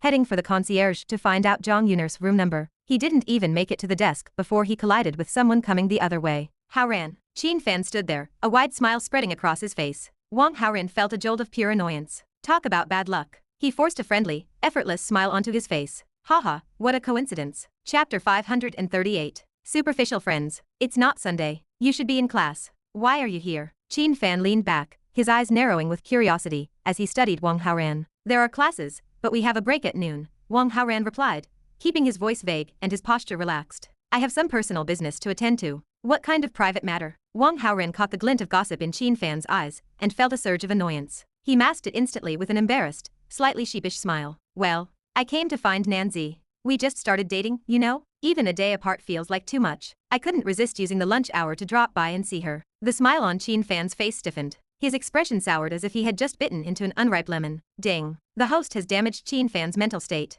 Reward, 800 villain points. Qin Fan's protagonist Halo -40. Host's villain Halo +40. You love to ask questions, don't you? Wang Haoran thought, suppressing the urge to point a finger at the man's nose. Not so chatty now that it's about your own apprentice, are you? He forced himself to stay calm. He wasn't ready to burn this bridge just yet. Anyway, it's nothing major. I'm going to go find Nanzi now. Bye. Wang Haoran waved a hand, turning to leave. Wait, Haoran, Qin Fan called out, stopping him in his tracks. Have you had a chance to plead with your sister for me? Wang Haoran paused, his expression turning solemn. Of course. My sister was in a great mood last night, so I brought it up. But, she scolded me for it. She told me to stay away from you. She said I shouldn't learn that kind of hand technique from you. He let the sentence hang, trailing off into an awkward silence. Qin Fan's face flushed with a deep, lingering embarrassment. Naturally, I'm not going to listen to her, Wang Haoran added, flashing a sincere smile. After all, you're the one who helped me find such a beautiful girlfriend. I'm too grateful to ignore you over something like that. The reminder hit Qin Fan like a physical blow. The bitterness in his heart was too heavy for words. Ding. The host has damaged Qin Fan's mental state. Reward, 1000 villain points. Qin Fan's protagonist Halo -50. Host's villain Halo +50. I really did my best. You won't hold it against me, right? Wang Haoran asked. Of course not. Qin Fan shook his head. He felt that Wang Haoran could have handled it better, but he couldn't truly blame the boy. Tan Taiyaya was a headstrong woman. A few words from a younger brother wouldn't be enough to wash away her anger. If you get another chance, please, try again for me. You got it. No problem. Wang Haoran promised with a final wave. I'm off. Hold on. Since we've run into each other, let's grab a coffee first. Qin Fan's tone was overly enthusiastic, almost forceful. Coffee? Now? Wang Haoran cursed silently. He had just stated he was here for a romantic rendezvous with Mu Nanzi. Qin Fan's invitation wasn't friendly. It was a blatant attempt to play the third wheel and disrupt their date. Despite the internal eye roll, Wang Haoran maintained his polite facade. I really need to talk to Nanzi about something. I have class this afternoon and need to get back in time. I don't think I can do coffee today. It doesn't matter. We aren't strangers. Qin Fan reached out, hooking an arm around Wang Haoran's shoulder and dragging him toward the hotel's cafe. Just call her down. We can all sit together. Wang Haoran stumbled along, secretly insulting Qin Fan's entire lineage. This bastard is determined to be a light bulb. They reached the coffee shop and took a table. Qin Fan gestured toward his phone. Go ahead. Tell Nanzi to come over. Wang Haoran nodded. He pulled out his phone, pretending to message Mu Nanzi. In reality, he sent a text to Wen Jing, asking her to send any random reply. He wasn't here for Nanzi. He was here for the Goryeo beauty, Zhang Yuner. Bringing Nanzi into this would only complicate things, especially if Song Siwi, another of Qin Fan's apprentices, happened to walk by and see them. The phone vibrated. Wang Haoran glanced at the screen. Wen Jing had sent a playful kissing emoji. He looked up at Qin Fan with a disappointed sigh. Nanzi says she isn't feeling well. She needs to rest in her room. Ah, that's unfortunate, Qin Fan said, though a flicker of genuine relief danced in his eyes. Wang Haoran noticed it instantly. Even if Qin Fan wasn't actively targeting him, the protagonist's ego couldn't handle someone else enjoying the company of a top-tier beauty. It was the classic protagonist complex, the subconscious belief that every goddess belonged in his harem. Wang Haoran let his disappointed look fade. He caught Qin Fan staring at him, unblinking and intense. Is he going to try and read my fortune again?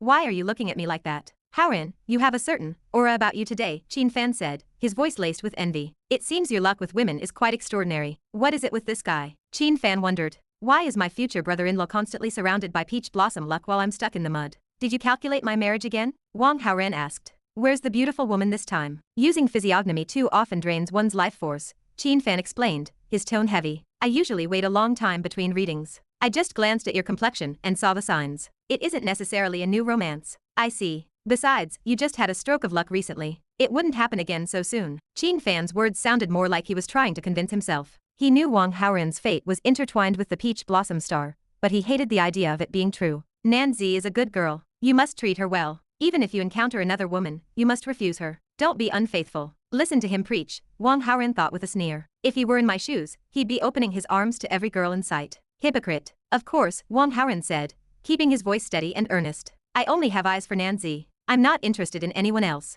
Good. Qin Fan chuckled, giving him a patronizing look, like a teacher satisfied with a bright student. But as he smiled, his gaze shifted. His eyes drifted past Wang Haoran, focusing on something across the room. A strange, hungry light flickered in his pupils. Puzzled, Wang Haoran turned his head to follow Qin Fan's stare. Chapter 539. Another look at the face. 5 people moved together through the hotel, navigating toward the seating area. At the center of the group walked a girl dressed in a traditional costume from the ancient kingdom of Goryeo. 3 men in sharp suits flanked her, their rigid posture and scanning eyes marking them clearly as bodyguards. The 5th member of the entourage was a middle-aged woman, likely an assistant or an agent tasked with managing the details of the trip. The girl in the ancient costume was undeniably striking. The structured lines of the traditional dress obscured the contours of her body. A heavy skirt dragged near the floor, hiding her legs completely, while the loose tailoring of the upper garment masked her frame. To any ordinary observer, her figure remained a complete mystery. Wang Haoran possessed a distinct advantage. Activating his perspective ability cut right through the fabric, clearing his field of vision entirely. The sudden, vivid clarity brought a rush of heat straight to his head.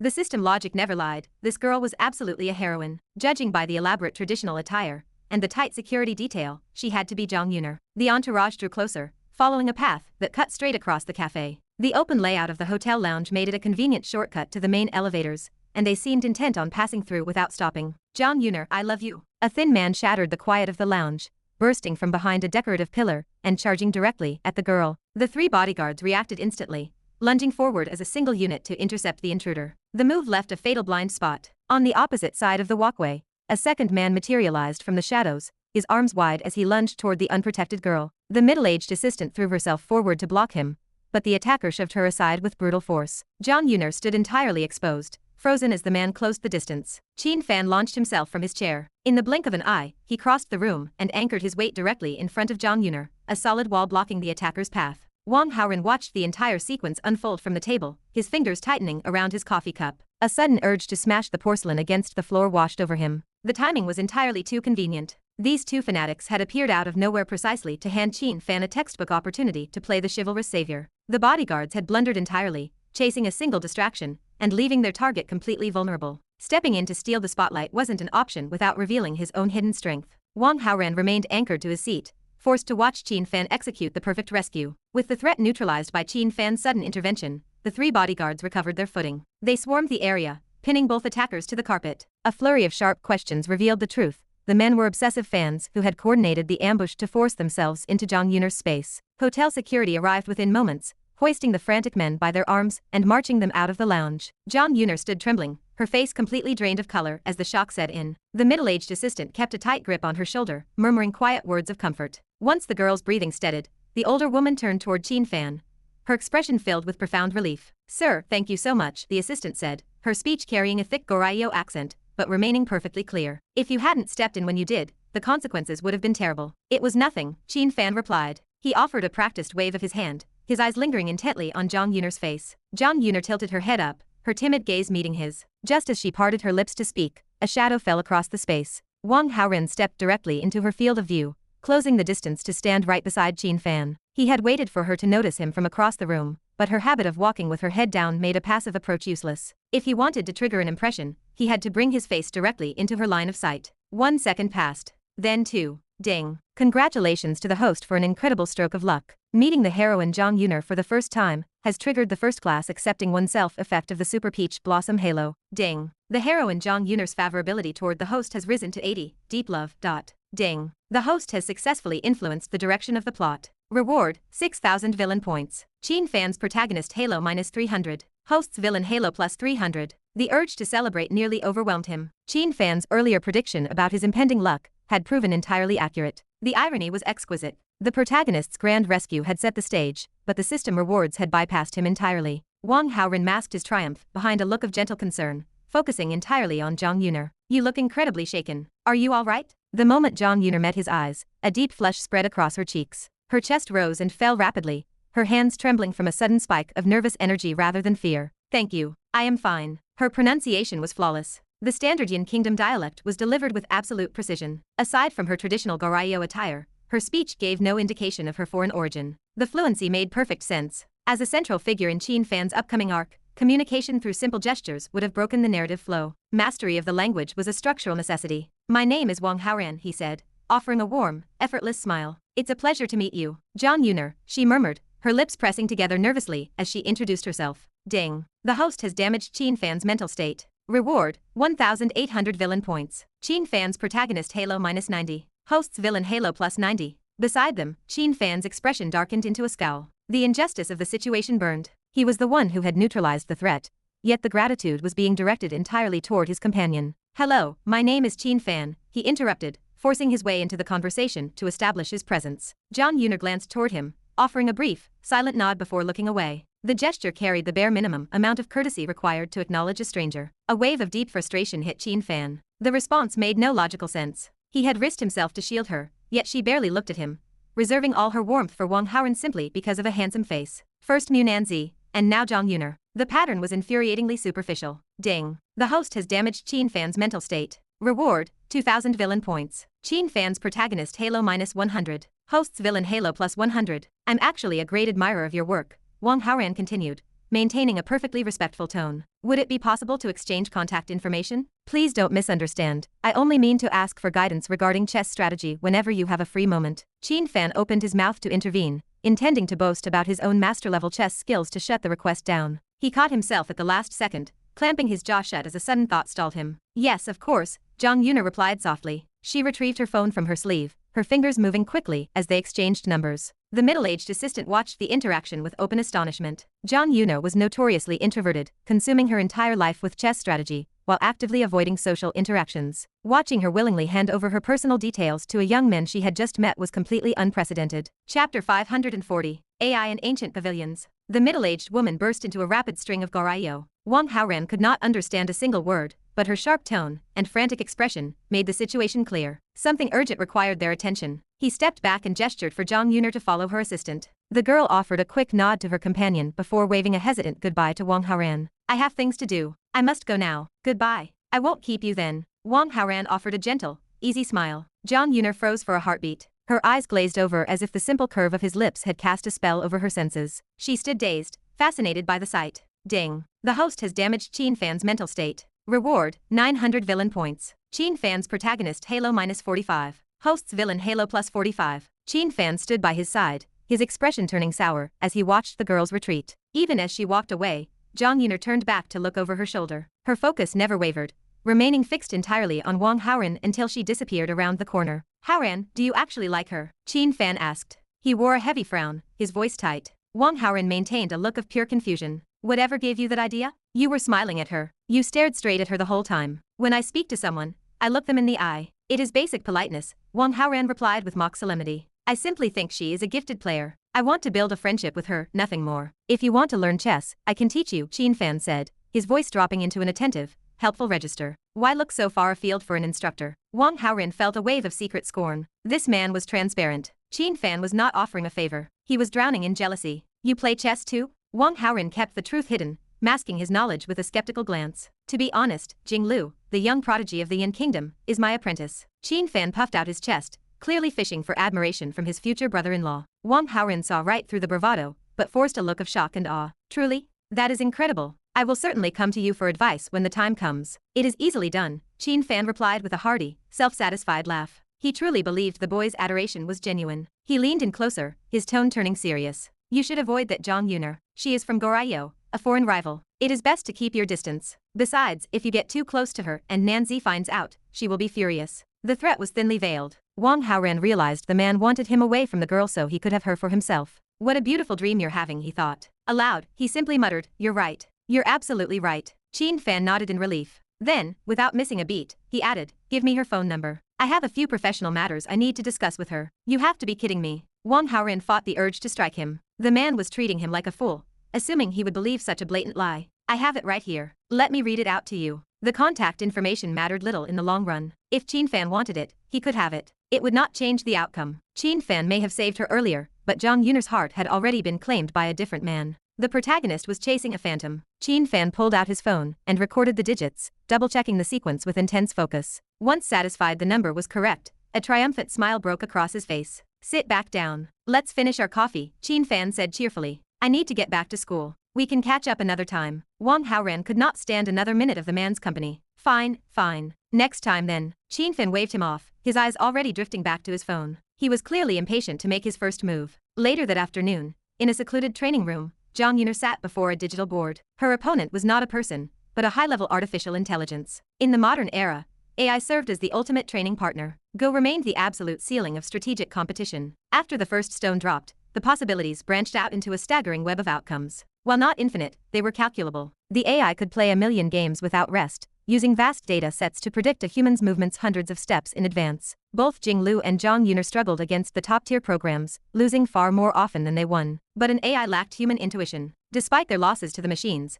they remained the undisputed masters of their respective nations. The match was drawing near. Jang Yuner needed to focus. However, her mind wandered. She was uncharacteristically absent-minded, her fingers hovering over the board while her thoughts strayed. She made elementary mistakes, allowing a mid-level program to dismantle her strategy. A soft vibration hummed against the wood of the table. A notification light blinked on her phone. A spark of joy lit up her melancholy face. Usually, she disabled her phone during practice to avoid distractions. Today, her discipline had failed her. She snatched the device up to check the message. It came from an unfamiliar number. She scrolled past it, ignoring a string of several messages without even glancing at the content. She took a deep breath, trying to reclaim her calm. Seconds later, the phone buzzed again. Jang Yuner frowned, reaching for the power button to shut it off entirely. Then, she saw the contact name, Wang Haoran. She nearly jumped out of her chair. Are you busy right now? She looked at the screen, her thumbs hovering over the glass. She was supposed to be training. She was technically very busy, but her fingers moved as if they had a will of their own, typing 3 simple words. I am not. Wang Haoran replied instantly. As the conversation flowed, he discovered her deep fascination with the culture of the Yan Kingdom. This was no surprise to him. In the original plot, she was destined to stay in the country after her encounter with Qin Fan. Her love for the culture provided the perfect excuse for her to remain. Qingling has many beautiful sights, the message read. The pavilion of Prince Teng is the most famous, known as the greatest tower in the world. Would you like me to take you there? After bridging the distance between them, Wang Haoran finally revealed his true move. Chapter 541. Routine. Zhang Yuner. Zhang Yuner hesitated, her gaze fixed on the glowing screen of her phone. The big game was just around the corner. She really should be training. But he had reached out. What if she said no? The thought of disappointing him stung. Worse, if she rejected him now, he might never invite her again. Besides, focus was a lost cause today. Her mind drifted and snagged on thoughts of him anyway. She couldn't train like this. Relaxation was the better option. It was a logical choice. Decision made, she tapped out a reply. Okay, where do we meet? Since you aren't familiar with the city, I'll pick you up. Wang Haoran replied almost instantly. Okay, I'm at an AI training base near the Jinhao Hotel. I'm not actually sure what it's called. Do you use WeChat? Add me and send your live location. We don't use that much where I'm from. Let me download it and set up an account. Wait a moment. Zhang Yuner navigated the App Store with practiced fingers. Within minutes, the account was active. Once Wang Haoran saw the location pin drop onto his map, he ditched his classes and headed for the car. He drove straight to the training base to collect her. He arrived to find Zhang Yuner already waiting. She had swapped her traditional Goryeo attire for modern clothes, a pink top hat, and oversized sunglasses. She kept glancing over her shoulder, her movements jerky and flustered. She must have sneaked out. Wang Haoran pulled up to the curb, noting the lack of bodyguards. On the phone, she had been relatively open, but face-to-face, a wall of shyness went up. She looked small, helpless even. During the drive, he kept the conversation light. He introduced the local customs and history of the Yan Kingdom, steering clear of anything too heavy. Slowly, the tension in her shoulders bled away. She still wasn't much of a talker. Her responses were short, often trailing off into silence. But Wang Haoran realized it wasn't a lack of interest. She simply didn't know what to say. She was a classic introvert,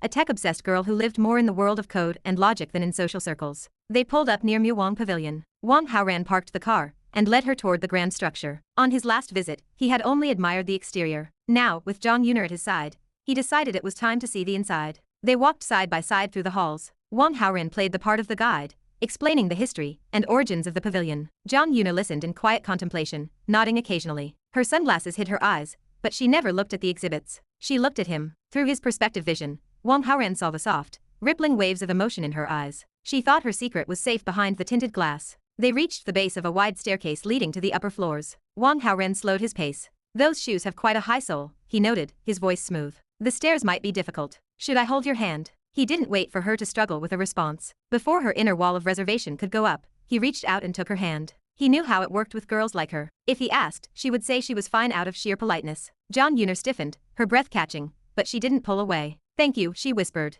You're welcome. He flashed a charming smile that left her in a brief, dazed trance. He led her up to the second floor, his grip firm and warm. Even after they reached the landing, he kept his fingers laced with hers, pretending he had simply forgotten to let go. She didn't remind him. They began to circle the second floor, but they hadn't gone far when Wang Haoran caught sight of 2 familiar figures ahead, Song Siwei and Feng Anna. His heart skipped. Why was Feng Anna out here without permission? There was no time to play detective. They hadn't seen him yet, and he intended to keep it that way. Let's check out that side instead, he said, gently steering Zhang Yuner in the opposite direction. He picked up the pace, putting distance between them and the other 2 girls. Once they were safely out of sight, he let out a long, controlled breath. Who are you hiding from? The question was blunt. Wang Haoran blinked, realizing he hadn't hidden his sudden fluster as well as he thought. He decided a partial truth was better than a complete lie. I saw my parents just now. He reached up to wipe his forehead, a deliberate gesture of feigning cold sweat. Why hide if you saw your parents? Zhang Yuner looked puzzled. Then, noticing their joined hands, her expression shifted to one of caution. Is it because they don't want you to be with a girl? Not exactly. Wang Haoran lowered his voice, leaning in. It's just that they might not like you very much.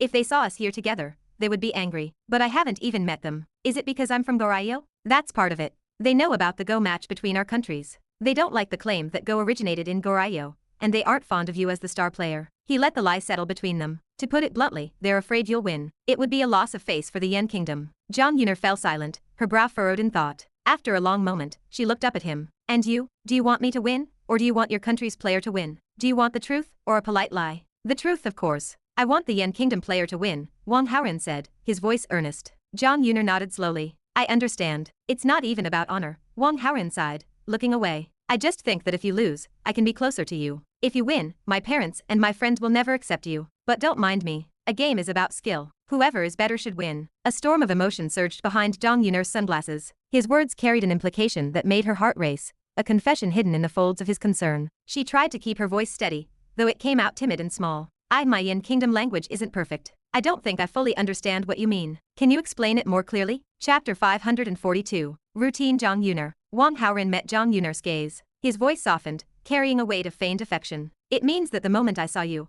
I wanted to be more than just a stranger. I wanted to be your friend. He kept his words cautious. Part of him wanted to be blunt, but the girl beside him was a fragile, introverted thing. He didn't want to scare her off with a direct confession. Still, his meaning was clear. No ordinary friend would be holding her hand with such lingering warmth. Me too. Zhang Yun'er's voice was barely a whisper. Are you serious? You aren't just saying that. If it wasn't true, I wouldn't let you. Zhang Yun'er trailed off, her head dipping low. She glanced at their joined hands and hurried to explain. Please don't think I'm that kind of person. Aside from my family, you are the first boy to ever hold my hand. Wang Haoran allowed a flash of excitement to cross his face, a bright spark that died just as quickly. He replaced it with a heavy, sudden sadness and slowly let go of her hand. The loss of contact hit Zhang Yun'er instantly. She felt a cold hollow where his palm had been. Before she could process the rejection, he let out a long, weary sigh. I was too impulsive. I shouldn't have said those things to you now. Let's focus on your game first. We can talk about private matters once you've finished. Zhang Yun'er nodded, her heart a tangled mess of emotions. They continued their walk, but the atmosphere had shifted.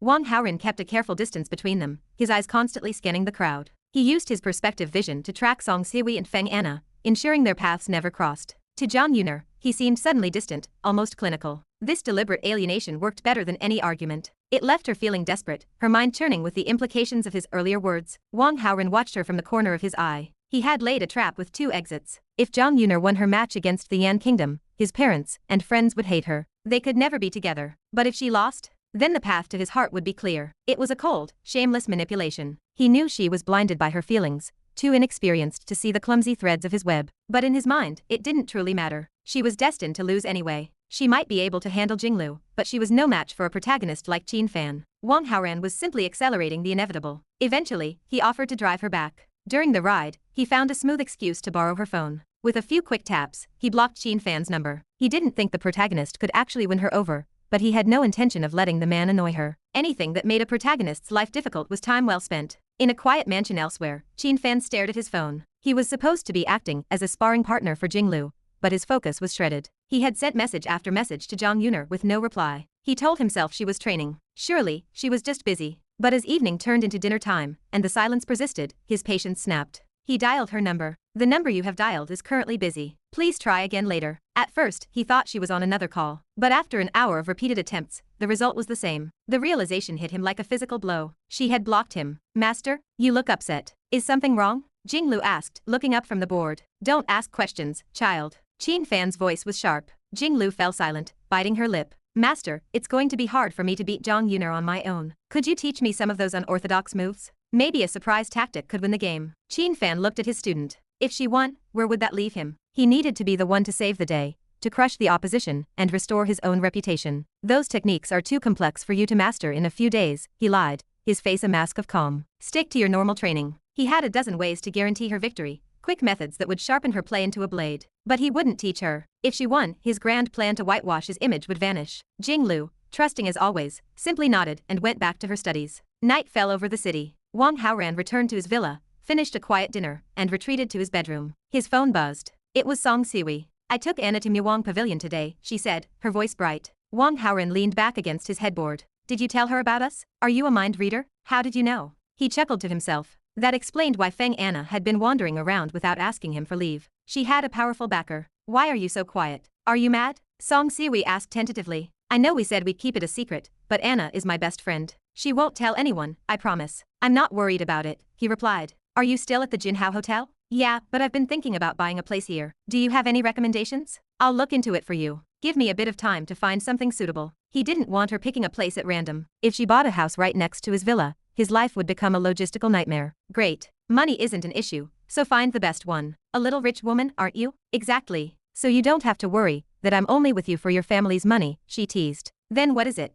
What do you see in me? Your face. Honestly, I just like you. I like everything about you. Her lively personality made the confession sound easy, even over the phone. What about you? What do you like about me? Your long legs, Wang Haoran said, his voice rhythmic and honest. Just my legs? I have so many other good qualities. Haven't you noticed them? Not yet, he said seriously. But maybe once we have more in-depth exchanges, I'll find them. There was a pause on the other end of the line. Song Siwi's mind took a sharp turn into the gutter. But hearing his serious, almost academic tone, she brushed the thought aside. He was too shy, too innocent to mean it like that. She sighed, a touch of frustration leaking into her voice. The guy was completely unenlightened. What was she going to do with him? Chapter 543. The chess match gamble. Days passed in the blink of an eye, leading to the highly anticipated standoff between the Yin Kingdom and the Goryeo challenger. The Qingling Gymnasium was a sea of moving bodies and rising voices. Discussion rippled through the stands as spectators debated the outcome of the day's match. Since they were on home turf, most fans remained optimistic about Jinglu's chances. Wang Haoran, taking advantage of a school holiday,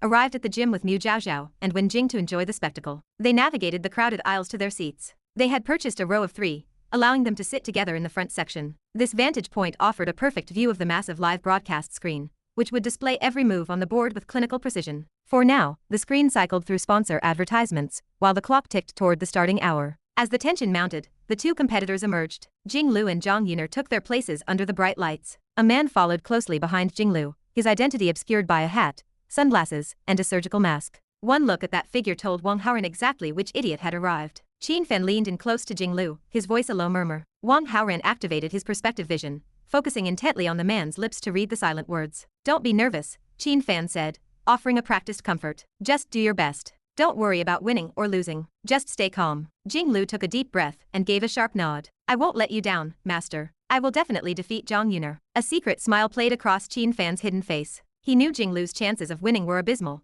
but as her mentor, he maintained the facade. Good. I am optimistic about you. Inwardly, his thoughts were far less supportive. He was optimistic that she would lose. If she didn't fail, how could he find the opportunity to step in and save the day? Wang Haoran watched the master and apprentice for a moment longer before losing interest. He turned his gaze to the other side of the stage. A middle-aged woman accompanied Zhang Yuner. The young chess prodigy seemed to be in a trance, her eyes unfocused and distant. Yuner, the game is about to start. Cheer up, the woman urged. This was Zhang Xiangmei, Zhang Yuner's aunt and manager. She had been worried since her niece returned from sneaking out a few days prior. Zhang Yuner had been distracted ever since, even losing focus during her essential training sessions. Zhang Yuner blinked, slowly coming back to reality. Your goal is to become the top chess player in the world, Zhang Xiangmei said, her voice stern and encouraging. This has been your ambition for years. You cannot lose this game. Your honor and the honor of Goryeo are on the line. Zhang Yuner nodded dully. Becoming the best had always been her driving force, but a few days ago, she discovered something that felt far more vital than a title. Winning this game was technically simple, but she feared that a victory might cost her something irreplaceable. The game began amidst this quiet turmoil. Qin Fan and Zhang Xiangmei exited the main floor, heading toward the stands. Qin Fan scanned the rows for a seat and stopped when he spotted a cute beauty in the audience. The quiet girl next to her was also quite striking. After a few seconds of staring, his eyes landed on Wang Haoran. Delighted by the coincidence, Qin Fan squeezed through the aisle. Haoran, you came to watch the match too? Wang Haoran suppressed a scowl. He knew Qin Fan wasn't there for a friendly chat. The man's eyes were already drifting toward Mu Zhaozhao. With her adorable features and impressive figure, she was an easy target for his wandering gaze. It's a holiday, Wang Haoran replied shortly. I'm just here for the fun. Aren't you going to introduce your friends? Qin Fan prompted, gesturing toward the girls. They're my classmates, Wang Haoran said, offering no names. And what are your names? Qin Fan asked, turning his attention directly to the girls. Mu Zhaozhao bristled under his scrutinizing stare. Why do you have so many questions? Just watch the game and be quiet, okay? Wen Jing remained silent, treating Qin Fan as if he were made of thin air. Qin Fan looked embarrassed for a split second, but he didn't leave. As luck would have it, the person sitting on the other side of Mu Zhaozhao took a phone call and rushed away with a worried expression. Qin Fan immediately claimed the empty seat. Wang Haoran narrowed his eyes. The protagonist's halo was clearly at work. Fortunately, Mu Zhaozhao had no desire to sit next to the masked stranger and quickly asked to swap seats with Wang Haoran. He happily obliged, placing himself as a barrier between them. On stage, the match was underway. Every placement was captured by cameras and projected onto the screen. 10 minutes passed in silence. Who do you think will win? Mu Zhaozhao whispered to Wang Haoran. Zhang Yuner is certain to win this round, Qin Fan interrupted before Wang Haoran could answer. You sound very sure, Mu Zhaozhao said with a scoff. Do you even know how to play? Qin Fan couldn't resist the urge to show off. The top player of the Yin Kingdom, Jinglu, was taught by me. That just means she surpassed her teacher, Mu Zhaozhao shot back. It doesn't prove you're powerful. Just watch, Qin Fan said, refusing to argue further. Zhang Yuner will win. Sure enough, the first round ended quickly. Zhang Yuner took the victory. Well, Qin Fan asked, his voice tinged with pride.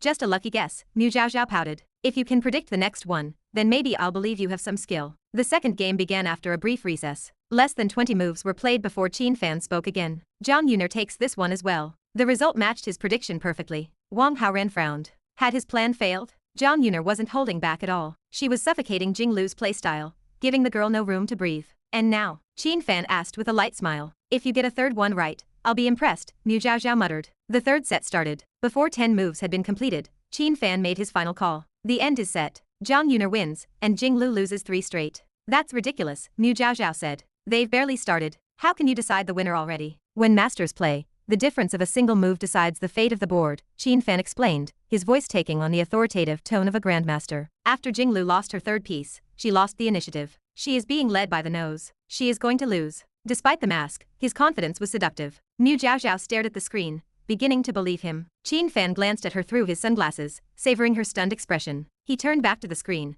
but his mind was already miles away. He began calculating exactly how he would face Zhang Yuner once Jinglu was defeated. He could already see the headlines. He figured out the perfect strategy and grinned. But as his focus snapped back to the live broadcast, his smile slowly began to vanish. Chapter 544. The Chess Match Gamble. Zhang Yuner's steady, ruthless style left no room for error. Usually, once an opponent lost the initiative, she suffocated the match. Yet, the rhythm on the board broke. After securing a commanding lead, her moves slowed, turning hesitant. Jinglu seized the opening, pulling the momentum back and forcing a sudden, aggressive suppression. The tide turned completely, giving Jinglu the upper hand. If this trajectory held, the home team would clinch the round. This development ran entirely counter to expectations. Why is Zhang Yuner playing so slowly now? Mu Zhaozhao leaned closer to Wang Haoran, her brow furrowed as she stared at the display. She had only come to keep him company and understood nothing of Go. Is she in trouble? Wang Haoran tracked the shifting stones, noting how the balance of victory tilted toward the local champion. He offered a casual shrug. Didn't our expert neighbor just lay it all out? He said Jinglu is going to lose this match.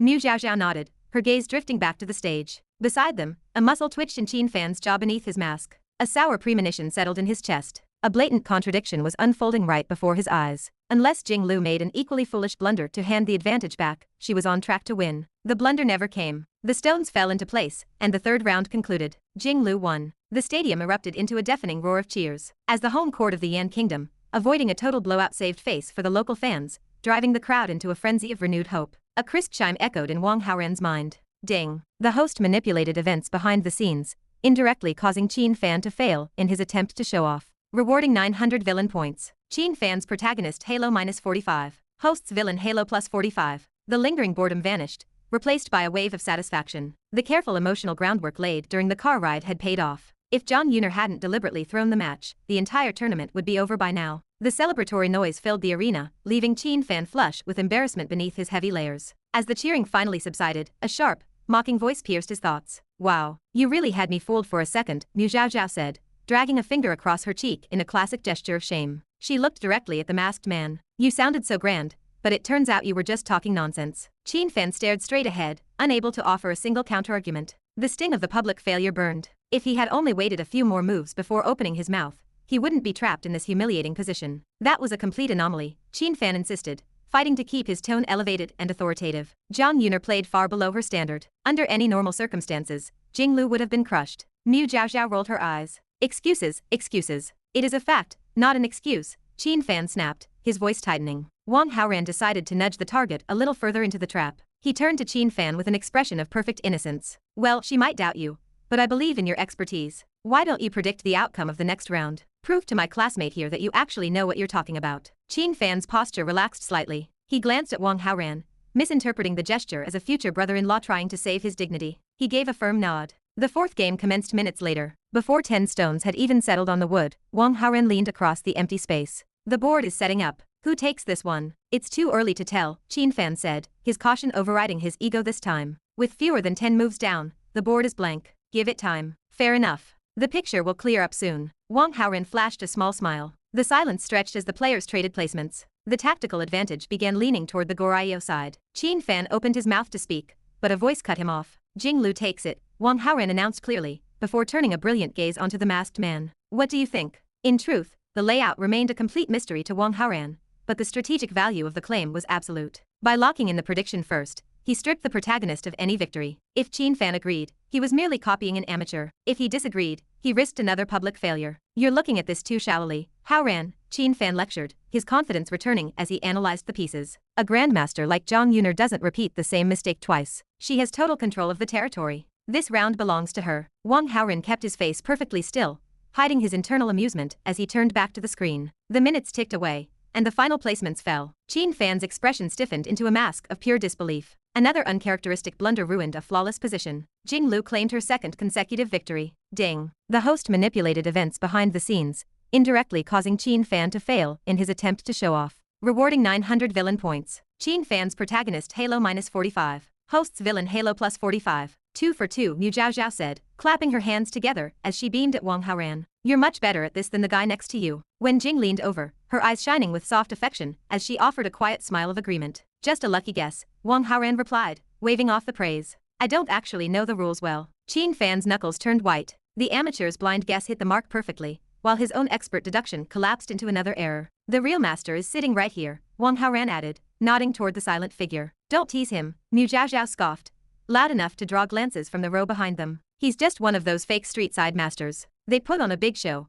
but there's nothing upstairs. Qin Fan reached up to cover his face, only to realize his hand met the thick fabric of his surgical mask. He dropped his arm, swallowed the humiliation, and stared blankly ahead. After a tense intermission, the final tiebreaker began. The energy in the gymnasium tightened, the collective breath of thousands of spectators hanging on the opening moves. Once 15 pieces occupied the grid, Wang Haoran turned around again. The absolute final round. Let's hear it. Who wins the tournament? The urge to back Zhang Yuner rose instantly, but the memory of the successive failures gave Qin Fan pause. The current layout is entirely fluid. At this level, a single breath can change the outcome. Anyone could win. I say Jing Lu takes the crown, Wang Haoran stated flatly. You've been lucky twice, Qin Fan muttered, keeping his voice level. The streak won't hold forever. So, you're placing your bets on Zhang Yuner then? She has the capability, Qin Fan replied, refusing the bait. Mu Zhao Zhao made a sharp sound in the back of her throat. Saying both sides can win is the same as saying nothing at all. Why even pretend to understand the game? A retort flared in Qin Fan's mind, but looking at the girl's animated, mocking face, the anger died. She was far too attractive to stay mad at. Still, the desire to salvage his reputation drove him forward.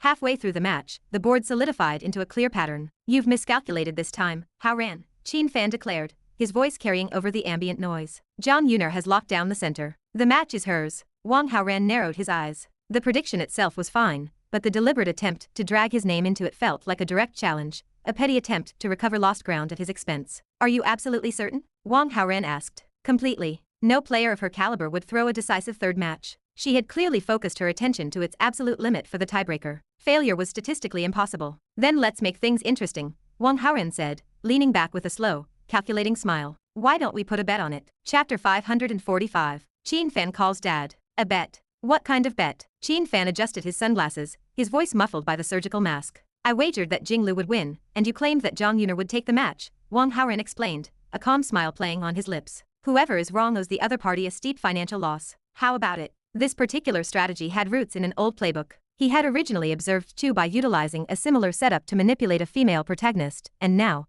it was time to apply that exact same logic to a male protagonist. Qin Fan shook his head indifferently, turning his attention back to the stadium screen. Forget it. I am not interested. Well, since you are not interested, let us drop it. Wang Haoran looked away, murmuring just loud enough for the sound to carry. I originally intended to wager those private photos of my sister, the ones she would never show to outsiders. Qin Fan leaned closer, his focus instantly shifting. What did you say? Nothing, nothing. Let us just watch the match. Wang Haoran shook his head, waving a hand dismissively. I heard you clearly, Qin Fan countered, pressing forward into the space between their seats. You said you wanted to bet using your sister's photos. Is that true? I was only joking. If Tantayeyu ever found out, she would absolutely flay me alive. No, definitely not. Wang Haoran maintained a reluctant expression, intentionally whetting the man's appetite. What kind of photos are they? Just some pictures taken while she was swimming, Wang Haoran said, keeping his tone casual. A bikini photo. The thought bloomed in Qin Fan's mind, causing a sudden wave of heat to rise under his collar. The mere image of Tantayeyu in a bikini made his pulse race.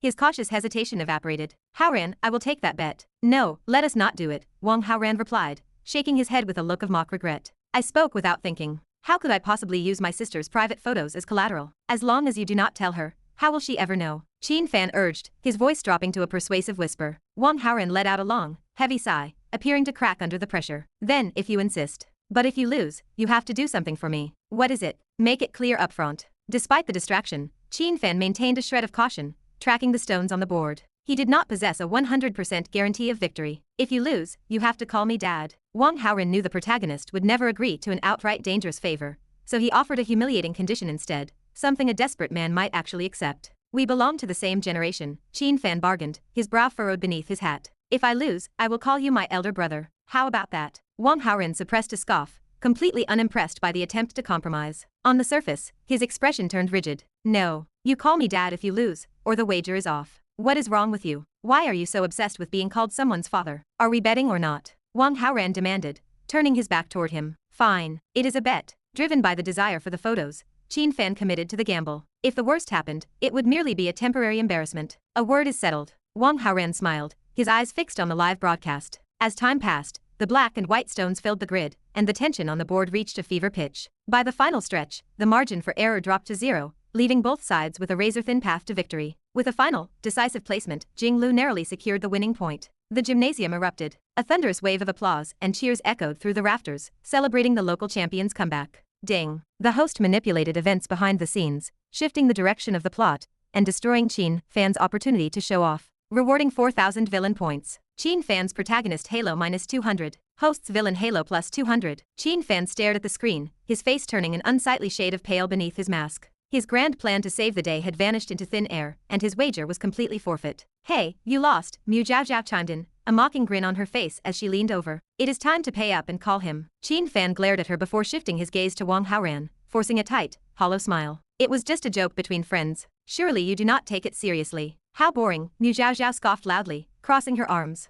You agree to a bet and then back out the moment you lose? How pathetic. Wang Haoran secretly cheered her on, thoroughly enjoying her confrontational attitude. Haoran, look at the situation, Qin Fan began, his tone pleading. This is truly disappointing. Wang Haoran interrupted, his voice dripping with cold disapproval. I treated you as a genuine friend, and yet you treat a formal wager like a game. It seems my sister was right about your character. It will be very difficult for her to ever forgive you now. The implied threat hit its mark. Let us talk this through, Qin Fan said quickly, panic flaring in his chest. Do not be like this. Wang Haoran turned his head away, ignoring him entirely. Fine, do not leave. I will say it, Qin Fan muttered helplessly. His entire strategy for getting close to Tanta Yeye relied on maintaining a relationship with her brother, and he could not afford to create a permanent rift over a single word. Go ahead, I am listening, Wang Haoran said, turning back with a bright, expectant smile. Dad, Qin Fan mumbled, the word slurred and barely audible past his lips. Wang Haoran tilted his head. What was that? Speak up, I can hear absolutely nothing over the crowd. Qin Fan grimaced, remaining silent.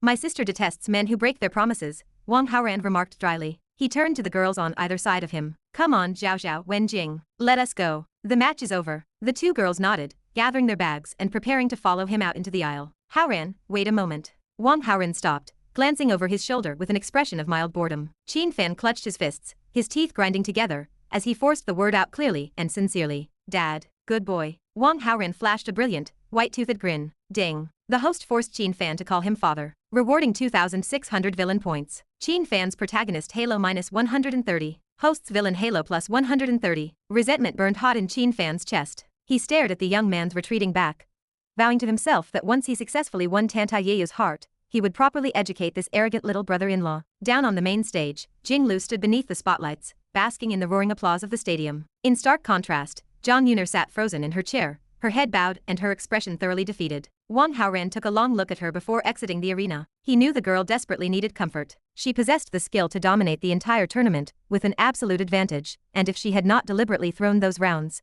Jing Lu would have lost 3-0. Yet, he felt no remorse for his manipulation. From his perspective, a victory for Zhang Yuner would have created the exact crisis Qin Fan needed. A total defeat for the Yan Kingdom would have triggered a media storm, leaving the local public aggrieved and humiliated. Qin Fan would have then stepped in to defeat Zhang Yuner himself, earning nationwide glory, and completely erasing his past medical scandals. Wang Haoran had simply cut that entire plotline off at the root. By the time they made it outside, the midday sun was high. Wang Haoran took Mu Zhao Zhao and Wen Jing to a nearby restaurant for lunch before driving them back to the Qingling University campus. Later that afternoon, he pulled out his phone and sent a message to Zhang Yuner, requesting a meeting. She replied almost instantly. Slipping away from her manager at the Jinhao Hotel, she sneaked out through a side exit. Wang Haoran waited in a sedan along the quiet back road behind the hotel. Once she slid into the passenger seat, the car glided into traffic, winding through the city streets before pulling up along a deserted stretch of the Qingling River. The engine cut out, leaving only the sound of the wind. Wang Haoran opened his door and led Zhang Yuner out onto the quiet walkway, the peaceful river flowing steadily beside them. Chapter 546.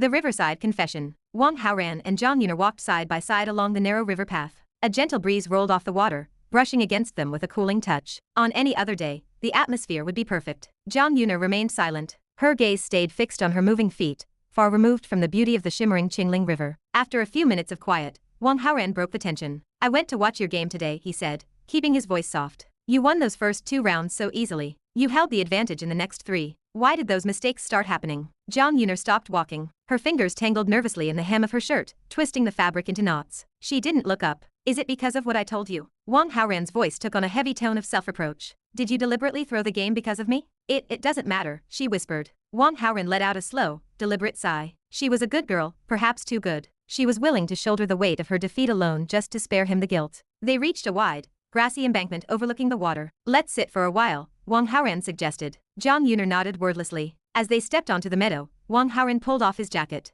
Zhang Yuner watched him, her eyes widening slightly. Beneath the jacket, a fitted t-shirt clung to his frame. The fabric emphasized the lean, powerful muscles of his arms and the firm lines of his chest. He wasn't bulky, but he possessed the kind of athletic definition that suggested hidden strength. She had assumed he was thin, perhaps even frail. Instead, he was the type of boy who looked slender in a suit, but revealed a sculpted physique once the layers were gone. Sit down. Wang Haoran spread his coat over the grass and gestured for her to take the spot. No, I can just sit on the grass, Zhang Yuner said, waving her hands in a flustered panic. There's no need to ruin your clothes. Wang Haoran didn't argue. He placed a firm, steady hand on her shoulder and guided her down onto the makeshift cushion. Ah! A small sound of surprise escaped her. She wasn't angry at the sudden contact. Instead, a faint blush crept up her neck. He sat on the grass beside her, leaning back on his elbows. Losing the game feels terrible, doesn't it? Zhang Yuner's brow furrowed. I started learning Go when I was 6 years old. My entire childhood, my adolescence, it was all Go. Every bit of my energy went into the board. I worked so hard because I dreamed of being the best in the world.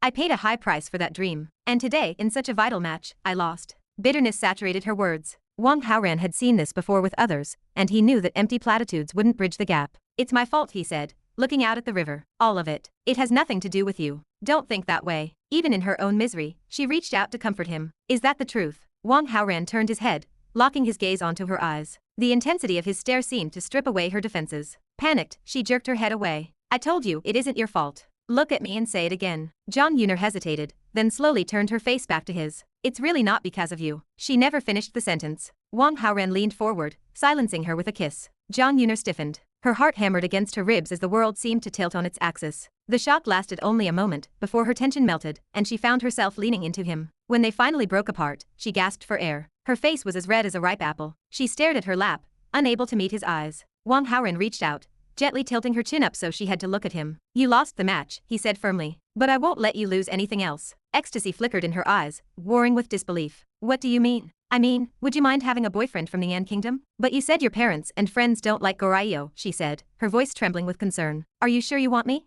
You gave up your dream for me. How could I ever fail you? If my family knew what you did, they wouldn't hate you. They'd cherish you. Don't worry about them anymore. Zhang Yuner gave a heavy, decisive nod. The melancholy that had clouded her features for days finally evaporated. Appa, she said playfully, her voice bright. Sarung Kyo. Wang Haoran smiled. He didn't know much Korean, but he knew that phrase. He formed a heart with his fingers. Sarung Kyo. Ding. The host captured the heart of the heroine Zhang Yuner, rewarding 5,000 villain points. Zhang Yuner's favorability plus 30. Current favorability is 90. Dead set on you? She laughed, her eyes crinkling into beautiful crescents. As the sun dipped below the horizon, painting the sky in shades of orange and violet, Wang Haoran drove her back to the Jinhao Hotel. He felt a sense of profound relief. Qin Fan's grand plan to use the Go tournament as a springboard for his reputation was officially dead. Jinglu held the glory. There was no reason for Qin Fan to challenge his own apprentice, and even if he did, the public wouldn't care. The international hype was gone. Wang Haoran arrived back at his villa to find a message from Chu Qianwei. She was cooking and wanted him to join them for dinner. After a quick call to Feng Suensu to let her know he'd be eating out,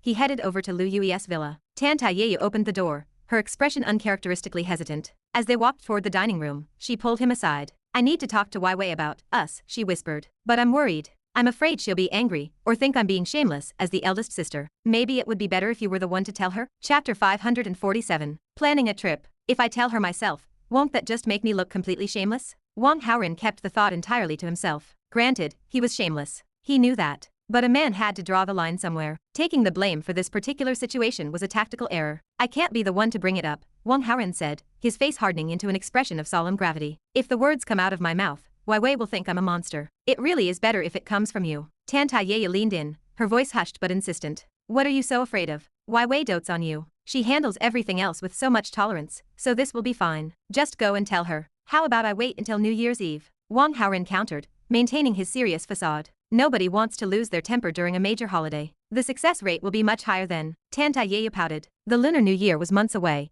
and she had no intention of waiting in limbo for that long. Fine, she muttered, letting out a helpless sigh. I'll do it myself. Perfect. Wang Haoran gave a quick nod. They walked side by side into the spacious living room. The savory aroma of garlic and roasting meat drifted from the kitchen, where Chu Qianwei and the others were bustling about. Even Lu Yui, who normally spent her evenings lounging in the hall, was actively helping out, project a picture of domestic virtue. Have a seat. I'm going to help in the kitchen, Tan Taiyaya said, eager to join the fray before she was left out. That left Wang Haoran alone in the hall. Judging by the sheer volume of noise and clanking pots, dinner was going to be an elaborate, multi-course affair. It would be at least an hour before anyone sat down to eat. He pulled out his phone, intending to text Qin Yunhan or Sum Lian for a quick mobile game to kill the time. The moment the screen lit up, a notification popped up on WeChat. He had been added to a new group chat. Qin Yunhan had initiated it. The circle was small, numbering only 6 people in total. The roster included Qin Yunhan, Sum Lian, Mu Zhaozhao, Wen Jing, Yu Shiking, and finally, Wang Haoran. Given how close the girls were,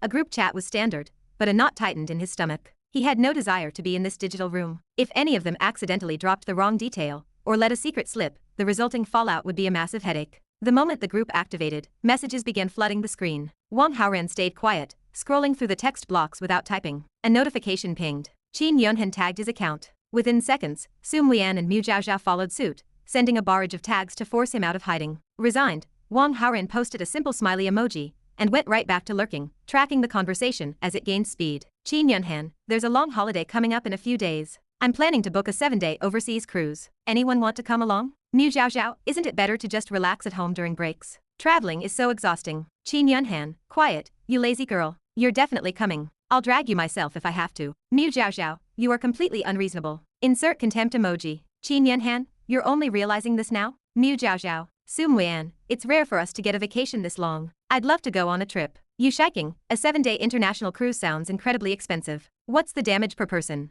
Qin Yunhan, I'm covering the entire bill. Don't worry about it. I can even get my dad to fast-track our visas. Logistics are a non-issue. Qin Yunhan, so that's me, Zhao Zhao, and Muyan. That's 3. What about Shiking and Jingjing? Yu Shiking, count me in. Wen Jing, if everyone else is going, I'll join too. Qin Yunhan, hey, look at that. The only guy in the group is staying silent. Are you coming or what? At Wang Haoran. Wang Haoran, I have some errands to run. I'll have to pass. Qin Yunhan, fine. I just hope our ship doesn't run into any sketchy characters out at sea. It would be a shame if something bad happened to us. Wang Haoran stared at the screen, a look of utter disbelief crossing his face at the passive-aggressive tone. 4 distinct heroines were suddenly congregating for an isolated vacation. The universe practically guaranteed that a protagonist would be drawn to that cruise ship like a moth to a flame. Instead of replying in the main chat, he opened individual direct messages to Qin Yunhan, Sum Lian, and the others, explicitly asking them to cancel the trip. Wen Jing agreed immediately, but the rest of the girls stood firm. Their responses were uniform, whether he joined them for the holiday, or they were going anyway. The stubbornness felt off. A cold realization washed over him. The heroine aura was distorting things, forcing a new narrative arc into motion. Under normal circumstances, their favorability toward him would make them yield to his judgment. This collective push for a vacation meant the plot was taking the wheel. Left with no viable alternative, he went back to the group chat. Wang Haoran, change of plans. Count me in. I'm going. Qin Yunhan, perfect. Unanimous approval. Insert smiley face. Sum Lian and Mu Zhaozhao replied with celebratory emojis, though the quick sequence suggested each was already forming her own private plans for the voyage. Wang Haoran locked his phone and tossed it onto the sofa, his mind spinning with the logistics. The pattern was undeniable. As long as these girls possessed their heroine status, the narrative would continuously bend to create dangerous scenarios around them. Protecting 1 or 2 was manageable, but with 4 of them in a single location, the defensive line became too thin. He couldn't be everywhere at once. If he wanted to stop the plot from constantly targeting them, he had to strip them of their heroine status entirely. The method was simple, though the physical toll would be immense. Fortunately, he possessed 2 centuries worth of inner energy as a protective shield,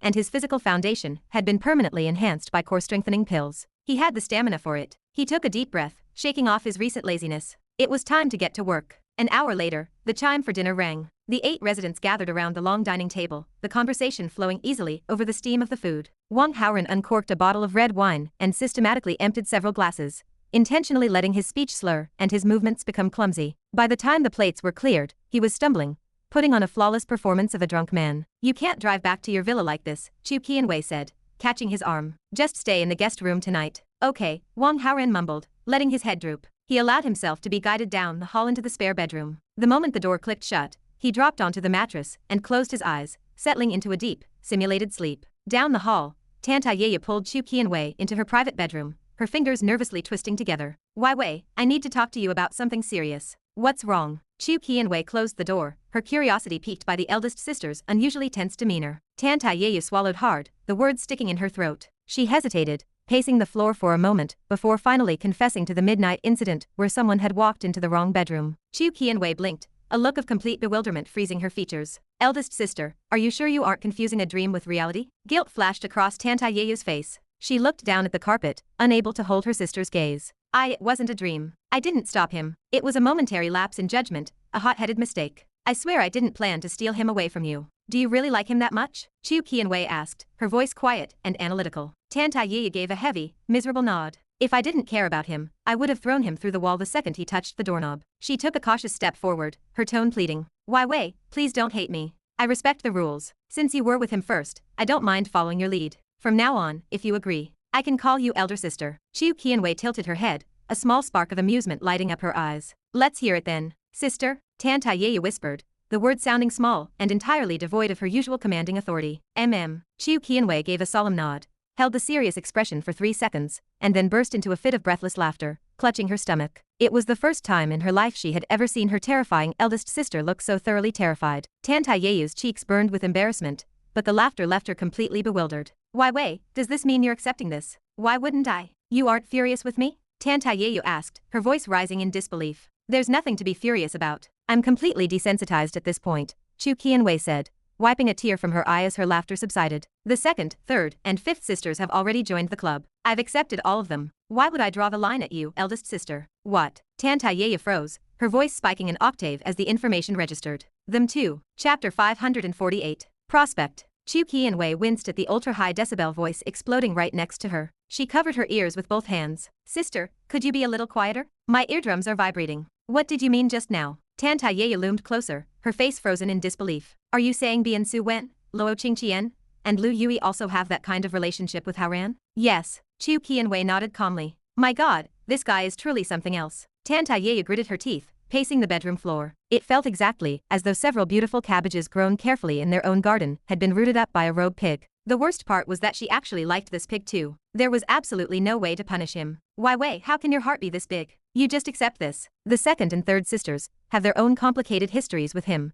Chu Qianwei said, leaning back against the headboard. I felt deep sympathy for their situations, so it felt natural to accept them. Later, the fifth sister joined in. I realized that since I had already accepted the others, shutting her out would look like favoritism. She paused, looking up with a knowing smile. Now it's you, eldest sister. To be honest, I noticed how intensely focused you were on him before. I had a hunch. Hearing you admit this tonight doesn't surprise me at all. Tanta Yeye fell silent, processing the shock. What exactly happened between him, Su Wen, and Qingqian? Tell me everything. Chu Qianwei didn't hold back. She laid out the intricate stories of Bian Su Wen and Luo Qingqian from beginning to end. Tanta Yeye listened, completely stunned by the bizarre sequence of events. She had to admit, if she were in Chu Qianwei's shoes, she would have made the same choice. They were sisters, after all. How could anyone bear to see their own family suffer in silence? Besides, keeping it within the family had its own twisted logic. The guy is absolutely infuriating. Tanta Yeye sighed, a mix of resentment and reluctant affection softening her voice. She had spent days agonizing over her perceived betrayal of Chu Qianwei,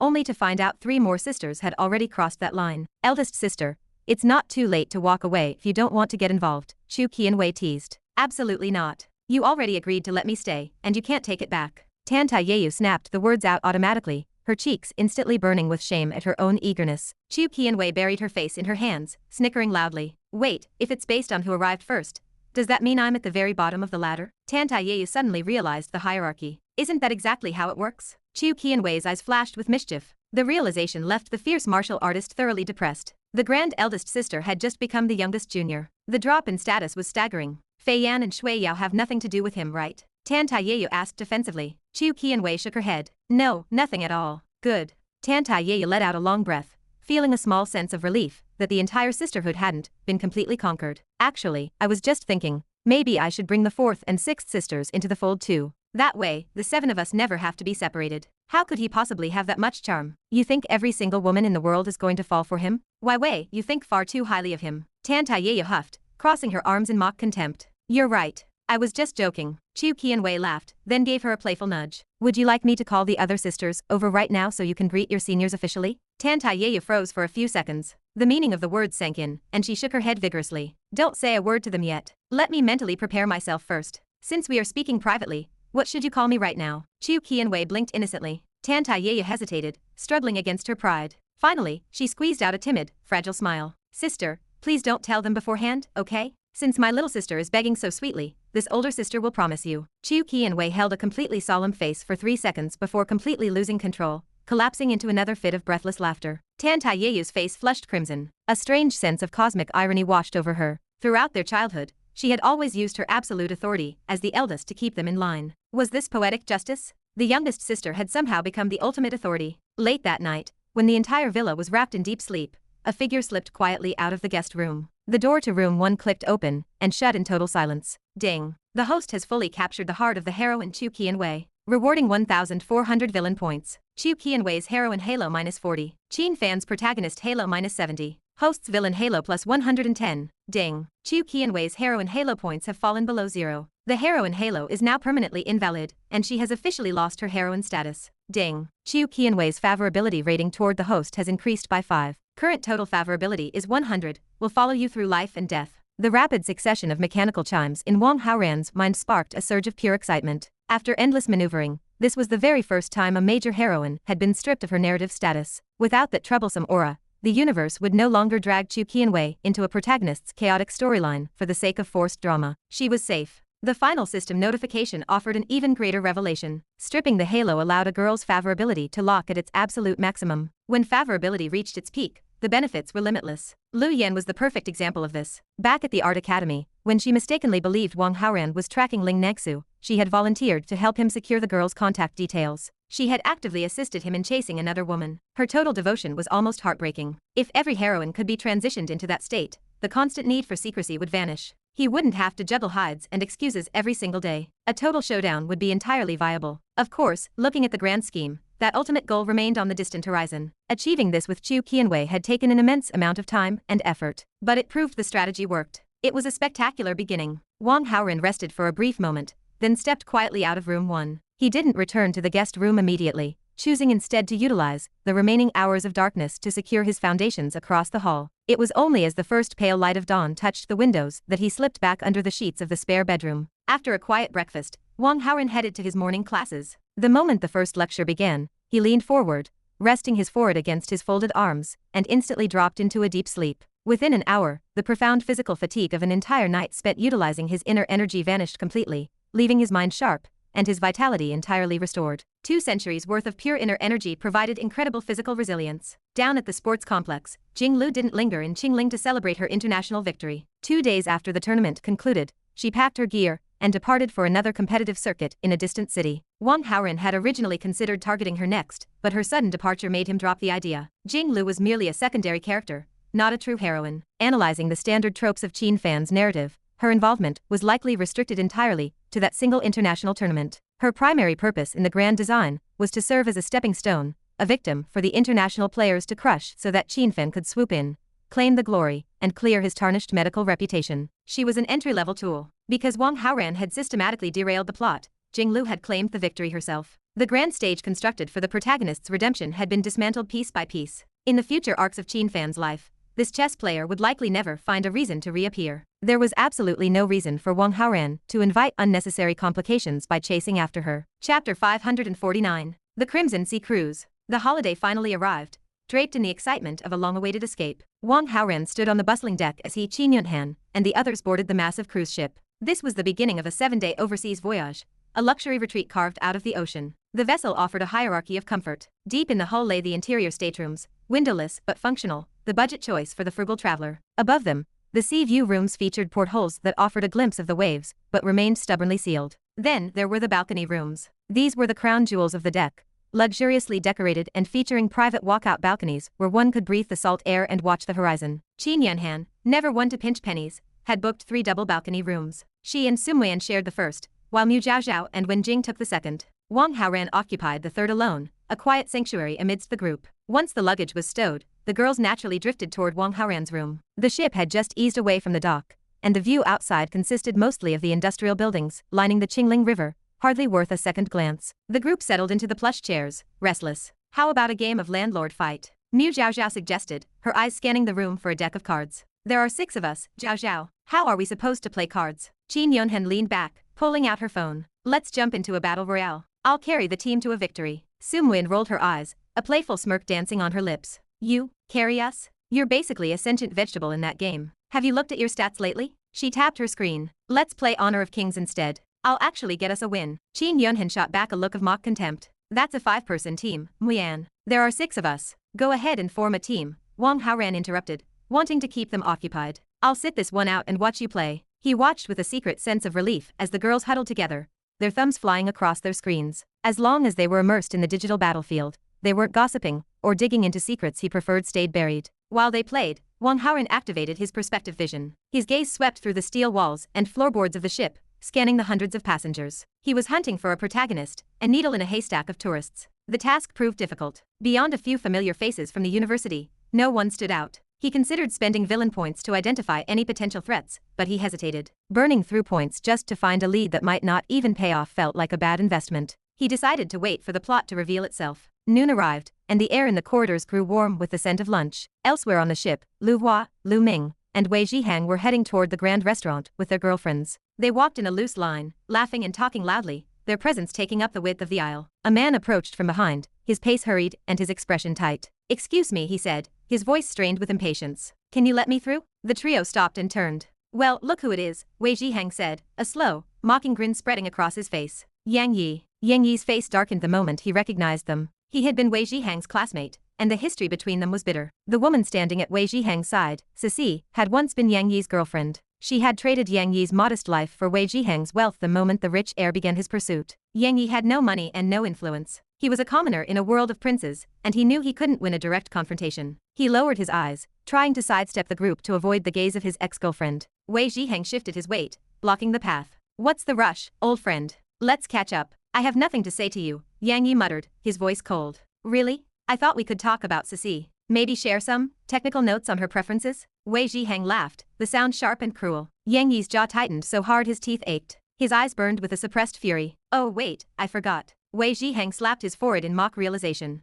"I only just claimed the prize last night. You never even got that far, did you?" To drive the point home, Wei Zhihang pulled Sisi closer, his hands wandering shamelessly. Rather than pulling away, Sisi leaned into him, a look of smug satisfaction on her face. The sight shattered something inside Yang Yi. When they were together, Sisi had played the role of the dignified, untouchable maiden. It had been a struggle just to hold her hand. Now, after only a few days with a wealthy man, she was a different person entirely. What a bitch. Rage boiled in his gut, a murderous impulse flickering in the back of his mind. If only there were no laws, he thought. If only he could tear that smug look off Wei Zhihang's face, without spending the rest of his life in a cell. Wei Zhihang noticed the intensity in the other man's eyes. "Why are you staring at me like that? Don't like the truth. What are you going to do, hit me?" He stepped forward and mockingly patted Yang Yi's cheek. The contact was the final straw. Yang Yi's restraint snapped. He lunged forward, his fist connecting squarely with Wei Zhihang's jaw. Wei Zhihang cried out in pain as they spiraled into a scuffle. Yang Yi was physically fit, his body hardened by labor, while Wei Zhihang was soft from years of neglect. On a fair playing field, Yang Yi would have ended it in seconds. But it wasn't a fair field. Lu Hua and Lu Ming didn't hesitate. Seeing their friend under attack, they swarmed Yang Yi. Despite his strength, he couldn't fend off 6 hands at once. The commotion drew a crowd. Passengers hovered at a safe distance, and someone eventually shouted for security. Officers rushed into the corridor, forcing the men apart. The ship's captain arrived shortly after, his face set in a stern mask as he reviewed the scene. After hearing the witness accounts, the captain realized Wei Zhihang and his friends were the aggressors. He opened his mouth to cite the management regulations, intending to inform them they would be escorted off at the next port. Before he could speak, Wang Haoran and the girls turned the corner on their way to lunch. "Young Master Wang." The captain's stern expression vanished instantly, replaced by a look of oily flattery. He hurried toward Wang Haoran, bowing slightly. "What a pleasure to see you." "Hello, hello." Chapter 550. The Desert Island Protagonist. "Who are you?" Wang Haoran studied the unfamiliar face before him, keeping his tone carefully neutral. "My surname is Wen, and I'm the captain of this cruise ship." The man, well into his 50s and dressed in a crisp white uniform, beamed with a practiced, customer-first smile. "Your father and I shared a dinner table not too long ago. Have you forgotten, young Master Wang?" The memory did not exist in Wang Haoran's mind, but he smoothed his expression instantly, forcing a polite nod. Ah, of course. I remember now. Boss. You're on board too, Wei Zhiheng shouted, his voice cutting through the corridor. Lu Wan and Lu Ming stood right behind him, their faces lighting up with matching grins. Wang Haoran had already spotted the trio using his perspective vision earlier, so their sudden appearance did not surprise him. A familiar pattern was locking into place. The heroines were on board, the local villains had arrived, and by the laws of this world, the protagonist had to be lurking nearby. With that thought in mind, Wang Haoran shifted his gaze to the young man standing near the security guards. The stranger's face was already swelling, a dark blue bruise blooming across his jaw. Wei Zhiheng's collar was torn, and his shirt looked wrinkled, the clear aftermath of a physical scuffle. Putting the pieces together, Wang Haoran deduced that this bruised youth was the one who had just traded blows with his classmates. Boss, we only managed to bring one girlfriend each, Wei Zhiheng said, his eyes wandering toward the crowd behind Wang Haoran. He grinned, entirely without restraint. But you bring 5 at a time. Teach us your ways. Wang Haoran resisted the sudden, powerful urge to slap the idiot across the face. The minor villain was utterly brainless. Even if such a thought crossed his mind, blabbing it aloud in front of the girls was a direct attack on Wang Haoran's survival. Don't talk nonsense, Wang Haoran corrected sharply, his voice dropping an octave. They are my university classmates. We are traveling as a group, nothing more. Qin Yunhan and Sum Weian had already agreed beforehand to keep their relationships private in public spaces, so they remained silent, offering no contradiction. Yu Shiqing also held a strict agreement regarding their arrangement, keeping her expression perfectly neutral. Wen Jing, naturally timid, shrank back slightly to avoid the spotlight, while Mu Zhaozhao truly had nothing to hide. Captain Wen watched the exchange, his evaluation of the situation shifting rapidly as he processed the relationship between the rowdy students and the heir to the Wang fortune. The official stance he had prepared to take dissolved. Originally, the crew's protocols demanded he remove Wei Zhiheng and his friends at the next dock for instigating a fight. Now, a different approach was required. Private brawls are strictly forbidden on this vessel, Captain Wen announced, his voice carrying a manufactured sternness as he looked at the students. However, since you are all still in school, I will overlook the matter this once. Do not let there be a second time. He turned to a nearby officer, gesturing toward the bruised youth. Take Yang Yi down to the ship's infirmary. The bias was blatant, a complete whitewashing of the incident. Yang Yi twisted his arm out of the guard's grip, his voice raw with disbelief. How is this a fair resolution? They cornered me, provoked me, and beat me together. How does that translate to a private brawl between equals? If I say it was a mutual fight, it was a mutual fight, Captain Wen replied, his tone turning icy and dismissive. Yang Yi's fists clenched until his knuckles turned white. The captain's initial demeanor had promised a standard, by-the-book investigation, but the moment the wealthy student arrived, the rules vanished. Yang Yi turned his head, his glare landing directly on Wang Haoran. The correlation was obvious. If this wealthy heir hadn't walked around the corner, the captain would never have shielded those 3 thugs. Wang Haoran caught the look of pure venom in Yang Yi's eyes and found it slightly amusing. He hadn't uttered a single word to influence the captain's choice. The veteran sailor had simply acted on his own selfish instincts. Of course, Wang Haoran had no intention of stepping in to demand justice for a stranger. He was no saint, and the natural mechanics of their roles meant reconciliation was impossible. Opening his interface in silence, Wang Haoran traded a small portion of his villain points to pull up the system data on the angry passenger. Protagonist, Yang Yi. Combat strength, 132. Charm, 78. Protagonist Halo, 3867. Skill, Goldfinger. Desert Island Survival System, inactive. The assessment was entirely correct. Yang Yi was indeed the chosen center of a new narrative. Judging by the name of the inactive cheat tool, the trajectory of this voyage was painfully transparent. Wang Haoran could already visualize the trash-tier web novel titles, Surviving on a Desert Island with the School Beauties, or perhaps, My Hidden Paradise with the Campus Flowers. The master plot unfolded in his mind. The luxury cruise ship would suffer a sudden, catastrophic accident and sink into the ocean. Yang Yi would miraculously survive, washing ashore on an uncharted, uninhabited island alongside the helpless, fragile school beauties. Deprived of luxury, the girls would struggle to survive, and at that exact moment of despair, Yang Yi's system would activate, turning him into an indispensable alpha survivalist. The remaining chapters could be guessed with absolute certainty. Under normal circumstances, a modern cruise liner would never sink without reason. But standard logic did not apply when a survival system needed to activate. If this vessel continued along its course, disaster was guaranteed to strike. Fortunately, the crisis was not immediate. High-rise buildings were still visible through the thick glass of the corridor windows, meaning the ship was still within coastal rescue range. If an accident occurred now, emergency crews would arrive within minutes, and the surrounding waters contained no deserted islands. The narrative would have to wait until the ship reached deep, isolated waters before triggering the wreck. Wang Haoran had no intention of letting the ship sink. While Wang Haoran analyzed the data, Yang Yi continued to stare at him, his resentment mixing with a bitter, burning jealousy. The anger stemmed from the captain's blatant favoritism, but the jealousy was rooted in the 5 women standing behind the wealthy heir. 4 of them were famous campus celebrities, whose profiles frequently dominated the university forums, making them instantly recognizable to Yang Yi. The 5th girl, though unfamiliar, possessed a striking, delicate beauty that rivaled the others. When Yang Yi had been with Ceci, his affection had never been about her personality or character. It was a basic, physical attraction. To be precise, his desire flared whenever he saw a beautiful woman. In his private thoughts during long nights, he had imagined crossing paths with these campus beauties, but their paths had never crossed. Now, seeing them accompany a wealthy second-generation heir on a private vacation, a toxic envy began to consume him. He wished, with a dark intensity, that every other man on earth would vanish, leaving him alone to protect these girls. Wang Haoran tracked the shifting glint in Yang Yi's eyes. Though he couldn't read the exact thoughts, the underlying malice was impossible to miss. However, surrounded by witnesses and ship staff, there was no opportunity to eliminate the threat directly. Turning away from the protagonist, Wang Haoran asked Wei Zhihang for his cabin number before leading the girls toward the main dining room for lunch. After the meal concluded, Wang Haoran allowed a brief period for digestion before making his way down to Wei Zhihang's quarters. He reached out, his knuckles hovering an inch from the wood, intending to knock. A series of faint, rhythmic thuds and muffled gasps sounded from inside the room. The structural soundproofing of the cabin doors was excellent,